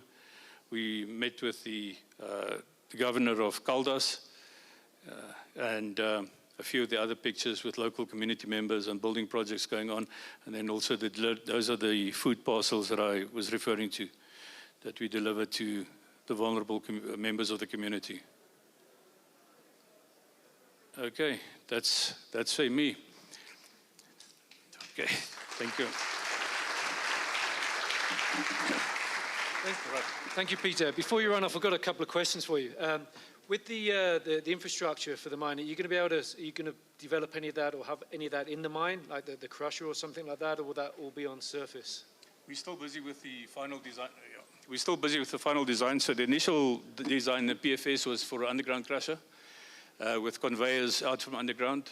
So we're currently looking at a surface crusher with electric haul trucks. So we're looking at that, and so we're very interested in what Liebe is going to have to say later on. I don't know how much they do with underground equipment, but certainly there are some Chinese companies developing electric haul trucks. So it's looking like that might be the option to go for, because most cost effective. Thank you. Electric underground plant is the future, and I know a lot of, Liebe perhaps, and Caterpillar certainly is, Komatsu, all the main equipment providers are working on that. So yeah, good stuff. Thank you, Peter. Thank you. Okay, next up, continuing further to the north, Guayabales, literally just to the north of Marmato. I'd like to welcome Omar Ossma from Collective Mining, another new company in Colombia. Welcome, Omar.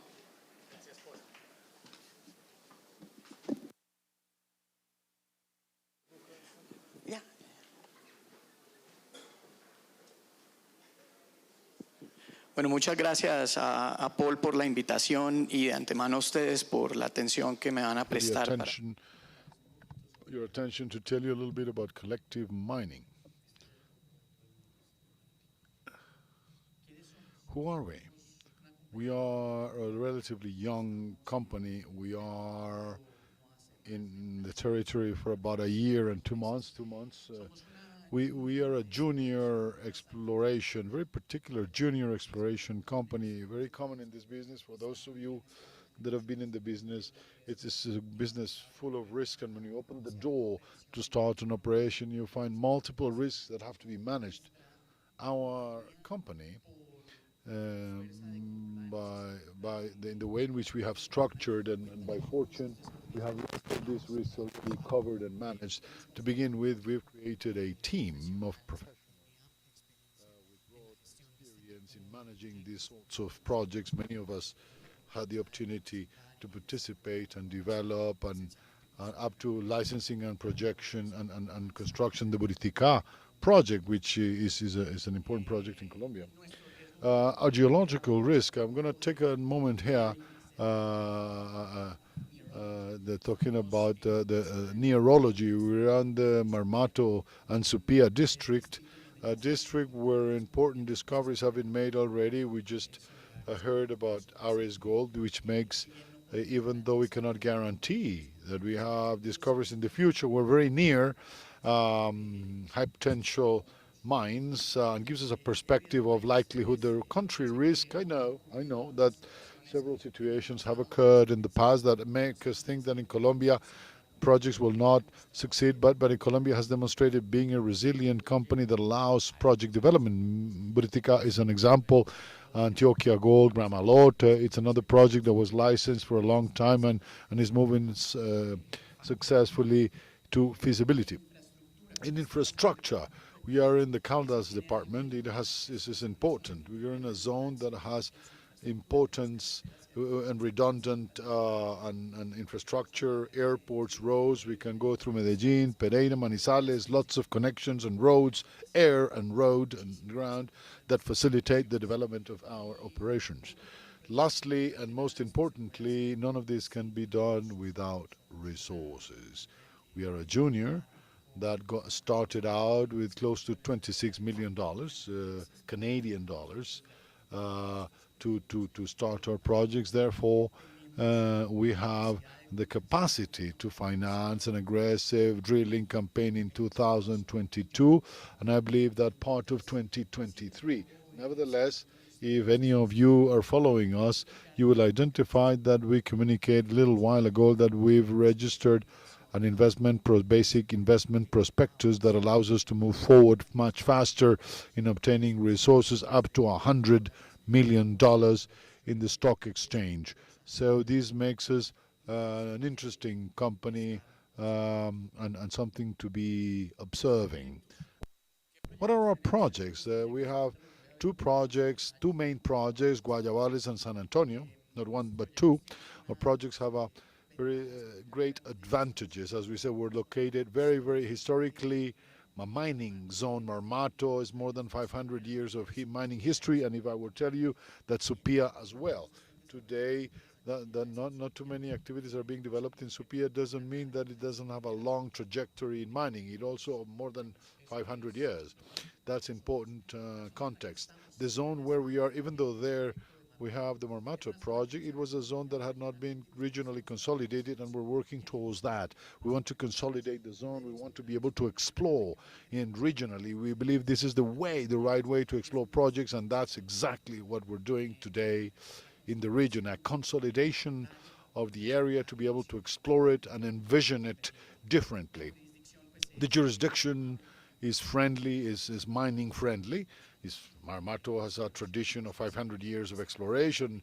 We are in an interesting zone, friendly to mining, to operate, and to be able to operate. And this is something very intimate of our projects, and we've achieved to consolidate several projects that in the past had investment in exploration.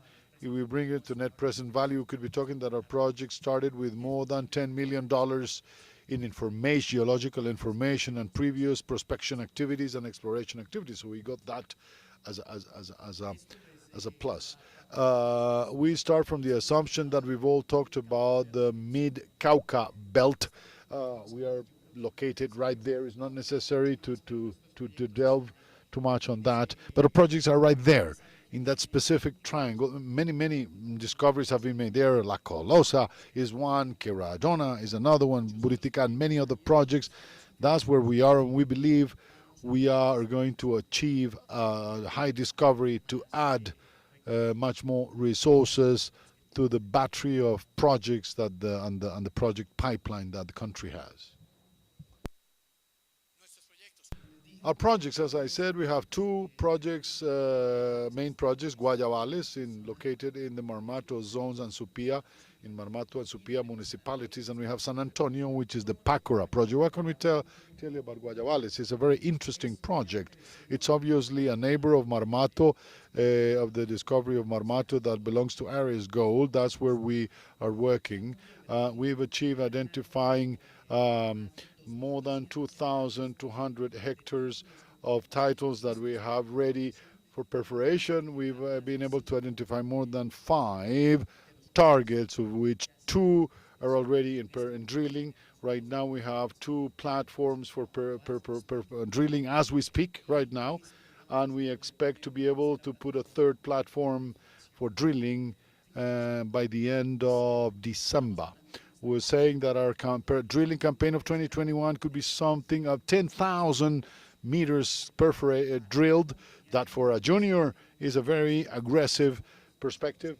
Even more we that are just entering the territory. And these 5 targets are just 40% of our zone of interest. We still have a potential of 60% of our exploration areas to develop more targets. There's a lot to do. There's a lot of people that have identified which are in the zone and know that the zone is has a high potential, and we believe it so. We believe that Guayabales is one of those highly interesting projects that we have to be watchful and aware.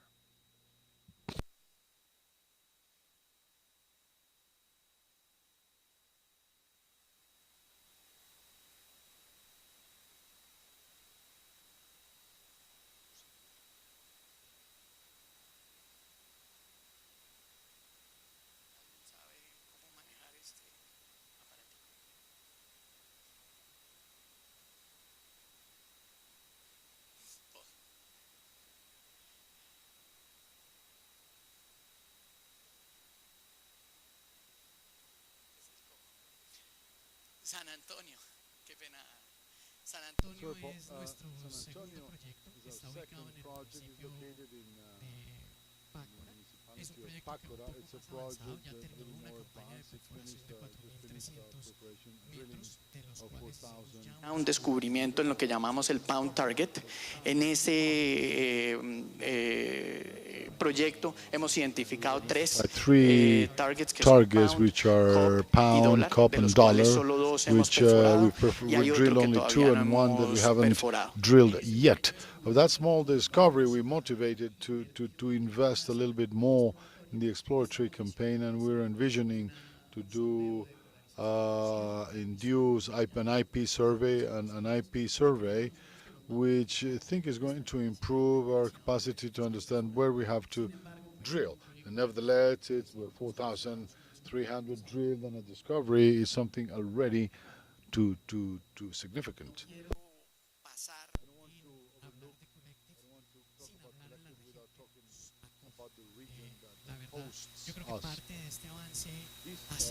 Accelerated progress of collective mining with good results. It's also the result of the region where we are.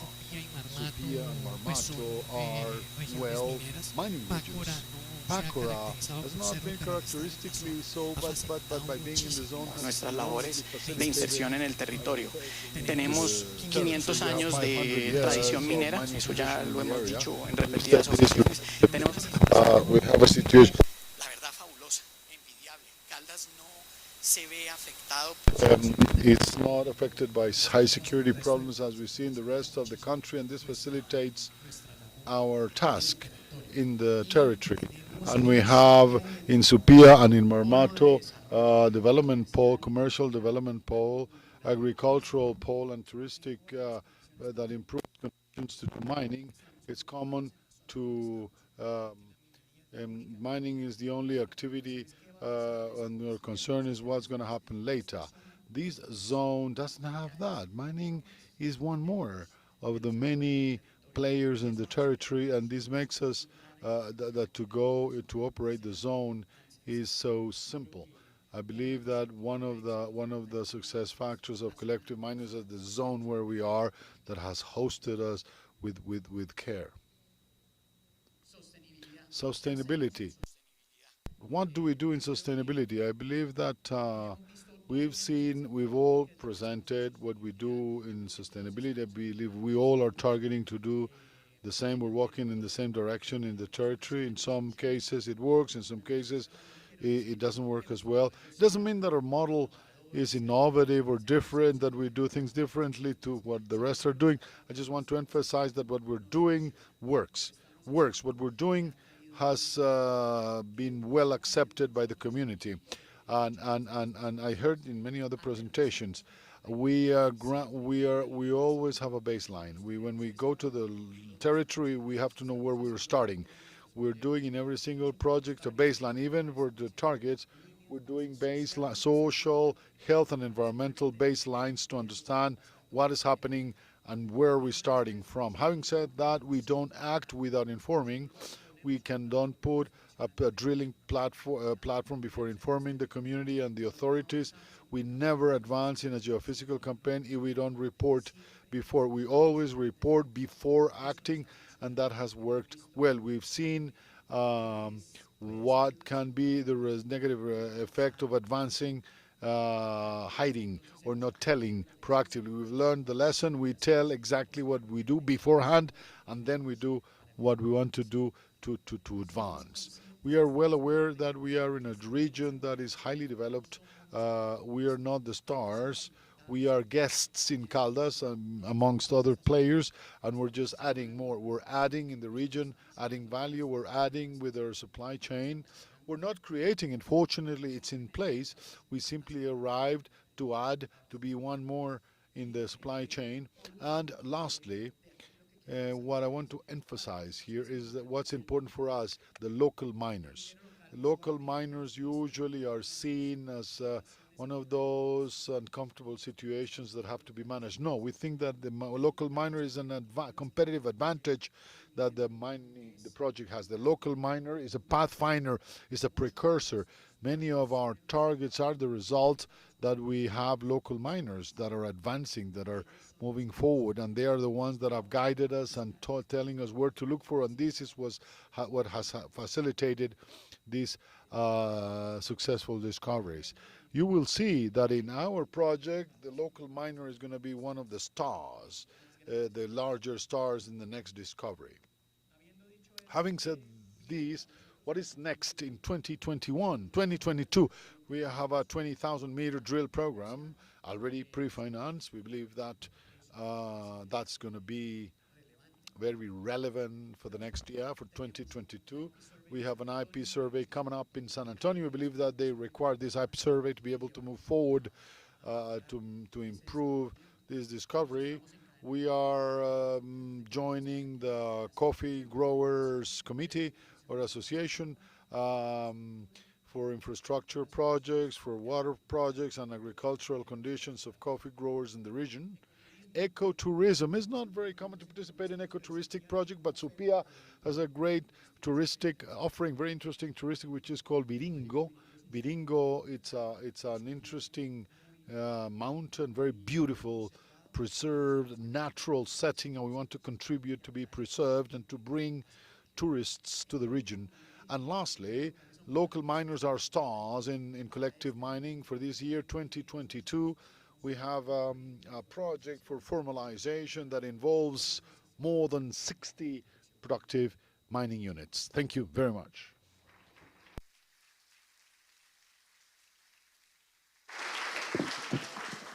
Muchas gracias, Omar.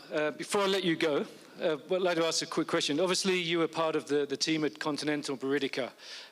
Social issues were big, community issues were a big thing there. So what sort of lessons learned, or what things are you able to bring to Collective, or you're informing your approach at Collective that perhaps is a little bit different than what you perhaps did in the past?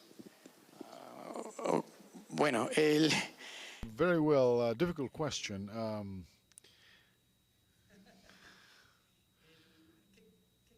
What we learned in Buritica, Paul asks, Buritica was a project that invested a lot into sustainability, and the question that Paul asks is very relevant, and it brings me to a comment that somebody made at lunch. Someone talked to me at lunch about the perforated drilled meter as a function of sustainability. How much is being compared to sustainability?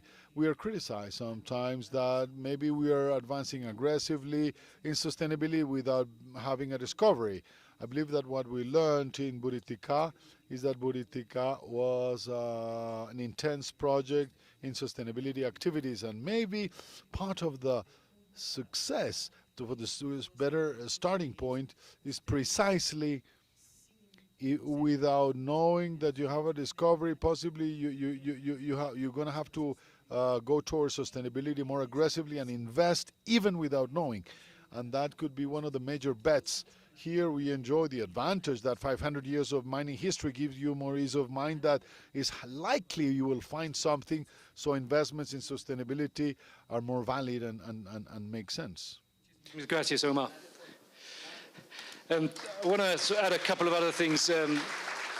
Collective is a new company, and it's working in an area that's been worked before. It's bringing a sort of new geological hypothesis, and one that's really starting to produce results. The company had drilling results out this week, very, very positive. It's made a new porphyry discovery in an area where it didn't think there would be.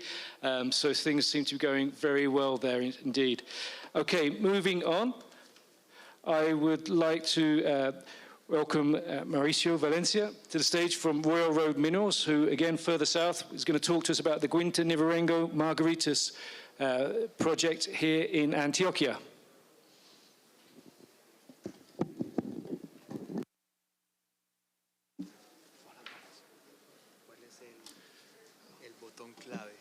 Eso es avanzada. Avanzada. Sí, como 20 minutos. ¿Sí? Bueno, Básicamente la presentación. Well, basically, the presentation is going to be focused not just in the in Margaritas Riverengo, but also we're going to give you a quick overview to share with you how is our exploration doing in Colombia as well as in Nicaragua. Where are we at? This is our footprint. Royal Road has been focused in 2 Latin American countries, both in Nicaragua as well as in Colombia. We've been strengthening in grass in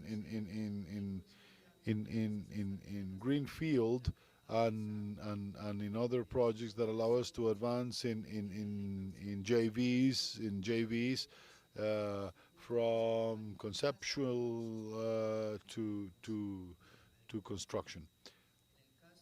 In the case of Nicaragua as well as Colombia, our partners is Mineros S.A., where through the subsidiary Ejemco from Nicaragua, we developed activities in Nicaragua and with Mineros in Colombia.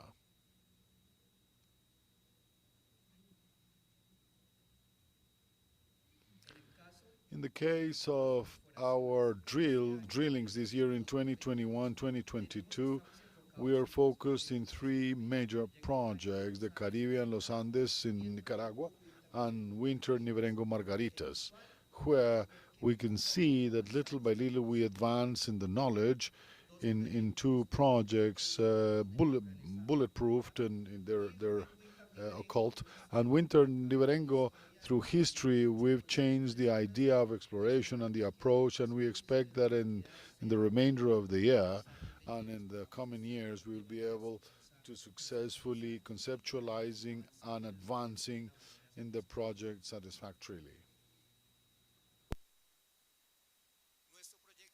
Our project in Nicaragua, initially an anomaly, discovered in 2018 with a small outcrop of about 4 by 3 meters. The unaggressive work in ground to work on a 400 by 300 meters anomaly, and today we have values in consistent drilling during this in the same area. We are advancing in the project satisfactorily. We've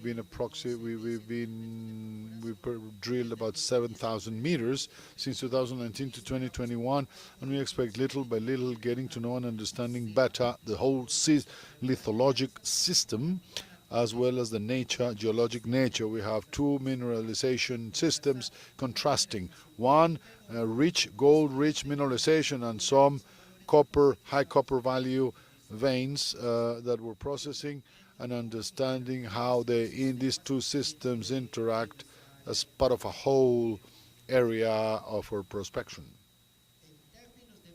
In terms of mineralization, we increasingly understand better the system, the mineralogy, the alteration, and the system that hosts the mineralization as well as the feeders that in lithological language and preferential lithology is a highly interesting mineralization system.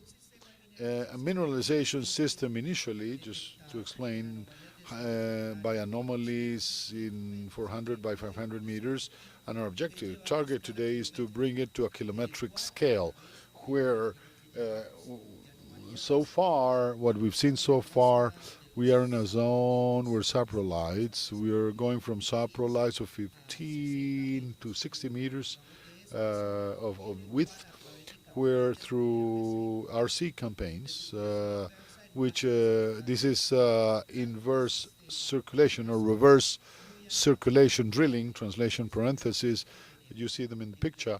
It's a method to implement these systems, and this allows us to bring the project to a kilometric scale.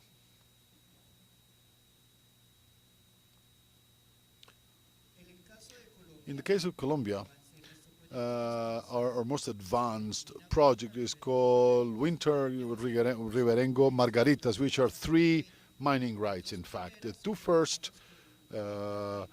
with previous drilling rounds that exceed 5,500 meters, but as a function of time have been advancing and changing the focus to find an economic resource. But Margarita, until very recently, has been, we've got the mining right recently, we've developed only prospection there, and today is one of our areas of interest to bring it directly. Once we obtain we will do our environmental lines, baselines, to start right away our drilling campaigns. In this block here, in this northern block, this is what we have in the Guintar-Niverengo Margaritas. This is very interesting. If you see the ages of intrusions that are linked to mineralization, these are very, very tight. We are in windows between 5 and 7 million years, which is the highest prospection in the entire province of the Middle Cauca region. And our biggest challenge as a company is to find those resources that are between 8 million years and 11 million years, and that so far projects in that window of exploration have been under economic or haven't reached break-even. So, and we believe that both mineralization ages are very relevant to contribute more ounces and tonnage, metric tonnage in mineralization of gold, copper for the country.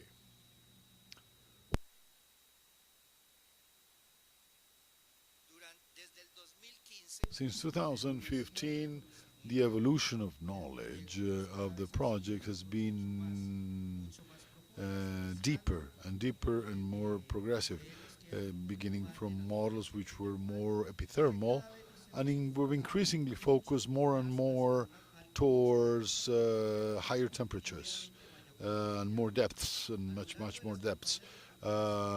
Throughout the drilling campaigns that can be adding up to 5,000, 7,000 meters of drilling, what we've done is to go deeper and deeper and deeper in understanding the mineralization system a little more in a more granular way, and getting closer to what we see in the last graph, a graph where we see source intrusives. In the next slide we'll explain a little bit about these intrusions, and we're going away from that epithermal nature of previous mineralizations that generally outcrop in the surface.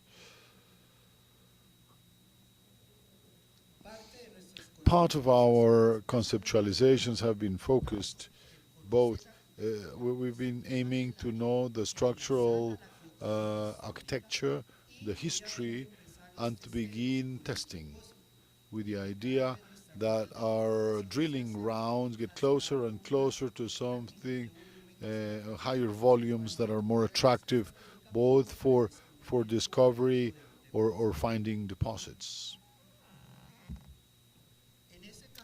In this path, this allows us to identify that today our target is a deep target where we have identified an intrusion relay system of reduced nature. This is important, an IRG system. In geological terms and conceptualization, this is an event between 9 to 10 million years, up to 5 million years, which has been very, very relevant at the provincial level for the whole Cauca, Middle Cauca region, province, that has had gold mineralization as well as copper and gold mineralization in our case. Very likely in the next publications we expect them to be very good news.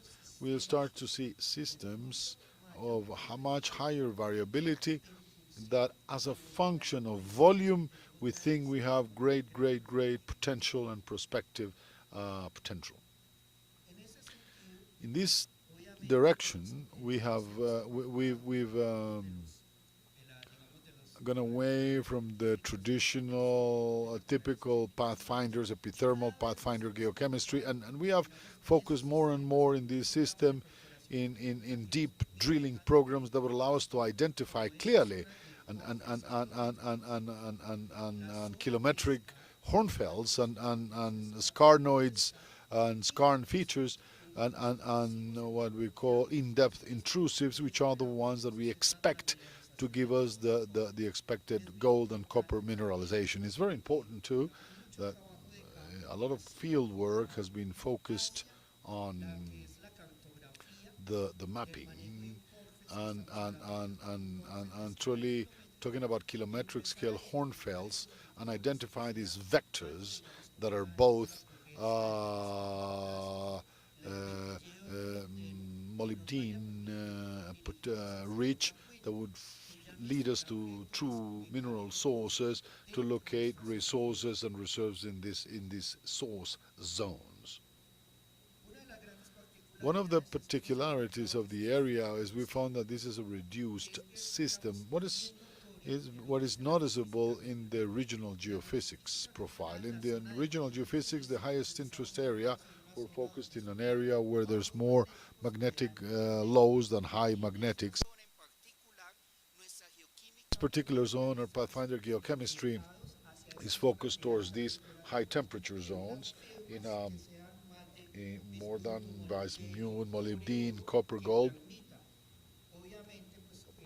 that would allow to focus our drilling program.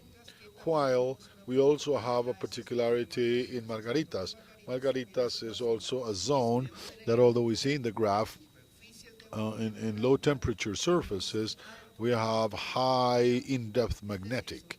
That is, these are two mineralization systems whose nature are completely different. Nevertheless, what we have found in our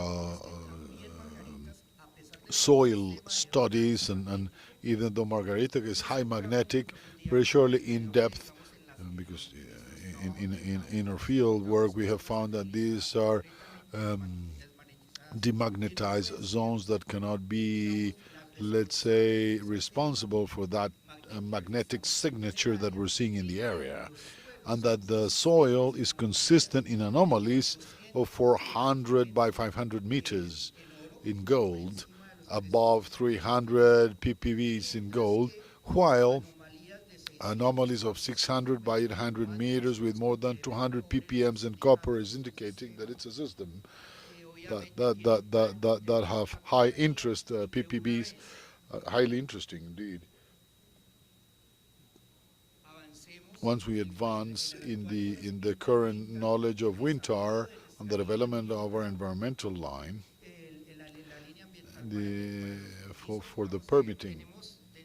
In our philosophy, incidentally, our philosophy is that our environmental lines from the very beginning, from moment zero of the project, are very broad, go beyond what we minimally require for drilling permits, but it's necessary both to get to know the impact we will develop, as well as to find many of the characteristics that might be a determinant factor for our social investment. It's not just, doesn't stay today as a way of having the communities in our side, but even though this is a project that is advancing satisfactorily in time, we want these investments to be sustainable in time. And in the afternoon, we're going to see something about our accelerator system that allows that this investment would be sustainable in time and lasting, independent from the company be there or not in the future. And a fundamental thing is that even though in the presentation we didn't focus on the social and environmental aspects, the company is highly focused today and has done a big shift, big shift to strengthen relationships with the community, the construction of building good relationships so that both parties have win-win. We have a true win-win, and something very important that we are also working on are national carbon neutral programs. From the very early stages of exploration, we're beginning to to go in that direction with the idea that projects, independent from be only, even if we don't find economic resources to go to feasibility, or possibly it goes to feasibility, the historical step is that there should be sustainable exploration projects, and that in time there will be a good footprint or a good mark that allows to change the landscape upon or where we're building exploration, which is increasingly difficult, with a social speech, very negative social speech, has is making it more difficult for us to work. We expect that this big shift that we have had in our project, the most advanced project in Colombia, Guintar-Niverengo, will allow us to lead us to discovery and move towards an important resource. The same, our intent is to achieve margaritas to be tested, and the two systems are highly interesting for both companies, for Mineros and Royal Road. That is what I have so far, Paul.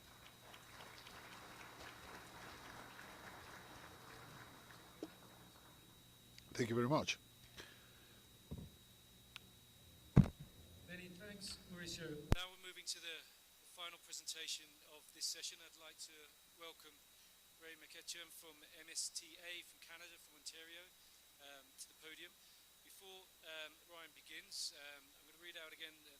If anybody's got a Mercedes-Benz parked outside, you've left your lights on.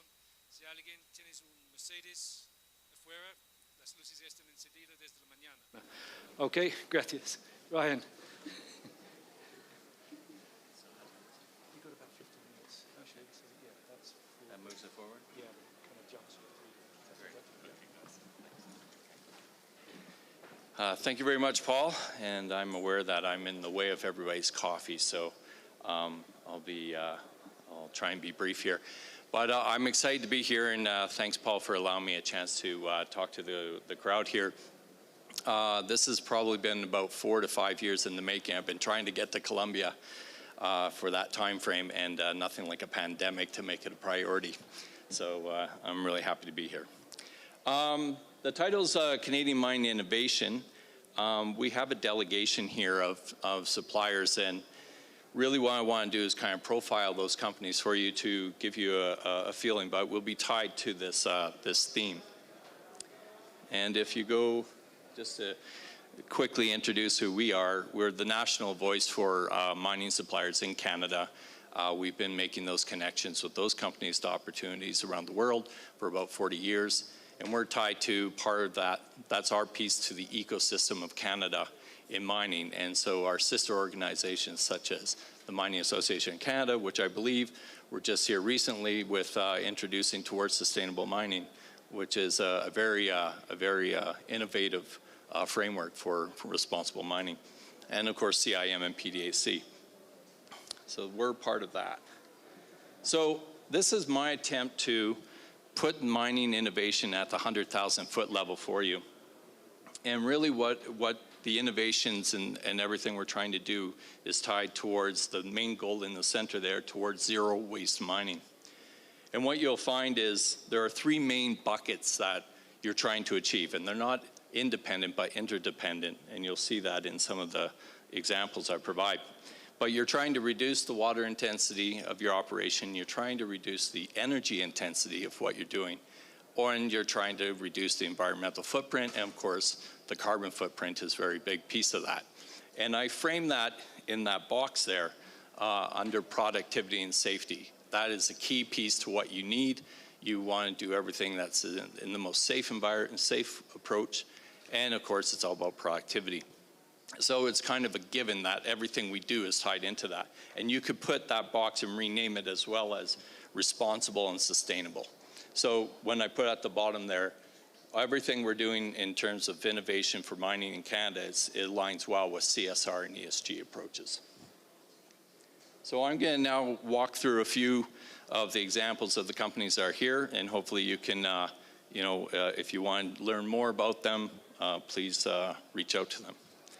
So the first one here is Petro Barrier. This is kind of more on the environmental lens, the E of the ESG, if you will. And petrobarrier is really about trying to prevent and make sure you don't have spills, but not only that, you're also trying to clean the water systems that you do have. So they have a process that allows you not only to do hydrocarbons, but it'll also do heavy metals, acids. They do a whole spectrum of effluents. But the key there in terms of innovation is the remote monitoring. This is a trend you're seeing in a lot of technology, is removing the data collector away from the process because you don't need them there anymore. You have the technology to do it. Whoops. My next one here is ACT Labs. As it says, a global leader in assaying. You know, they sit there and align with some of the sponsors here. But they're, you know, again, it's tied to having state-of-the-art technology and the capacity to do things very accurately with the highest quality and very fast for you. Kind of switching gears here. This, I was going to mention it at the beginning there, Paul, but you know, with Liebherr and all the big boys, I call them, getting into the battery electric, we have our own Canadian company, McLean Engineering, that started into that industry or into that path. And they now have over 80,000 hours of operation battery electric. So if anybody wants to talk about battery electrics, AI, and all that, come talk to me later. Hardline, this is about getting the operator away from the machine and out of line of sight and out of danger. As you can see here, they have the teleremote technology, and you can effectively start building control or command centers, as you can see in the bottom right. This also has the ability of actually having one operator for serial operations. So you can actually retrofit your existing operations, and they can go from one operation to the next machine to the next machine to the next machine if it's in a serial manner. So I think this is where the future of a lot of the assets are going, and definitely Bill's right there. So if you want to talk about this technology, definitely reach out to him. And kind of following along that line of having, if you're going to have the operator's eyes and ears kind of away from the machine and up on surface, you're going to need something to actually make sure the machine doesn't do something silly while it's underground. And so our friends here at Becker Mining Systems, they have what you would call the Smart Detect, which is the sensor arrays you would have around a machine to prevent it from operating when a human gets too close, or even another asset, so you don't have accidents. They also have taken that smart technology offering to two other, they have a whole plethora of options, but I'm just giving a few here. They have the Smart Blast, again, removing the operator away from the risk, if you will. And then the Smart Sense is more of it's a multi-gas detector, and that's where you're seeing a lot of the technologies are getting miniaturized, and they're able to handle a multitude of tasks. And so that's just, if you want to talk to Joe and Peter over here, and they can tell you a little more about their business. Railveyor, this is kind of, like I say, revolutionizing material handling. This is kind of taking the haul truck out of the system. And as you can see, that's a pretty impressive number. Lisa told me that there's actually another number that's even, it's 90%. More efficient. They did a cost comparison at one of their operations and found that the haul truck was at $4 a ton. Their system got down to under 40 cents a ton. So this is revolutionary, and it's going to have a very interesting path forward for it. And again, it ties into that Venn diagram you saw, where you're making things cleaner, safer, and more efficient. Sepro Systems, again, another well-known Canadian company, really into modularization of your processing equipment, but they're also going down this path of a technology that's been trying. Everyone's heard about microwaving. If you stick a piece of aluminum in your microwave, you'll see what this does. But they've made it work. It's an idea that's been around for about 30 years, but they've seemed to have cracked the code. And what you're trying to do here is actually make the rock a lot easier to grind. And so comminution is the largest energy consumption in your processing, and this thing is looking at up to saving 70% of your energy costs, which is a pretty substantial thing. So I believe Joe's around here somewhere, or not Joe, Jose. And then our friends at CEC Mining. This is, you hear about dry stack tailings. Well, to get there, you need their technology. And so this is an example of their largest ceramic filter install in North America. And this is kind of the trifecta of that Venn diagram. You're reducing your footprint by reducing your tailings, you're reprocessing your water, and you're also saving a lot of energy. And that bottom key there, they saved up to 83% from a conventional filter technologies. And just a shout out to them, they've actually have this now deployed at the Atico's El Roble operation. Whoops. And the last one, to bring it kind of all together, building projects is a stressful engagement for any company that's done it. These guys make sure you get the value of that build and construction over to the operations. And so Progesys, as they say here, that transition from construction to operation, you can lose up to 30% of your MPV of your project. So these guys are experts in making sure that happens. It's not the only thing they do, but they're experts in the PCM of the EPCM equation engineering. And they just recently did an acquisition in Brazil. And so it's just helping them have that further depth into the South American market. Whoops, and that's it. You guys can go for coffee. Thank you very much, Paul.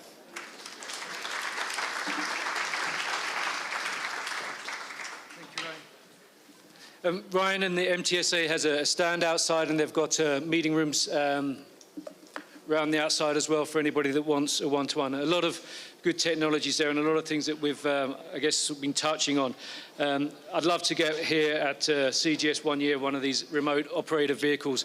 I've been in one before where you drive a truck that's completely on the other side of the planet. It's quite amazing stuff. We're going to break for coffee now, and we'll be resuming at 4 o'clock. Thank you very much, everybody.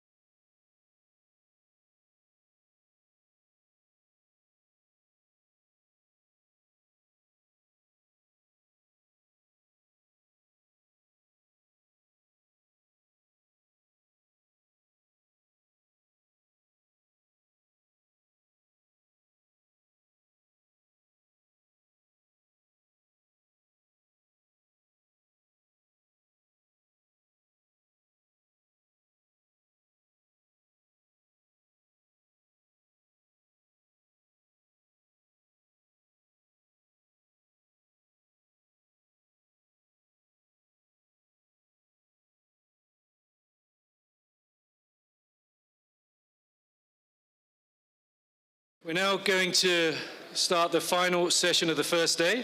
And we've had the previous session, we looked at some of the sort of gold, the advanced gold projects. And now we're going to look at some of the new players in Colombia, the earlier stage gold exploration projects.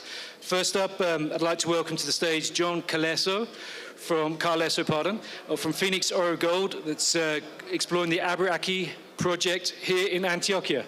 John, please.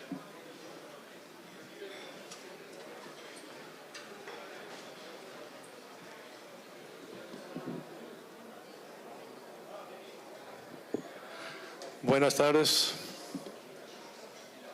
How are we doing?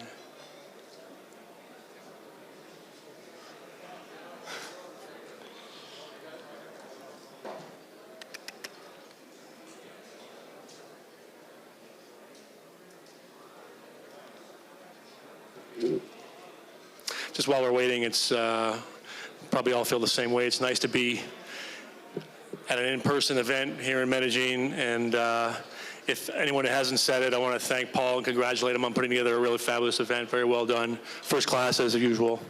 Well done.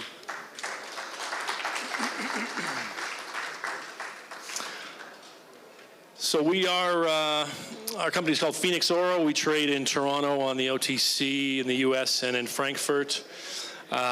We get asked a lot for reasons that will probably become evident if we are the next Buritica, if we are Buritica 2, if we are Buritica Junior. We'll hope to lay out a case that for you that will demonstrate many similarities, and you can decide for yourself what we are. But we are certainly on one of the most prolific gold belts in the world, the Middle Cauca Belt, which I know was up here in an earlier session, responsible for almost 100 million ounces of new discoveries in the past 12 years or so. We are the closest project to Buritica, formerly Continental Gold, which is, as you know, one of the largest high-grade gold projects in the world. I think as well the fourth lowest cash cost producer in the world. We began our phase 1 drilling program about a year ago in September, October of 2020, and it was tremendously successful. We have a discovery. This is going to be a mine, and we are rapidly advancing on phase 2. We announced an equity financing last week that will allow us to increase the pace of our development. So we're quite excited about that. We are demonstrating what we're calling Buritica-style mineralization, which is a high-grade central portion, ultra-high-grade, surrounded by wider zones of lower-grade material. And the person who makes that judgment is a guy named Stu Moeller, who I think many of you know. Stu led the discovery of Buritica, and for my money is the leading authority in the world on this kind of stuff, not just the region, but the type of mineralization. So Stu and Albert Monterosa, our exploration team, have done a tremendous job. We are located here, as you can see, if this works, 15 kilometers west, just over the range from Buritica. We're a few kilometers off the Pan American Highway. We have a 12-month work season, drive-in access, good elevation, water, electricity, everything we need in this mining area. As I said, we're rapidly advancing. You can see some similarities again topographically. Our local partner is our legal small-scale mining cooperatives who have been mining here for generations. They did a lot of work in advance for us. We were fortunate to come in with an extensive database of existing small mines, over 100 small mines and adits, over 100 veins that we've gone in and sampled, several kilometers worth of these structures. So we had a pretty good head start in terms of getting a good look at this. Our property package is about roughly 1,400 hectares, and we're focused really on the two claims in the lower right corner that you can see. We refer to them as the northwest and southeast block. Those are primarily what we're going to be discussing today. This is really the meat of the Buritica comparison, and what you see are two figures. These are the same scale. On the right, you have the original initial resource that Continental put together for Buritica. That contains 11.4 million ounces, I believe. It's not a large surface area, but what gives it the ability to pack so many ounces into that small surface area is the third dimension. As many of you know, the vertical extent of those veins is a minimum of 1,200 meters. We see that is a key similarity that we see here. The underlay at Abriaki is pre-drill. These were the veins that had been exposed that we have done a significant amount of sampling on. And you can see how this could certainly fit, Buritica could certainly fit several times into just the northern block that we have.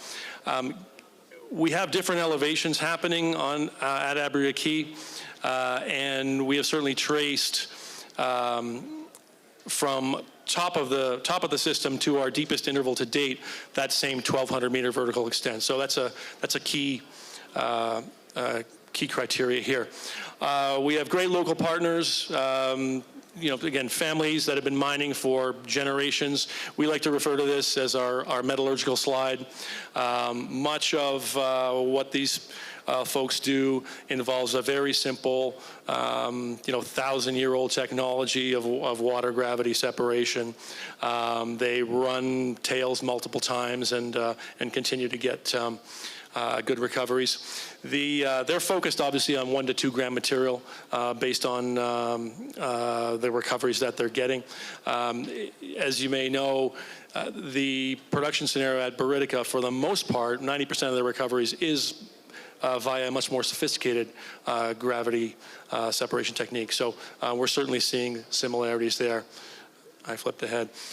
This will give you a little bit of a 3D view of what we're seeing. You can see the veins as they run on surface, so the location of some of those small mines. The orange dots are drill pad locations. You can see, again, these are vertical to subvertical structures that run primarily in a northwest trending and east-west trending families. The red and blue holes there are our drill holes from phase 1 and phase 2. I'm going to call your attention to the steep one in the red, which is hole 14 that we're currently drilling. That'll become significant as we talk about what we're putting together in terms of our expectations for a resource. Our core facility, there's a lovely photo of Albert there. And you can see again how this Buritica style mineralization expresses itself. In the bottom left there, you have a kind of black Sabbath style heavy metal that runs probably about 100 grams. And in the top row on in the center, you see the more dispersed, wider zone of lower grade and quartz veinlets, et cetera. So it's that combination that makes this really, really interesting. Again, some additional core where you see the same from this phase 2, a recent hole that we announced about a month or so ago, the high grade and the low grade. And what we're seeing now, what we're starting to see that we didn't see in phase 1 was visible gold. So that speaks for itself really, but we are starting to see visible gold, which is certainly heartening. I mentioned, the concept going in was these two basic structures, a northwest trending that is primarily expressed on the Santa Teresa vein, and an east-west set of trends up in the top right there. 2 separate corridors. What we found after phase 1, and you can see those colored dots represent the various intercepts that we had. Our best intercept actually was hole 6. It was about 8 meters of 8.5 grams. As you probably know, the average grade at Buritica is 9.4. We haven't been able to attach that. That's just a data point that's kind of floating out in no man's land. One of the things we're focusing on in phase 2 is going to be to try and connect some of these very interesting data points that we have not put together into blocks. But after phase 1, Stu and the team sat down and said, okay, what have we got? What's obvious and what does it give us? And we took these very simple structures and did some work to try and put together tons and grade and thicknesses and dimensions to come to what we're referring to as potential resource. In the 43-101 guidelines, you're allowed to talk about potential when you use ton and grade, and we use it as kind of a pre-inferred category, if you will. So there was certainly a path here that we're on. We wanted to make sure that investors understood the significance of what we were seeing, what we were doing. And we came up, you can see these generally 4 shaded blocks in the same view here, 3 in the northwest trend and 1 on the east-west trend.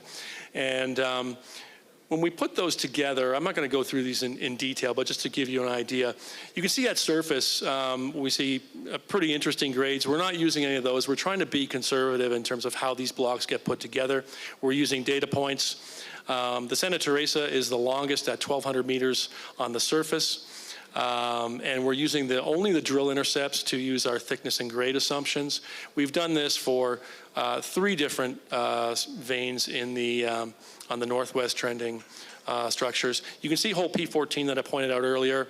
We're drilling this now. It is targeting to demonstrate that these structures go much deeper than our deepest intercept to date. That's going to be significant when we look at the calculations.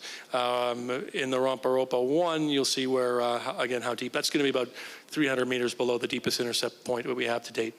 When we put that all together, you can see how this comes out. We're using the length on surface, the vertical extent, thickness and grade from the drill holes, and you can see that we came up with a very rough estimate, preliminary estimate of about 2 million ounces just on these 4 structures. These are 4 veins out of 120 we've identified on the surface so far, on the property package so far. And these were the 4 most obvious. So we're not saying that they're all going to be of this same scale, but it is a very small subset of what we have. Is there some downside to this? Sure. They're not going to be uniform. Grade can vary. There are not a lot of data points, but we see a tremendous amount of upside here. Some of our best intercepts are not included in these blocks because we don't have enough data points to build resources around that. We will be adding that. So these structures are going to grow. They're going to get deeper. I'm kind of jumping ahead here. If we look at that hole 14 I referenced, at 300 meters below our deepest intercept, if you plugged in the inputs and changed the vertical extent there, that's going to add potentially up to 1 million ounces on this total. Of the other 116 vein structures that we're not counting, several of them are relatively short at 150 to 200 meters. If we take a dozen of those that have the same parameters and the same economics, there's 1 million ounces there using this little model here. So you can see how with what we've identified, we're on a path to, I think, significantly increase this number. And in fact, what we found with the first 3 holes that we did of phase 2, we've increased the data points, the grades are going up, the thicknesses are increasing, and on a grade times ton perspective, we're seeing increases from 25 to 53%. So this is all trending, this is all the known stuff, and it's all trending in the right direction. It's getting bigger, it's getting deeper, the grades will go higher. And this is what this model looks like today. It's becoming a little more complex than what I described when we started out here. So we saw this as very discrete parallel veins trending northwest to southeast. What we're finding, though, is that we're now discovering things underground that we weren't seeing on surface. Many more vein structures than were identified. Soil sampling gave us a lot of hints that that was going to be the case, but we are intercepting them. There are east-west trending structures within the northwest trend. There are west-northwest trending structures. So this is going to shade in, it's going to fill in, it's going to be more of a spider web than discrete sheeted veins that run parallel to each other. So that's becoming much more interesting. This model, I think we're adding a lot of data to it. We'll soon be able to incorporate about 10 different structures. By the end of this phase, we expect it's going to include about 16 different vein structures. So it's going to grow. And again, we're trying to lay out that this is pretty obvious where this is going to head. This is all before we talk about the southeast block. And this, I think, has some tremendously exciting exploration potential. As you can see, that we're now looking from the north to the southeast. We are adding about 500 meters of additional vertical potential. It looks very similar. There's been a little less work done here historically because the terrain is a little more challenging. But in fact, the highest grade sample we have from inside a mine is close to the 2,800 meter level. That comes in at about 140 grams per ton. So this system, which is a deep system, is known for generating 10 to 20 million ounce deposits, has an additional 500 meters of vertical potential here with the highest grade at the top of that system. We're going to be drilling this within the next 4 weeks, I think. We're very excited about it. We see this as having very similar potential to what we're outlining in the northwest block. To underscore that, if you see the red shaded cigar-shaped figure there, we've done a significant amount of soil sampling here as well. In soils, there is a consistent 600 meter by 200 meter zone that has returned greater than 1 gram in soils, not mineralization, but greater than a gram in soils on a 600 meter by 200 meter area. So that's a giant juicy target that Stu and Albert are really very anxious to get at, and we're going to have the good people at Logan Drilling putting a couple of rigs up there as well to get this advanced as quickly as possible. So I hope we've got some good people. I mean, Stu, many of you know Stu. I think his resume speaks for itself. With Barrick, 10 years at Pan American Silver, heading their global exploration. I think employee number 3 at Continental Gold, led the discovery there. And just I said, knows this as well or better than anybody. We've put together an advisory committee that has some very experienced guys who are entrepreneurial, innovative, have put mines into production, have developed projects, have sold them. Keith Piggott and Tom Abradovich in particular. Tom is one of the co-founders of Aurelian. So we've got a great team together that's done all of these, collectively have done all of this before. We're on a great path. Our capital structure is pretty straightforward. This does not include the private placement we announced. We announced a $3 million private placement. I feel pretty confident in saying that's going to be oversubscribed, and we'll end up raising more than that. And that's our story. It's, I hope I've outlaid a path that you would agree that if it's not barytic, it looks pretty damn close to it. It's high-grade gold in widths and in zones that are quite rare and unusual, except in this particular area. We're on a pathway to define this and expand. We're focused, to be clear, in phase 2 and phase 3 on new discoveries. And we still have many, many undrilled prospects that I think are going to lead us to some more success here. So thank you for your time. Paul, I'm not sure, I'll take some questions. Just one question for you, John. You probably mentioned it, but I missed it. You're working on a resource statement. When do you anticipate having that available? Yeah, it's an internal conversation we're having now, and speaking with many investors, how do we spend our money, and is there value in effectively infilling these blocks that we have, or is there more value in locating new discoveries, continuing to demonstrate that that there is more than just the known structures that we have. We're leaning towards the latter. We are an exploration company, really. And I think we've been kind of straddling the fence. We're demonstrating that the known structures are growing. I don't see us spending a lot of money infilling those necessarily to get to categories that we're pretty sure we're going to hit. If that money can be better put to outlining new significant areas of discovery with the same kind of potential. So I would say we're probably a ways away from a formal resource statement, but we're very focused on demonstrating that the project is clearly growing in terms of tons and grade. Thank you, John. Thanks. Thank you very much, John. Continuing the program, now we're going to talk about a new discovery announced this week, a news release. Great pleasure to bring to the stage Raul Sanabria, Barrieka Gold and Silver, announced a discovery at their Atocha project in Tolima yesterday. Yeah, thanks, Paul. Thanks for the invitation. Thanks, everybody, for being here for my presentation today. We are the junior of all the junior companies here presenting. I think we're the less advanced of all the companies that presented before us. And despite this is the Gold Symposium, we're the first one we're going to talk about silver today.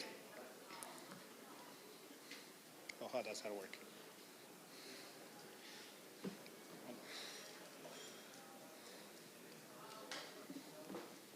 Where should I point at?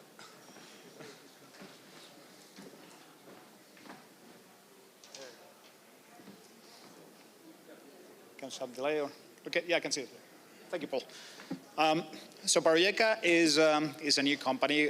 We have been public since March this year, and we are trying to focus ourselves in undeveloped districts that we know has historic potential and historically very high-grade production.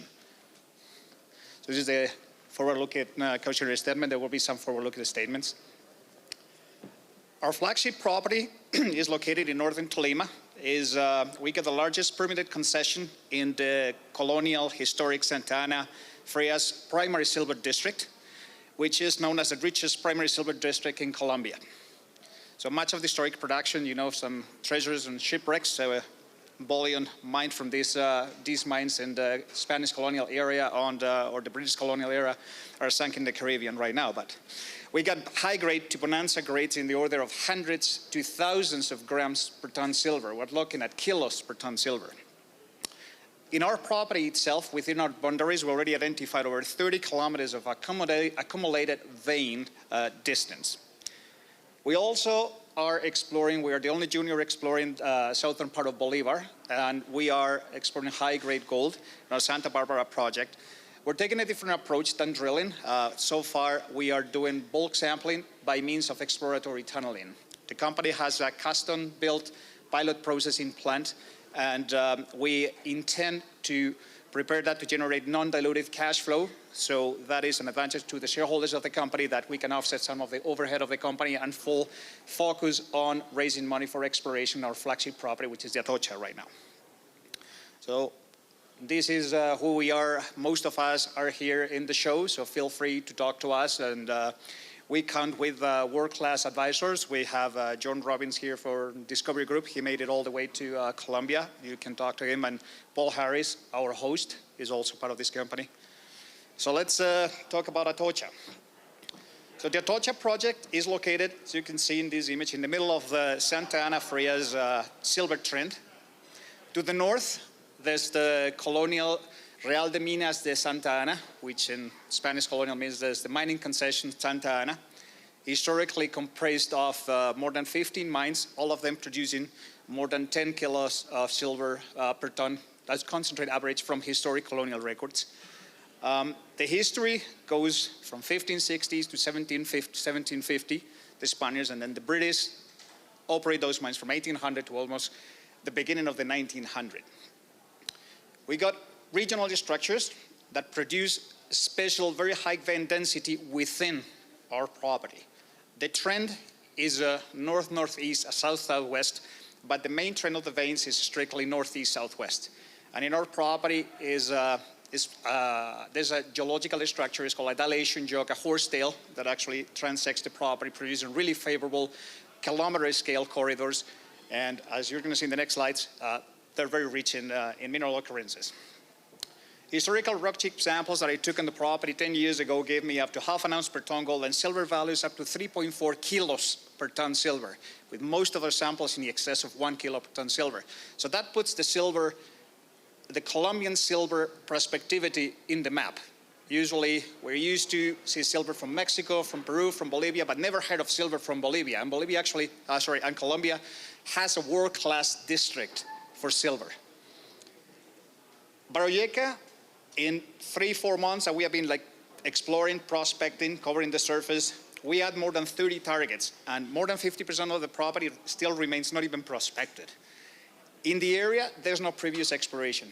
We are surrounded by colonial mines that had records of really high-grade production. So we have, to the west of the property, the Frias mine, operated by the British from 1890 to 1902.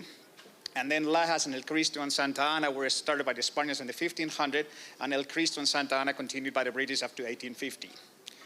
In this image, you can see very coarse native silver covering the surface of a late fracture on one of the primary veins. Barriega received the permits for drilling, water permits, environmental, all about a month ago. We drilled 2 holes. We released the assay results yesterday. We're currently drilling our 3rd hole. So this is how the property is right now. We're in diapers. Oops. So a comparison, the Frias mine to the west is the one that has like a more accurate record, even though this section is from 1902. The mines are in the Falan Frias municipality. This is where the cluster of the colonial mines are. Past Falan to the north, past La Platilla mine to Mariquita, the silver sort of enrichment of these veins disappears. And south of El Porvenir, south of El Papayo, also silver disappears. Veins are more hosted in the Ibagué batholith rather than the Cajamarca host rock. The heyday, as I said, was in the mid-1500s to the mid-1600s. Records from Hacienda Santa Fe, the colonial archives in Spain, reports up to 17 kilos per ton silver in concentrate. So they were all hand sorted. The total production of the Frias mine, just one chute that goes to 320 meters from surface. You can see the distribution. Such a high grade was 7.8 million ounces of silver, about 238.7 tons. But the concentrate they were doing was 350, not grams per ton, but ounces per ton. So they were producing 10.8 kilos plus silver per ton in concentrate. That's a good start to get Colombia back in the map for a silver producer. The geology of the Atocha, we did high-resolution LiDAR on our property, and we're doing some filtering of the information with the aspect conversion, slope conversions. And what we can see in the upper right image, I don't know if it's very clear there, but some highlighted red structures, those are primary shear deformation corridors. Those are the ones that are controlling the orogenic primary vein structures that later on will get reactivated and re-enriched by mesothermal or late epithermal overprints. The corridor runs all the way through the property. Now there's a late faulting that is producing alumino that is shifting blocks westwards, but we still see all those veins on those fault slopes. But these precursor discrete shear structures that I highlight in red form the trend on the Atocha property, and they define the distribution of those veins. To the north and to the south, there's not that many. The main corridor, we're lucky that transects our property. There's other discrete west-southwest, east-northeast dilation zones that cross-cut with those and produce a high-grade enrichment in gold. Then there's another number of intersections with favorable northeast-southwest structures of late epithermal origin that are remobilized in the silver, like in the image that I showed before with the rock, and that precipitates a coarse-grade native silver at a low temperature, and that is the reason that north and south is only gold-bearing veins all the way in the Cajamarca district, but in this particular area, they're so enriched in silver. So we got a tremendous exploration potential just for the amount of veins that we found. So this is how the veins look like and the evolution of the geological sequence. So the main primary orogenic veins are like the one on the upper left is a white vein. There's no deformation, there's no texture, there's no nothing other than coarse scheelite crystals. Tells you a little bit of the orogenic origin. It's a thrust and fold setting. Then by the intersection at the other side of the structures, we see heavily banded. The vein is folding over itself, it's duplexing, it's stretching and forms piling, and that deformation produces the high-grade shoots within the primary veins. The next image shows the vein by folding can create up to 10-meter wide vein blowouts with that they speak for themselves, that they are huge. And then the last epithermal event is producing the replacement on those favorable, really permeable structures by coarse, massive sulfides, and those are coming with bonanza-grade silver and really high-grade gold. The little insert is a dike. So we got felsic dikes. They're rhyodacite, rhyolite, or granitic dikes that the epithermal event produce an extensive, pervasive series-ad alteration. And we know that those close to those dikes that show that alteration will getting close to the intersections with the epithermal veins and the major structures that will produce all those bonanza-grade shots. To the north, this is some drilling in Falan. I did under the Real de Minas de Santa Ana back in 2012. So the upper row of drill core indicates the primary orogenic sheared deformed vein with all the different massive sulfide overprints and increasing the gold and silver values on that. On the lower part of that, we see a more white, massive quartz kind of veining where you see crackle breccias. We don't see those graphitic stilolites. They're more ochreous. We see druzy quartz on them. And as you see on the highlights on the lower left, that's very coarse native silver right sticking in the core. Not a silver sulfosalt, is native in a pure state. So back to the Atocha, we got 2,500 hectares of a square block. Structures are running through that. And we only covered about 25% of the property prospecting. You can see the distances. So we got vein structures found on the property that go for 1.5 kilometers or 2.5 kilometers, a width of 2,000 meters, just on that corner, which is what we explored. But in the legend, the bigger purple circles indicates where we found samples in excess of 1,000 grams per ton silver or silver equivalent. So the amount of showings with those values indicate the impressive exploration potential for silver in the property itself. You can't see the numbers on this presentation, but it's a bit of the combination of gold and silver values in the hundreds or thousands of grams per ton. But this is where we're concentrated our drill program. We're starting in the northern part of the La Ye vein system, and then we're going down to the southwest. So the first holes we did, and we released yesterday, the first intersect we got 2.2 kilos per ton silver equivalent, which is in gold values, we got like 1.5 pounds silver per ton and 20 grams per ton gold. As a gold intersect is pretty good, but we're adding the silver on that. As you can see in the insert, that's a picture of the core. It's exactly the same. It looks exactly the same as what you see in the Santa Ana mines to the north, or the Porvenir mine to the south, or likely in the Frias and all the other mines, colonial mines in the district where the veins are exposed. This is the same kind of mineralization that we found at surface, in rock boulders, in veins, and the results are obviously not disappointing. The other hole that we drill, scissor hole, on that one, it's 890 grams per ton silver equivalent, including 1.1 kilo per ton silver equivalent over half a meter. So that's a very good start, just from the corner of the property. We haven't even drilled the sweet spot or where the veins we know will blow or they split into several. Moving to the other project, this is the Gold Symposium. We're going to talk about gold as well. So we have a project in the southern part of Bolivar, is near Pueblito Mejia, and we have 110 hectares of prime ground in which we are very interested, or we were very excited when we found a really tight number of veins close together and that we can follow for extents of excess of 500 meters right at surface, lower elevation workability. When we did collect some samples, cheap samples on surface exposures, like 80+% of them, they return over 10 grams per ton gold, which is a very good start for us. We did an exploratory tunnel. It was started 1.5 years ago before Barriega was public. It was in the private company, the private stage of the company. And we got channel samples that went all the way up to 102 grams per ton gold, in excess of 3 ounces per ton gold in channel samples. And the average of all our channel samples is 39 grams per ton gold, over 1 ounce per ton gold. So we decided to go one step further before drilling, and we wanted to collect a bulk sample. We have a custom-built pilot processing plant, about 30 ton per day capacity. We're not even at that capacity. We wanted to do like batches. Like every time we advance in the tunnel, we collect 10 tons, we process that as a batch.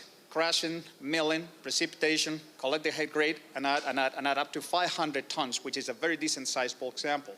The results of that, head grades, they all average 25 grams per ton gold, but we don't see like big spikes or big changes within the length of the tunnel. So we don't have areas of 40, 60 grams, then down to 1 gram. It's all very consistent along 150 meters of a strike length that we drilled the tunnel. So what did we do next? We went on a crosscut and we accessed a parallel vein, and we did a press release about a month ago in which from 16 meters channel samples every meter, we got average 1 ounce per ton gold.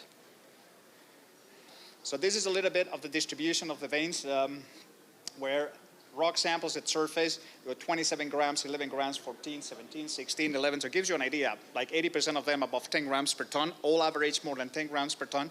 This is where the exploratory tunnel goes, vein number 2 and vein number 1. And this is how the vein looks like, and in the tunnel is hosted in gneisses, in basement, pretty much massive sulfides, mesothermal veining. These are a summary. I'm going to go fast because I think I'm running out of time, but this is the summary of the channel samples. Vein number 1, we got 1 ounce per ton average. Vein number 2, 1 ounce per ton average. And this is the custom-built pilot processing plant. So we're doing something not rudimentary, not artisanal. We got 2 stages of crushing, 2 stages of milling, cyanide leaching, and precipitation. So this is the flow diagram. As I said, it's custom-built. It's not something that we're buying from a third party. And this is the summary of the 500-ton bulk samples, batch by batch, with the 52 batches and average 24 grams per ton gold and 56 grams per ton silver. So it's the company is also bowing for doing best mining practices. We're a new company, but we want to do things right. So we engage all our stakeholders. We engage our communities. We include the social programs. We don't leave anyone behind.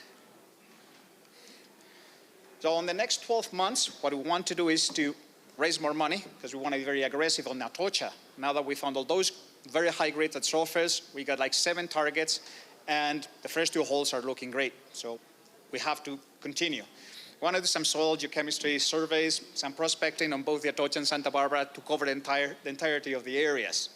Maybe some trenching, geochemical anomalies on Atocha, expose the veins and evaluate the chutes. We need to collect data to define better drill targets in other sectors that are underexplored or more uncovered at the Atocha, because Atocha veins are cropping out at surface, but there's still some areas that are more covered. We want to do IP on Santa Barbara. The veins are going to show up really nice because the host is a gneissic basement, and the veins we found some at surface, but the ones we don't see, we want to see them with some geophysics before prospecting with a drill. Same thing with Santa Barbara exploration. We want to keep cross-cutting to access veins 3 and 4, increase our bulk sample, and if we can get that through the processing plant, pour some gold, and that will offset our operation costs, all overhead costs. Maybe all the money that will raise can be explored, can be deployed in Atocha, which is our flagship, and develop the largest silver deposit that Colombia has seen in its entire history. So thank you very much.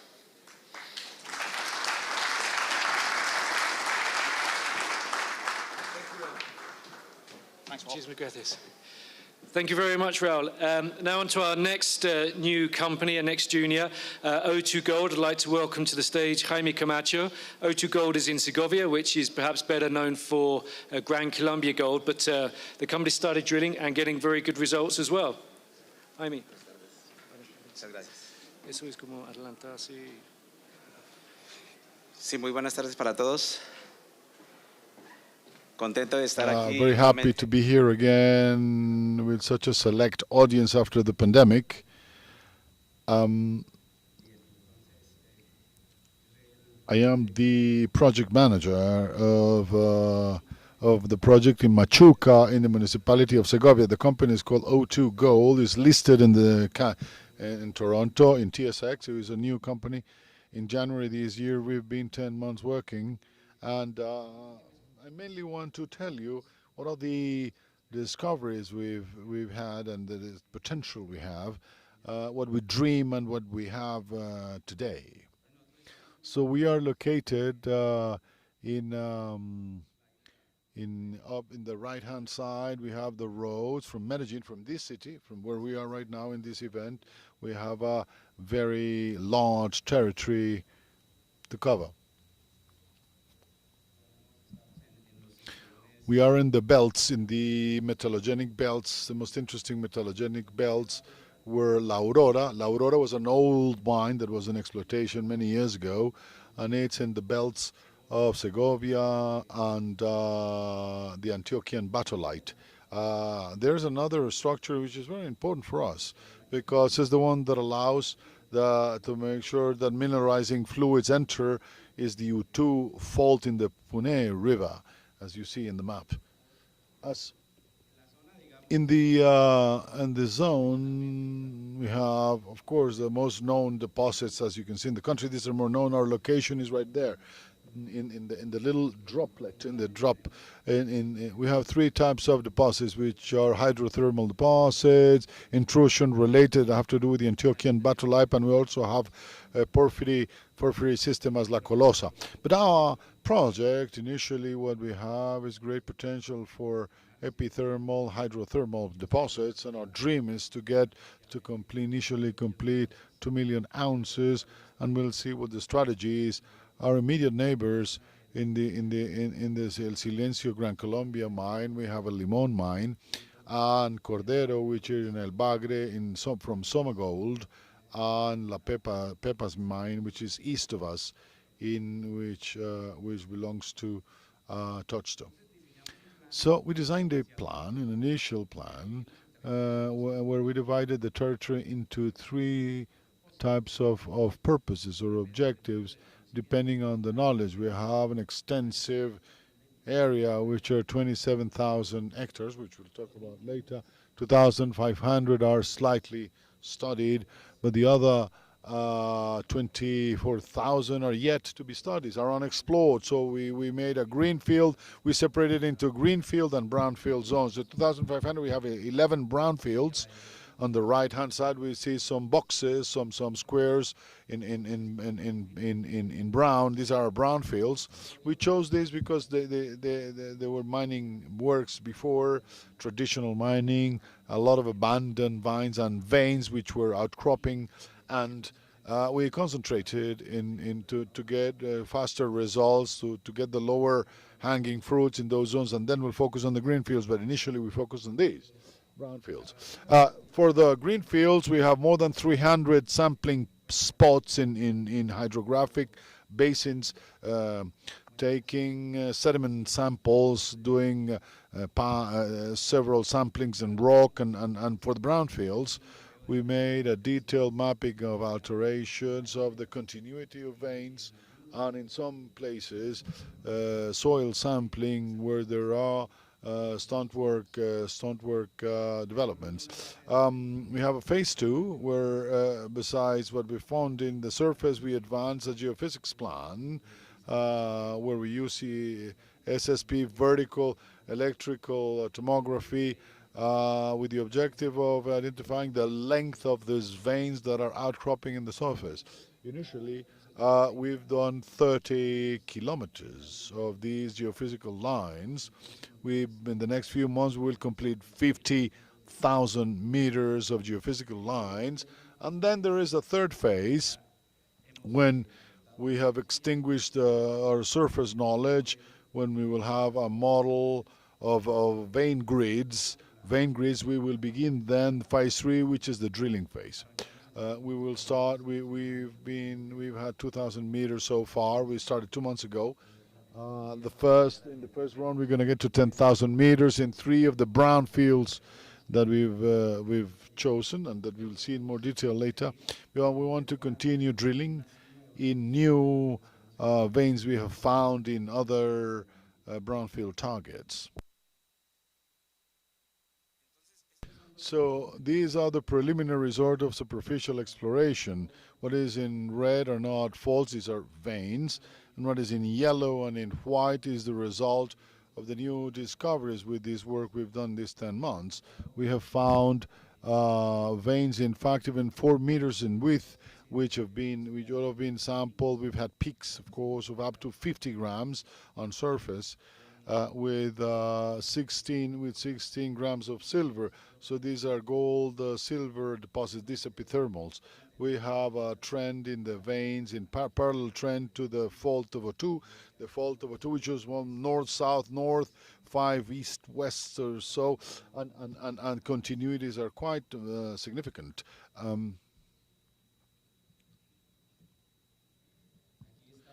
Here we have one of the results of this geophysics study. We previously had, as I said, we had development of a mine which was called La Aurora. In that mine, it's a mining license or title that has everything: environmental license, social license as well. We've been able to move very easily in the territory. It has security problems in the past, but not today, and this has been useful to continue our work. On the left-hand side, you see the first schedule of the wells, trying to confirm these new veins we found, and this campaign, what we're doing, and it has been successful in the 13 wells that we've had so far. In all of them, we have intersected veins. The widths increase in depth. On surface, they're around 50 centimeters to 1 meter, but in depth, 2 days ago, almost a 3-meter zone, mineralized zone, was detected. It's very brand new. But it's to give you an idea of what can we expect on the ground, in the ground. Thinking about production, because we're recovering La Aurora mine, we are thinking in increasing the capacity, the production capacity. Initially, it's approved for 50 tons a day and a plan for 100, but we want to get to 250, 300 tons a day for a production of 25,000 ounces a year. These are figures that are easy to reach. Is not an unreachable dream. It's very easy to get to them. And we have a series of artisanal miners in the territory in 3 of the zones that are next to La Aurora, which are La Botella. You see it on the map in the right-hand side up, La Esmeralda right below, and La Fortaleza in sequence. These are formalized contracts which we are going to help them to grow, because it's going to be useful to our purpose. In the future, in 2 years' time, our plan is to fully develop these mines, trying to get to a production cluster 20K, 20,000 ounces a year in each one of these, to have more than 50,000 ounces a year. It's a reachable, realistic, and tangible dream with what we've found and with what we have yet to find. We've explored only, as I said, 1,800 hectares of 27,000 that we have. So 11 brownfields, only 3. We don't know what's going to happen with the rest. We know some data which are very attractive, but we're just beginning, and that's the objective. Here, a very quick model of what we have in depth. This is all this. This was from previous tunnels and tested and sampled tunnels. Were superior to 47 grams in some spots, with an average of 8 grams per ton in production during the time that the mine was operating. I believe it was 5 years or so. This confirms a continuity in the vein in the Aurora. I'm talking about 29 hectares of 700 meters. We are expanding it with the drills we're doing at 1,200 meters. The knowledge of that same vein and in depth. We had knowledge up to 130, and we're getting to 250, and there will be another run of drilling even more in depth, more underground. After the La Aurora mining title, there is a mining title in the south which is called Quintanillo, a mining right title. We believe is the continuity of this vein system, and it has a potential up to 1,400 meters. Given the geophysics profile, we detected that there is an anomaly in that zone, and we are bringing an additional drill to start to drill that target as well. So we're going to add more than 2,000 meters of the same vein in La Aurora. In additionally, we found a target in the west which has silver, 15 to 17 grams per ton of silver per ton of. This is a model of what we have at La Aurora, what you have in yellow, but we are drilling along the path as you see it in the screen to confirm this continuity in that direction. And the other thing I want to share is that we're working with international standards and practices in sampling. We have a top-notch team of engineers and geologists that have extensive knowledge and experience in exploration and in mining development. We apply all the standards of sampling. We do quality controls with international standards. We insert this information that is preserving these minimum quality levels and thresholds that are necessary for estimations to be accurate and conservative and reliable and verifiable on the ground, on the field. And with this, I finish my presentation. Thank you very much, and I invite you all. You're all invited. Any one of you that wants to visit the mine, you can do it with me. Just send me an email, write by WhatsApp, and with pleasure, we'll receive you. We'll bring you to the mine. Those of you that are interested in getting to know more about our project, volunteers, thank you very much.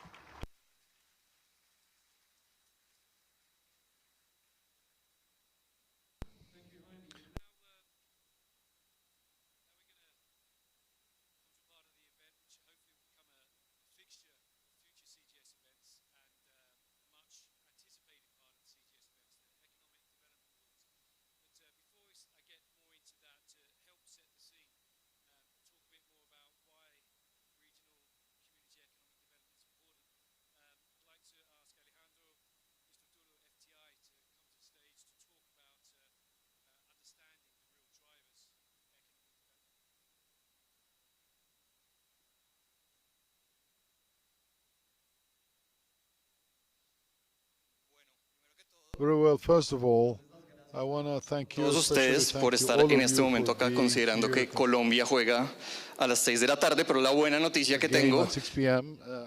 But seems that it's coordinated so that it will be transmitted during the cocktail that we're going to have later. So the game, the soccer game, is going to be broadcasted. My name is Alejandro Hristodulo. I'm not going to explain what my last name is about, but in the next 15 minutes, what I want to is tell you what I consider the engines of economic development when developing a mining project, and most importantly, why is it vital to do what we call the mapping of the stakeholders, or the stakeholder mapping in the right way. So the question of what are those economic development drivers initially leads us to think precisely that it's essential to fully understand our communities and to frame them in these 4 elements we see in the screen, and ask ourselves what are the needs of these communities vis-a-vis these 4 elements. The first of them, creation of employment, or employment creation. And in this, the most important thing is to consider the search of local talent and to directly employ people from the zone and from the region, but not only directly, but also to think about contracting, indirect contracting and outsourcing. This, for example, means outsourcing to local companies to create them as vendors and suppliers for delivery of services. Secondly, we obviously have the development of infrastructure, but not thought as the development of infrastructure like we're going to do a local soccer field or a sports court. No, Colombia, that has been affected by the armed conflict in the regions where projects are developed, there are problems of roads. Of course, there's lack and sometimes lack of health infrastructure and healthcare facilities. So you have to think in mechanisms that would support infrastructure substantially and not tangentially. The third thing, to preserve the environment. Undoubtedly, NGOs, local communities are permanently concerned about the environment. And about this, and we have to ask ourselves questions like, are we using hydrological resources of the zones? Are these resources limited where we are operating? Hydrological resources. Can our mining operation get to damage hydrological resources of the zone is a specific example. And about these questions, we have to permanently maintain communities involved and much aware and informed about the activities that we're carrying out. And lastly, which is to provide economic alternatives or work alternatives. And this is very important because sincerely I believe that this is one of the major errors frequently committed. The error of thinking that people want to work in the mine or that people want to work in the mining sector, and this is not necessarily so. Oftentimes what happens is that the personnel, when they're old, they want to have a different professional activities or don't want their children to be in the mining sector. So what you have to do in these cases is to ask yourself, for example, is there any other type of economy or projects developing in the region? For example, if I have a gold mine and I know that there are some coffee plantations and a coffee industry, like happens in many parts of Colombia, to think how we can redirect my social investment precisely to these projects of local crops and coffee plantations, be it in innovation, be it in technology, or other elements that would allow the employees and companies to have other alternatives. I was very happy, by the way, to see the examples from several of your companies that some of these things you're taking them into account, and thus what precisely results into success cases. So the next question would be, why is it important that I get to know what are the stakeholders that are interested in my project? And the answer is not because it's good, it's because it's very bloody good. Why? Because it precisely attacks the elements that usually make a mining project to solve for problems along the way. And the first, we were talking about it precisely the morning, which is the social license. To have the support of the stakeholders, undoubtedly, and the community in particular, what it's going to do is that the social license will be at least more favorable for us to obtain it. And at the same time, ask ourselves if regulatory agencies can not to grant the social license and to understand the mapping of stakeholders behind these state or government institutions. Secondly, and very importantly, avoids the reputational and goodwill damage. Why does it avoid reputational damage or destruction? Because when understanding the stakeholders, we can anticipate crises. As it says there, they don't surprise us. And surely, if I know what are the interests of those stakeholders, what are they looking for, what is their agenda, what are their objectives, I can predict one way or another a behavior they have. For example, if an employee, as we say today, frequently goes to the media, or a labor union leader or any member of the community goes out in the media and saying that there was an affectation or of hydrological resources by contamination, can go to the media and cause a big reputational impact. These situations can be avoided. The same happens with particular industries where with lithium, with lithium or lead or lead and some other products that can affect health of employees. The second very important thing is that it helps companies to avoid costs of the conflict. So as we all well know, in Colombia, social mobilization is fairly high and recurrent, so it can precisely lead that there are marches or strikes to block the roads and traffic and somehow or roads and strikes, and we can anticipate that our operation would be affected because there will be during a temporary time there's a strike and an interruption of operations sometimes. But it allows us to understand that the cost that I load, the foregone revenues that I stop operating, I can anticipate them or mitigate them if I do the right stakeholder mapping. The fourth thing is to attract and retain local talent.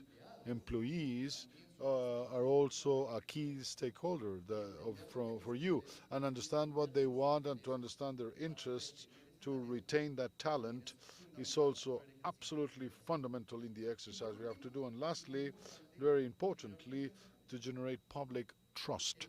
And as you empower and give ownership to communities and different stakeholders, as we will see later in the different categorization that might exist, they will make you part of you will make them part of your projects, and it always ends up having positive results. So the question is, who can be my stakeholders in a mining project? The first thing we have to understand is that stakeholders can be local, regional, national, or international, right? So we talk about local communities, indigenous peoples and Afro-Colombian communities, company employees, owners, landowners where I've decided to rent or buy property, artisanal miners, government, regulatory authorities, lawyers, civil society, international NGOs, and different government institutions and agencies, investors that are behind the project that I'm implementing. When I map out all these stakeholders, I have a clearer landscape of what will happen in the future, what is coming in the future. So how do I map these stakeholders with a process, with a simple process initially, but has to be in depth, that has 4 fundamental steps. The first is identify them. What are these? And oftentimes the ones that we believe that are first sight, they don't end up being as important as those that are behind sometimes that initially we didn't see, but we have to identify them and map them out, all of them. Secondly, I have to analyze them.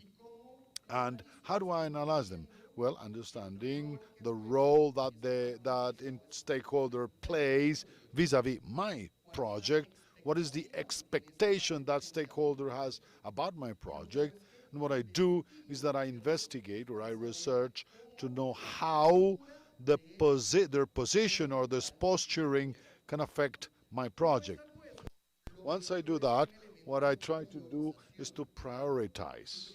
Prioritize, I say, because we have to understand the different levels of engagement that I have to have with every one of these stakeholders. I say, is it a stakeholders that I have to have satisfied only? Is it a stakeholder that I have to have monitored? Or is it a stakeholder that I have to maintain up to date and informed? Is it a stakeholders that I have to be supervising and monitoring? All these categories and levels allows us to create communication plans and engagement plans individualized for stakeholders that I decide to prioritize. And here, for me, comes the most important point and the first message I want to leave you with. It's today or nowadays we have to begin we have to go away from the standard stakeholder mapping to what is the investigative and proactive stakeholder mapping. Why investigative stakeholder mapping? Because what we have to understand, to truly understand, is what is the motivation behind these people and the motivation behind all the people that have an interest about my project. And the reality is that in a country like Colombia, there are occult and hidden agendas, and there are problematic connections with armed groups, with precisely corrupt politicians from the regions. If I don't understand what are the dynamics, for example, of local corruption in my project, I'm not going to be able to do the power mapping to understand what is really behind these stakeholders and what the real interest behind in my project. And what does this allow me? 3 things. To be able to act in real time and to make decisions in a timely fashion, because information is power, and we all know this. At the time of getting to meetings with some of these stakeholders, to be able to have the information handy, to have a clear position during the meeting, and do the right engagement strategies. So this is just for you to see in the screen. This is a small example of how you could map these different stakeholders that we do recurrently. And now to end, what are the recommendations that we give the extraction and mining sector, particularly gold mining. This sequence of events that summarizes a little bit what I just mentioned a minute ago.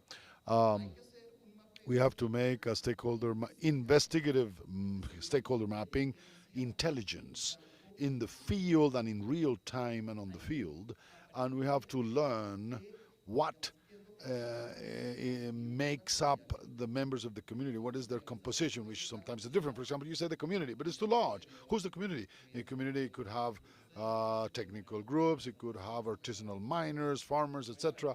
They could be within the community in that same component, leaders, labor union leaders, or that we can do a deep due diligence to understand what is behind these individuals of particular interests.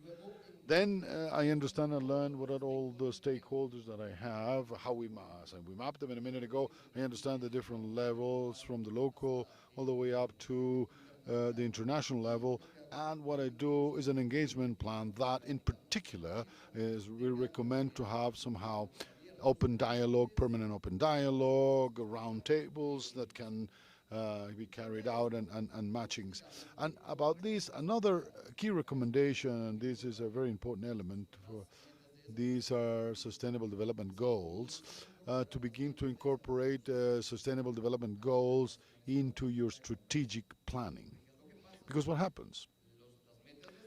Sustainable development goals in ESG plans, oftentimes in the extraction sector, end up being embedded as an incidental element in the operation. No, the incident occurs, and then and only then I realize that I have to incorporate it. But if you incorporate it into the strategic business plan from strategic planning, it's a completely different story, a completely different narrative. And the recommendation is to look at responsible mining KPIs. There are 6 metrics. I would like to emphasize 3 of these metrics particularly. The first is the Economic Development Index, which tells us that grant opportunities for the local suppliers that are on the territory and make local training plans. Second is precisely the Population Well-being Index. And the third, which is also very important also, is anti-corruption and ethics. And in this direction, one way or another, the big message we want to give you all is understand what are the motivations and needs behind the stakeholders in your project, and do your ESG strategy around this mapping, fundamentally based, as I said in the first slide, based on the real drivers behind economic development. So, what is the final message? Don't fall into believing the stereotypes. That's a frequent trap. We say these are the economic development engines, and we all know that the mining sector, of course, we have to create employment, and we have to evidently have to aid in local infrastructure. But the million-dollar question is your agenda really aligned with your community, which is different from all the other communities? Your community is what they really want is local employment or alternative employment, or what do they want? Do they really want an infrastructure project in health, or what? Maybe there is a priority of one over the other, and these variables, what they end up doing is making unique your engagement plans that you should implement. So basically, this is the big message that we leave you with this last slide, which is map, understand, and engage your stakeholders. Really know your local communities, and direct your social investment towards real specific needs of the community, your community, and lastly, contribute to economic development of the country. Thank you very much.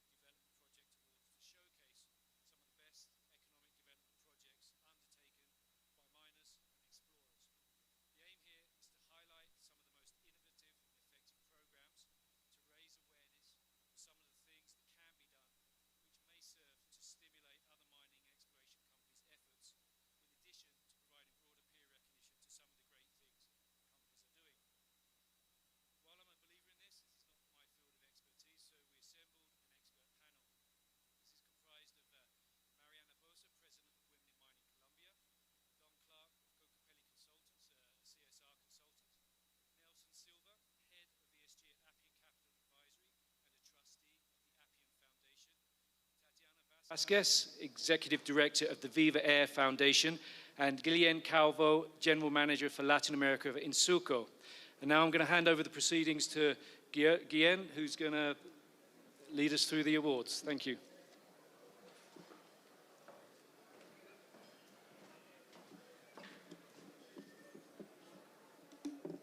Thank you, Paul, for this introduction. Thank you for the invitation. Glad to be here to share the important work we have been doing, analyzing and selecting the first winner of this new award here in Medellin. It has been very interesting to go through different very positive and transformative initiatives on ground. It was around 10 candidates for this first award around economical development and sustainability. Maybe good with you to share some of the criteria we have been following to nominate the winner of this award. First, innovation. And I think it's clear now that sustainability and social responsibility needs to go with innovation.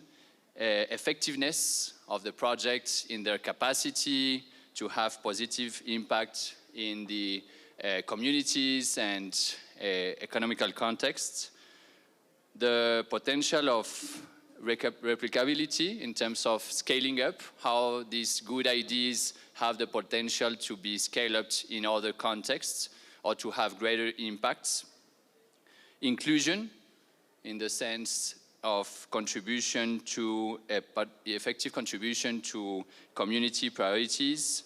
Strategic alliances, and I think that's something key that my colleague just presented. It's the need to have a clear understanding and a better potential to build some strong synergies with multi-stakeholders at the local, national, and regional level.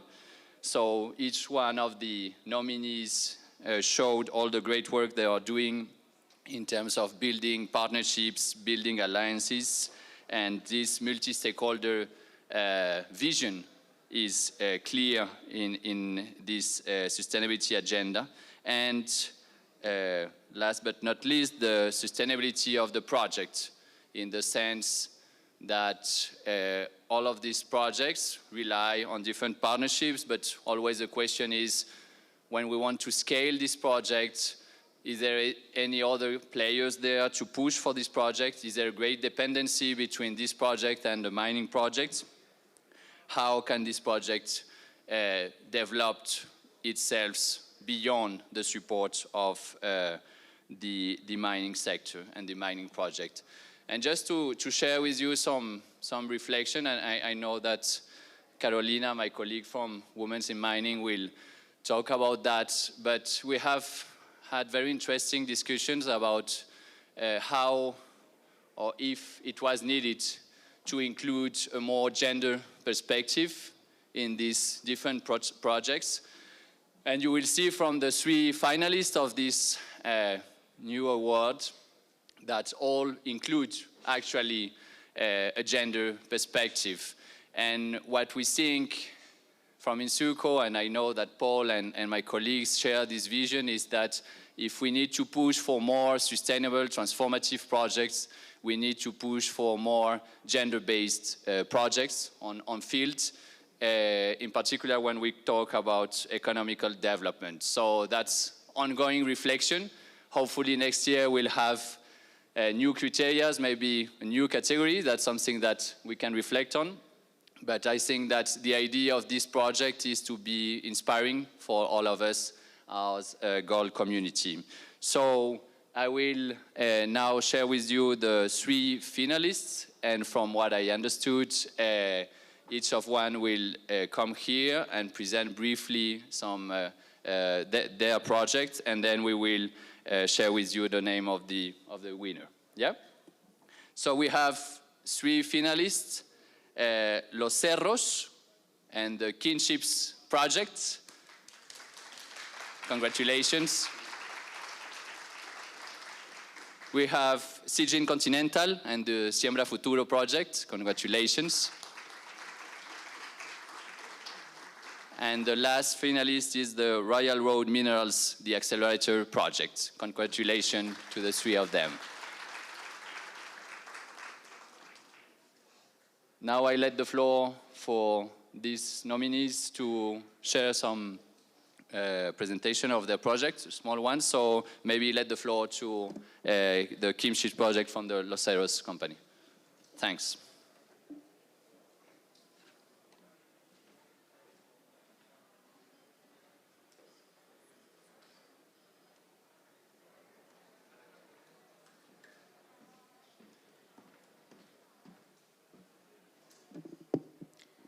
Buenos días, buenas tardes a todos y todas.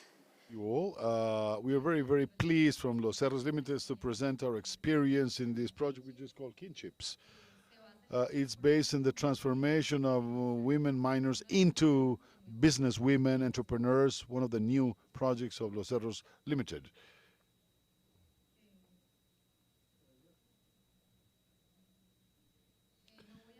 I'm not going to delve too deep into the details and the technicalities because we already saw in the presentation from Los Cerros, the corporate presentation, where are we located, and basically of the two projects that Los Cerros Limited has, the Quinchia project is located geographically in Risaralda department, in the Risaralda province in Colombia.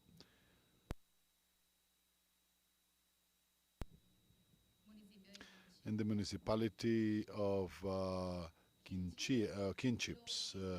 Quinchia, we visualize it as an effective and self-sustainable business. The main criteria are the connection of people from local communities is created by 15 women until now. Is the beginning.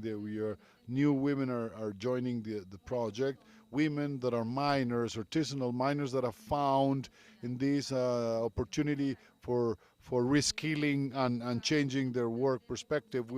We've focused initiatives in strengthening capacities and skill set and reskilling to ensure it's feasible and led by themselves. These women made the transition, the reskilling from mining to agro-industrial and commercialization activity, whereas they indicate they don't put their life or their health at risk as they did in informal mining. The most important thing is empowering these women that today they consider themselves as business women in the region.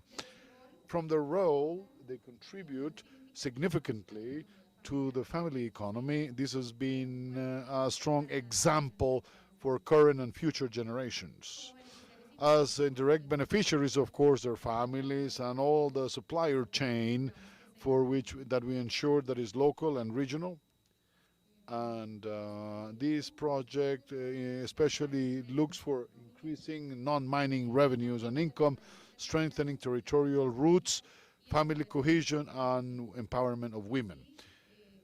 It is evidence and proof of how coexistence between mining and other activities can happen and are feasible. Today, Quinchia is an independent organization. The idea is that they are self-sustainable in time. Nevertheless, of course, from the company, we are there to ensure their sustainability.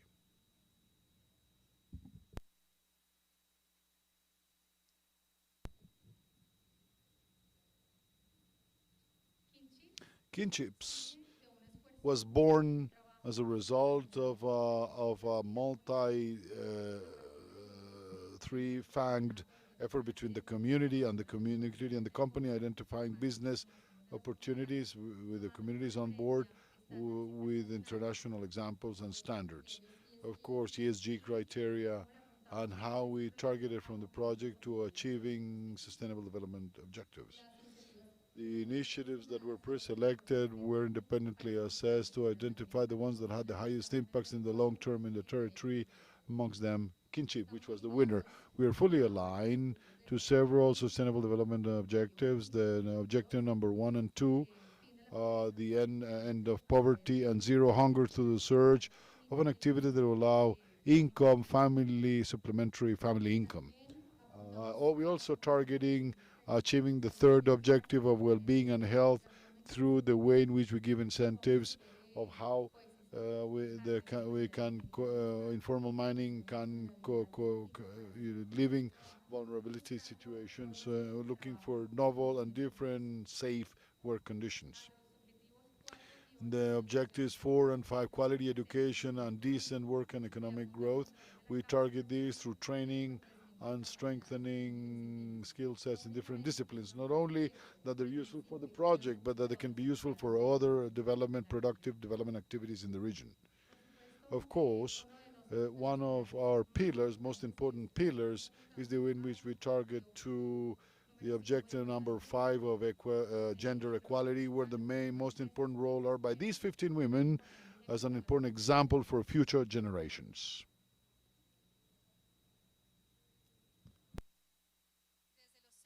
From Los Cerros Limited, we are fully convinced that the private company is one more player in the territorial ecosystem. In this train of thought, we find that strategic alliances have been the key to make this project feasible.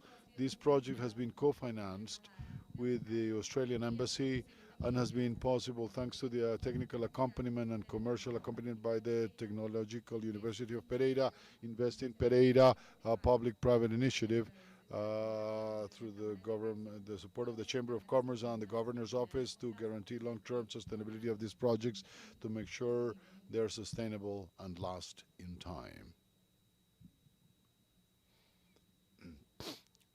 One of the relevant criteria for the project is to show the way in which this initiative can be an innovative model that is replicable.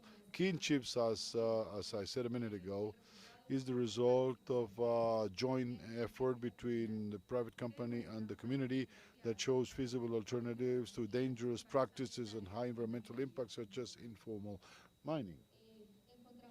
We find that the opportunities that we are giving incentives to are aligned to a joint construction and understanding the needs of the territory. Working with stakeholders for Los Cerros has been essential in the joint identification of business opportunities that are maintained and achieve effective results, and especially real and sustainable results in time. This is what guarantees one way or another generation of a sense of belonging, accountability, and empowerment by communities to guarantee that these projects are maintained and last in time. With sustainable businesses and alternatives like these, we expect to see less informal miners as we achieve the transition through other activities and income generation activities. We know that mining formalization is one of the alternatives, but the labor formalization and new economic development also, and we have to look for these opportunities in a comprehensive way. That's it. Thank you very much.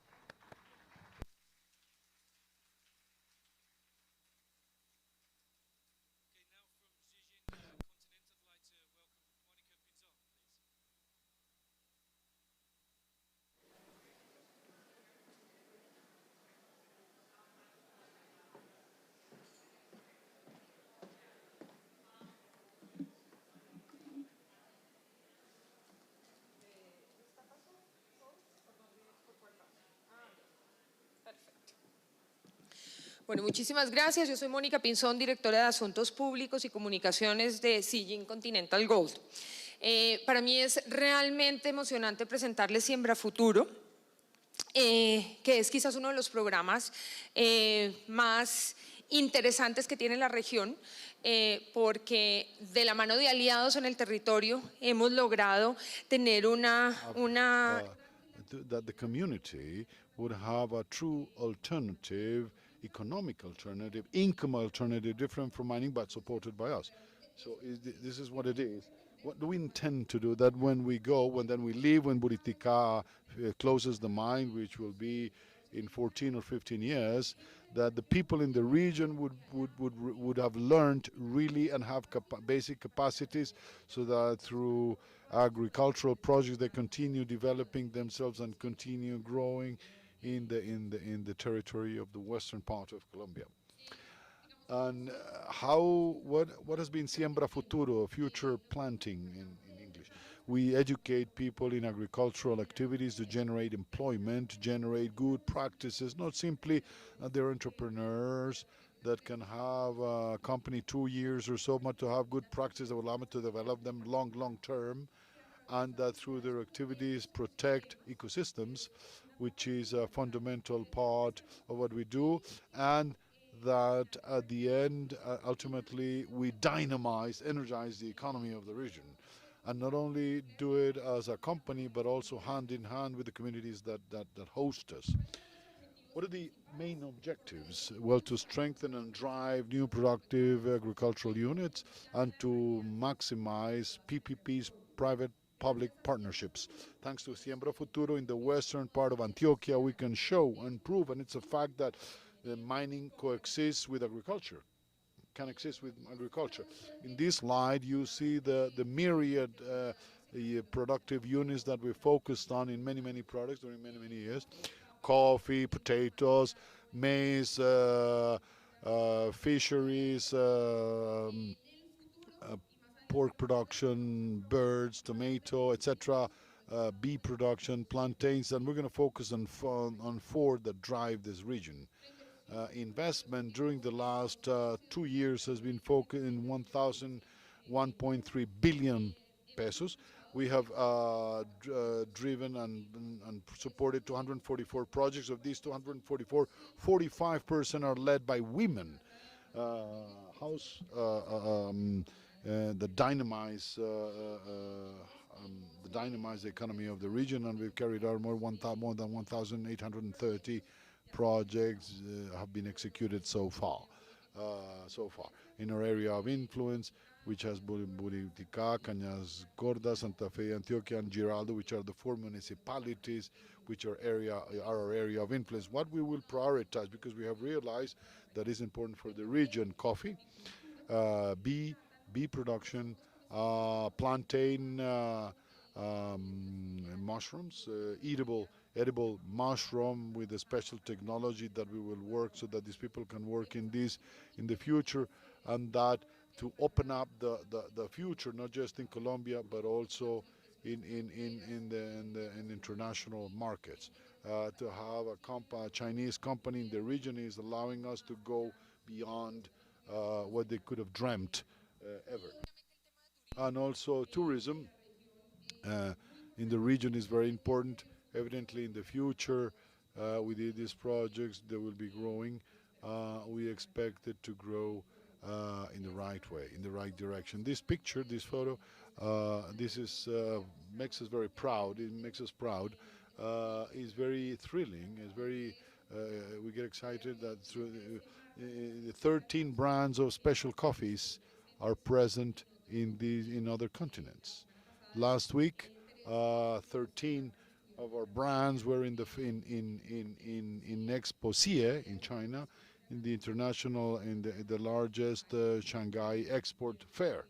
And this is something that wouldn't be possible if we don't work all together.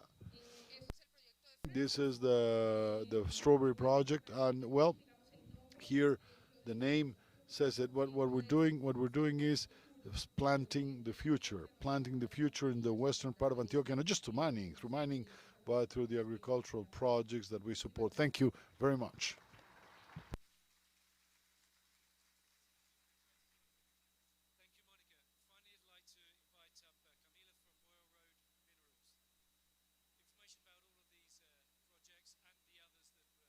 Entered into the awards is available on our website, colombiagold.co.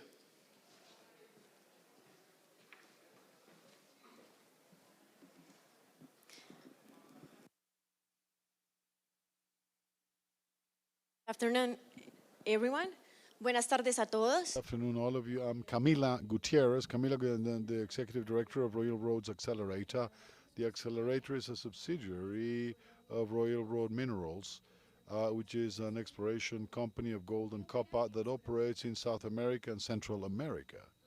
So from the Accelerator, we work hand in hand with social and environmental teams from Royal Road Minerals. And basically, we exist to finance and fund, incubate, develop, and eventually spin off and spin out sustainable businesses in Colombia and Nicaragua. Very well, so from the accelerator, what we do is to identify ideas with high commercial potential and in the zones or the regions where Royal Road Minerals operates. And when investing in these initiatives, community initiatives, what we're doing and achieving is a social transformation. We do this through employment generation of industry, we're moving the entrepreneurial ecosystem in the region. We are bringing technical capabilities, management capabilities. We're changing lives. And for me, the most important thing is that this impact we're doing is a lasting impact, it's a sustainable impact. It's an impact that does not depend from the success of Royal Road Minerals or mining itself. So, since we began this journey in the accelerator, we have supported, incubated all sorts of projects. I had to select some to present to you, but there are many more. Let's see if this works. So we have Chloris. Chloris was the first business we incubated, where we're very proud of. This is a project of a plantation and transformation of herbal and cannabis plants. He was born in the accelerator with the seed capital from the accelerator, but then he has risen more than $2.5 million on its own, with our help, of course. It employs dozens of people, including ex-guerrilla fighters displaced from the conflict in Colombia, and high percentage of youngsters and women. This is the most advanced project we have, and it's close to an IPO. It's really close to an IPO. Another interesting project, Quinchia.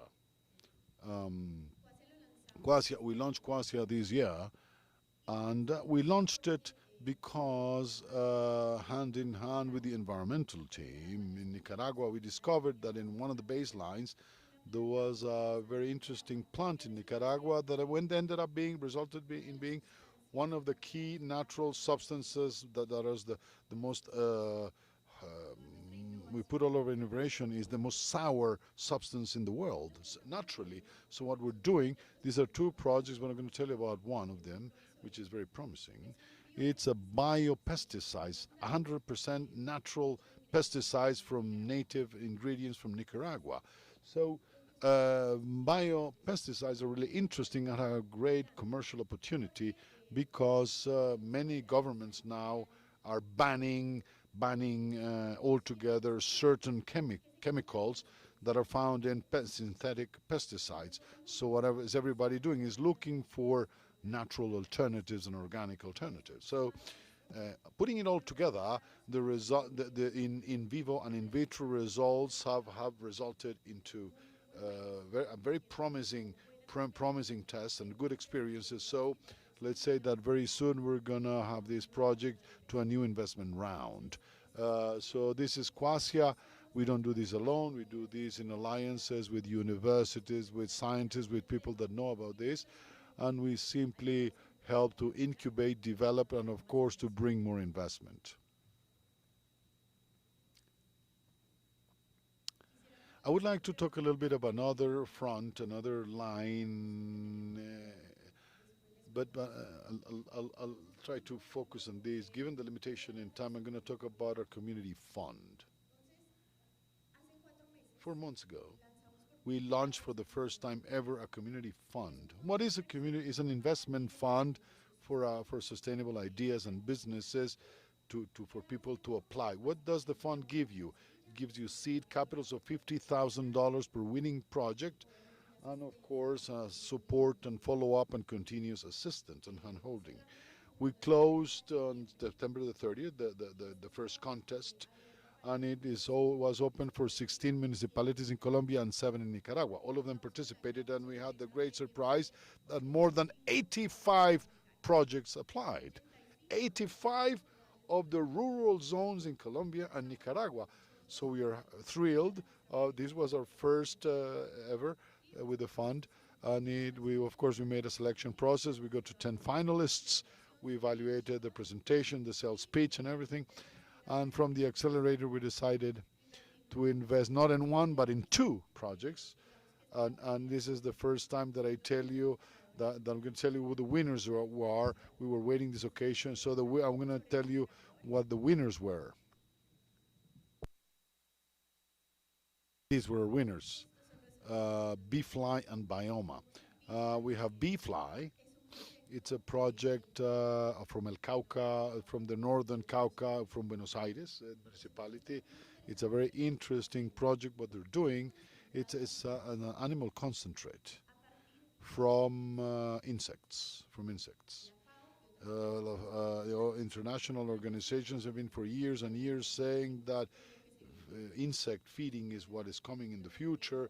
He's recommending it's high in protein, it's high in amino acids, in vitamins, in fatty acids. This is the future. We're going to begin the project with animal feed, but at some point our dream will be also to get to human food in the future, in the far future. And let's say that this is a beautiful project because it's a circular economy project. Insects, besides having all these properties I just mentioned, of course, they issue less greenhouse gases than cattle, and less methane, and this is a circular economy. And the next element project is Bioma. Bioma is located in Risaralda. It's a project that is blending reforestry and technology. Initially, Bioma, what they're doing is to contact large companies to help them to minimize and to compensate their carbon footprint. With their seed capital, what are they going to do? They're going to bring all these to a next level where they can massify it to get through a platform to reach individuals and families. Because all of you that travel here, if you would like to compensate, all of you traveling here, if you would like to compensate the carbon footprint, you're left with your trip in a jet, in an airplane. So this seed capital, what they will do is that this platform will grow to get to many, many more people to compensate carbon footprint, whatever you do, wherever you are.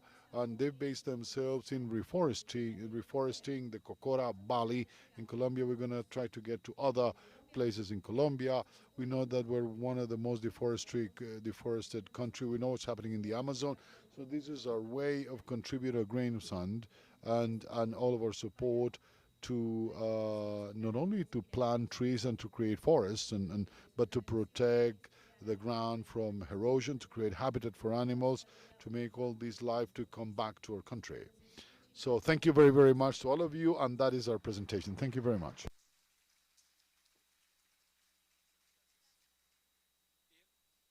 Can I ask the three finalists to come up to the stage, please? Thank you. And Guillermo's going to award the prize. Here's the magic envelope.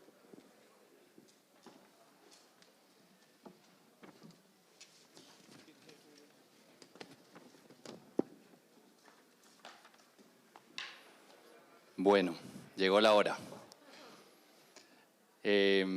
Solo antes de... But right before telling you the final classification on behalf of all the jury and the judges, with the trust, Paul's Trust, we want to stimulate more companies to join these important and beautiful initiatives so that next year in this Congress in 2022 we have more companies and more inspiring ideas like your ideas that were presented to share these ideas with the world.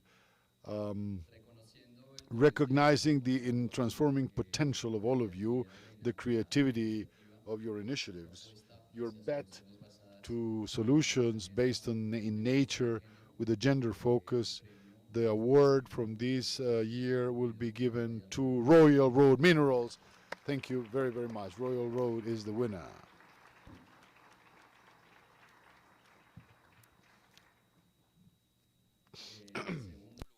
Second place, we have the initiative from Siembra Futuro from Sijin Continental Gold. Congratulations to Sijin Continental Gold. And the third slot with congratulations as well. Another winner is Los Cerros with Quinchia. Congratulations to Los Cerros. Thank you very much, Paul. I give you the mic. Thank you very, very much. All of you are winners. All of you are winners. All the other companies that entered the well had very, very good play.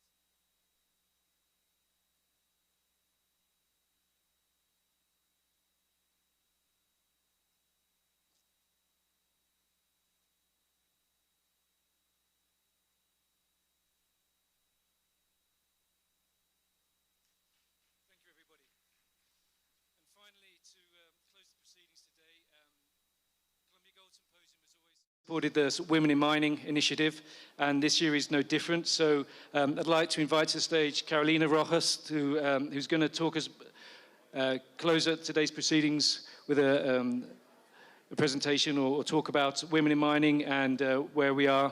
Catalina, please.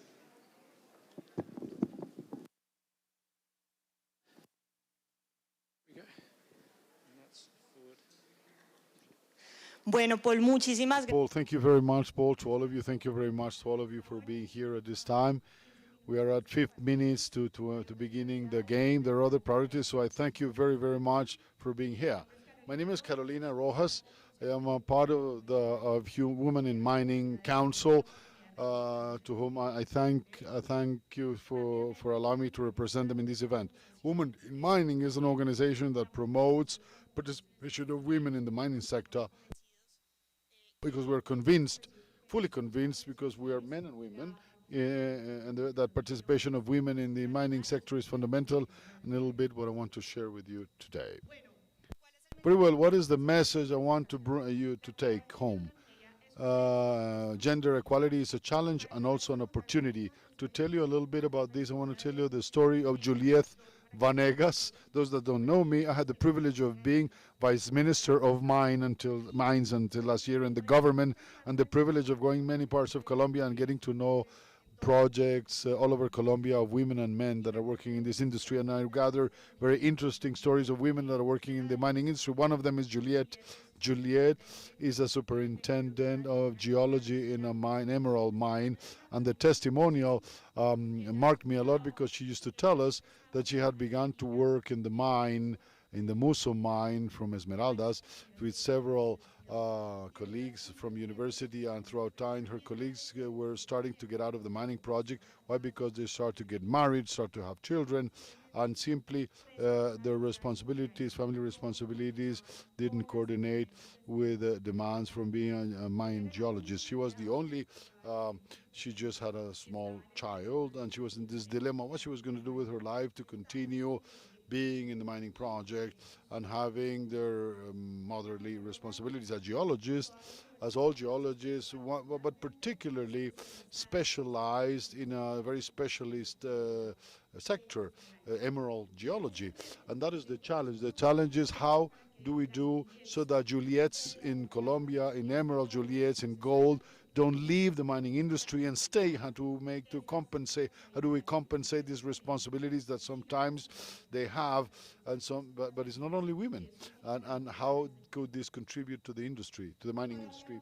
To talk about gender equality, I'd like to use this graph that was given to me by a friend of mine. This is a graph that is shown to children in nurseries in the school where my friend is. What do we understand by equality? Because we have confusion of what is equality or what is equity. The first part on the left, top left, we have the inequality. We have a tree that has fruit. That is a person is getting more than another. There is inequality of access to the fruit. If we say that we're going to make equality, create equality, what we would have to have is 2 staircases that would reach the tree. But in any event, there's going to be one person that's going to receive more fruit than the other, which is what the graph shows. What is equality? Equality is every person give them the right size staircase to have the same access to the fruits that the tree bears. to generate the conditions so that they all have the same access to the opportunities. And that's what we have to do in mining. You can go beyond, which is to talk about justice, or in this case, in the trees, that the tree is not biased in one side, but that we all have the same conditions. But equality is general, is to generate the staircases that allow us to have the same access. But when we go to gender equality in the mining industry, figures that you've heard repetitively, in Colombia, participation of women, depending on what study we made, we could be between 10 and 20%. These are numbers that are very similar to the numbers in other parts of the world. More vulnerable population segments, for example, in artisanal mining, participation of women is even higher. And when we look at participation within companies, they're highly concentrated, especially in operational entry level, but as the levels, hierarchical levels goes up, there's less and less participation by women. So why gender equality is an opportunity for mining exploration or for mining in general. And here I want you to have three takeaways. First, it's a good business, it's a good deal. Secondly, it's very good for your reputation and for your PR and relations. And three is what we have to do as a society. So why is it a good deal? What is it a good business? It's good business because of big numbers. Let's talk about big numbers. You're going to a mining project, you need to create your team. If you not only look for men, but you also look for women, by the law of big numbers, you're going to have more options. You're going to have more options of hiring the very best people available locally for the projects you have in mind, the projects you have in your companies. So if you hire the best people available, you're going to have better results and it's going to be a better business. It's also a good business because there are many studies that show, for example, that in operational areas when there are teams with women, levels of maintenance of operations are lesser. I was talking with someone in the break that had worked in BHP in Australia and said that they tested and proven in the mines that this person works in, that the wearing out of tires of equipment operated by women was less wear out than machinery operated by men. Interesting. And that immediately turns cost lower and makes your profitable business more profitable. There's yet another reason why it's interesting to have more women in your business. And here an example of my fortunate travels in Colombia and Cerro Matoso. In the picture in Cerro Matoso, they have a very intensive program for recruiting women in the municipality of Montelíbano to work in the mine. And here we have Aileen Asia, which was the first operator of trucks ever of Cerro Matoso. After her, many came, and the testimony and of the efficiencies gained, including women into the team, is fundamental and clear, and is very good for the business. Secondly, there's lots of studies that show, and here I'm showing some figures of a study made by the International Women in Mining in 2015 about when there's participation of women in board of directors in the mining sector, financial metrics increase in the numbers you see there. I show you because always can be debate, but these numbers speak for themselves. The fact of having diverse teams, just for you to think about why it could be useful. If we sit, I'm an economist by training, if I sit with 5 economist friends to look at a problem, we're all going to have a very similar solution. It's the same with equality. If it's just men, they're only going to see a side of the problem. If it's just geologists, they're going to see one side of perspective. If it's lawyers only, they're going to see a perspective. Diversity makes there be different solutions to the same exact problems. And that in itself is good for your business because these better solutions are going to be are going to make operations more profitable. And because, as the sentence says, with diversity we mitigate group thinking, that avoiding thinking the same, biasing opinions, and this can lead to incorrect decisions. And this is something that happens as the numbers, as in big numbers, the law of big numbers of women. They're low in board of directors. There are even lower numbers of participation in the mining sector. Less than 8% of board of directors have women in the boards. In Colombia, according to the study made by the Ministry of Mines last year, it could be about 18% only. And many times when I talk with people from this industry, the people say, no, but here since we're in a Congress where many are juniors, many of you say, well, but in an exploration company, but I need our geologists that know where the deposits are and go and look for them. Yes, that is true, but during the whole day, there's been presentations where not only there has been important the technical aspects, but also relationships and relations. How do we get resources in the market, legal aspects, and there are more opportunities to have women, because what is true is that there is not enough women in technical careers in mining. There is not enough geologists. That is true. I always say geologists that I know. That my frustration is that no one told me when I was in school that you could be a geologist. No one told me in my generation. But they would have told me that you could study and work and put boots on and go throughout the country. Maybe I would have done it. So there is a problem in the women's pipeline of the women entering the sector, but that does not avoid many women in other sectors, in other disciplines, in other specialties that are crucial, fundamental for mining. And here the invitation is for you from your board of directors, and why from the board of directors and from the C-suite, where you can span the agendas of gender equality. And for these, there are techniques, there are people that are experts in social aspects and environmental aspects and so on and so forth.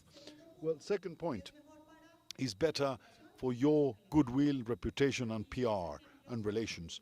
Two specific examples, and later and during the day presenters have shown CSR, formalization fronts. If we include women, for example, in the Cerros de los Plátanos projects, if we include women, these women are the ones that are going to defend the mining projects, and this does not only applies for mining. I have a case that I got to know in the Ministry of Mines in the renewable energy sector. There was a project of solar panels, for instance, where many of the operators were women, and that project was threatened with a strike. And the women, the employees of the operation, the ones that avoided the strike, because the opportunity cost of stopping the project was higher than for men. So they stopped the men from striking. That's a benefit of bringing women to projects. And some alliances, incredible alliances, generate, for example, here the project of women suppliers in continental gold. To bring these women is going to improve your relationships with the community and your reputation. Not only in the community, but also, and we go back to exploration, in the entry of companies into territories. There is initiatives that I love. A friend of mine, which is called Clemencia Gomez, professors of National University of Bogota, and she set on all municipalities in Colombia to have a geologist in every municipality, because mining starts from getting to know the territory, and in municipalities people don't even know what is in the ground, and for this we need good relations where women can have a crucial role. And this is not only because we love these and we're convinced, but because it's, as has been said by several presenters before, it's something that is in the international agenda of investors. ESG is in the agenda and is here to stay, and gender equality is here to stay, and in how companies relate to the environment, with the social environment, with the stakeholders and communities, relations with people that are working in companies, and certainly governance. There are metrics that are looking what is the participation of women in governance, in C-suite and in board of directors. And here a sentence, Moody's is looking ESG, how companies are behaving around these risks where they include gender equality. So Moody's is even looking at that. So, and lastly, why gender equality? This is what has to be done. We have talked at length during the morning and during the afternoon in Sustainable Development Objectives. The Sustainable Development Objective 5, which is gender equality, and by the UN. And it's an objective that is going in a bad way. With the pandemic, by the way, the Economic World Forum makes a ranking of how many years do we need for there to be true gender equality in different countries, and unfortunately we went back. We went from 99 years to 130 after the pandemic. So we went back. After the pandemic, we went back. So we need 135 years to have gender equality in the world. This cannot be, and the mining sector has a lot to contribute to this discussion. This is what we have to do in a country where we have these rates of unemployment. There's the peak during the pandemic. Unemployment of women was 25% last year. It's being corrected. Nevertheless, unfortunately, for every man that has been recovering, regaining their employment, only 4 women have been able to recover it. There's a bias. Women has to stay home, so they had to care for every man. 4 women have not been able to do it.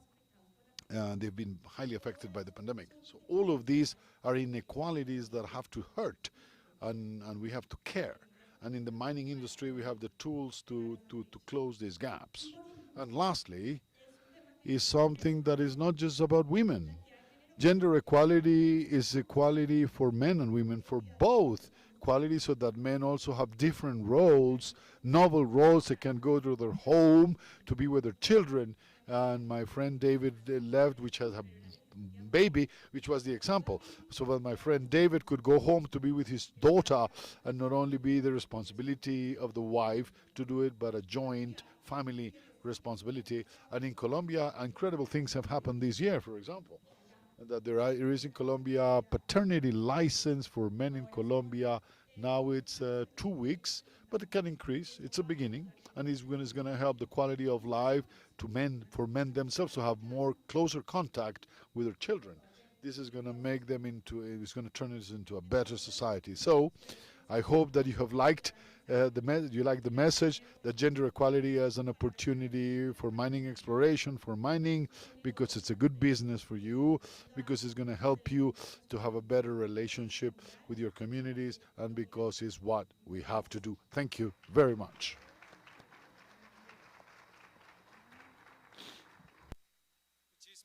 Thank you very much, Carolina.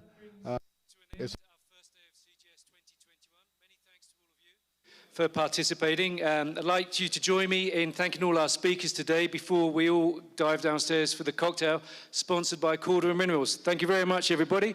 We'll start again tomorrow at 8 o'clock sharp. Thank you.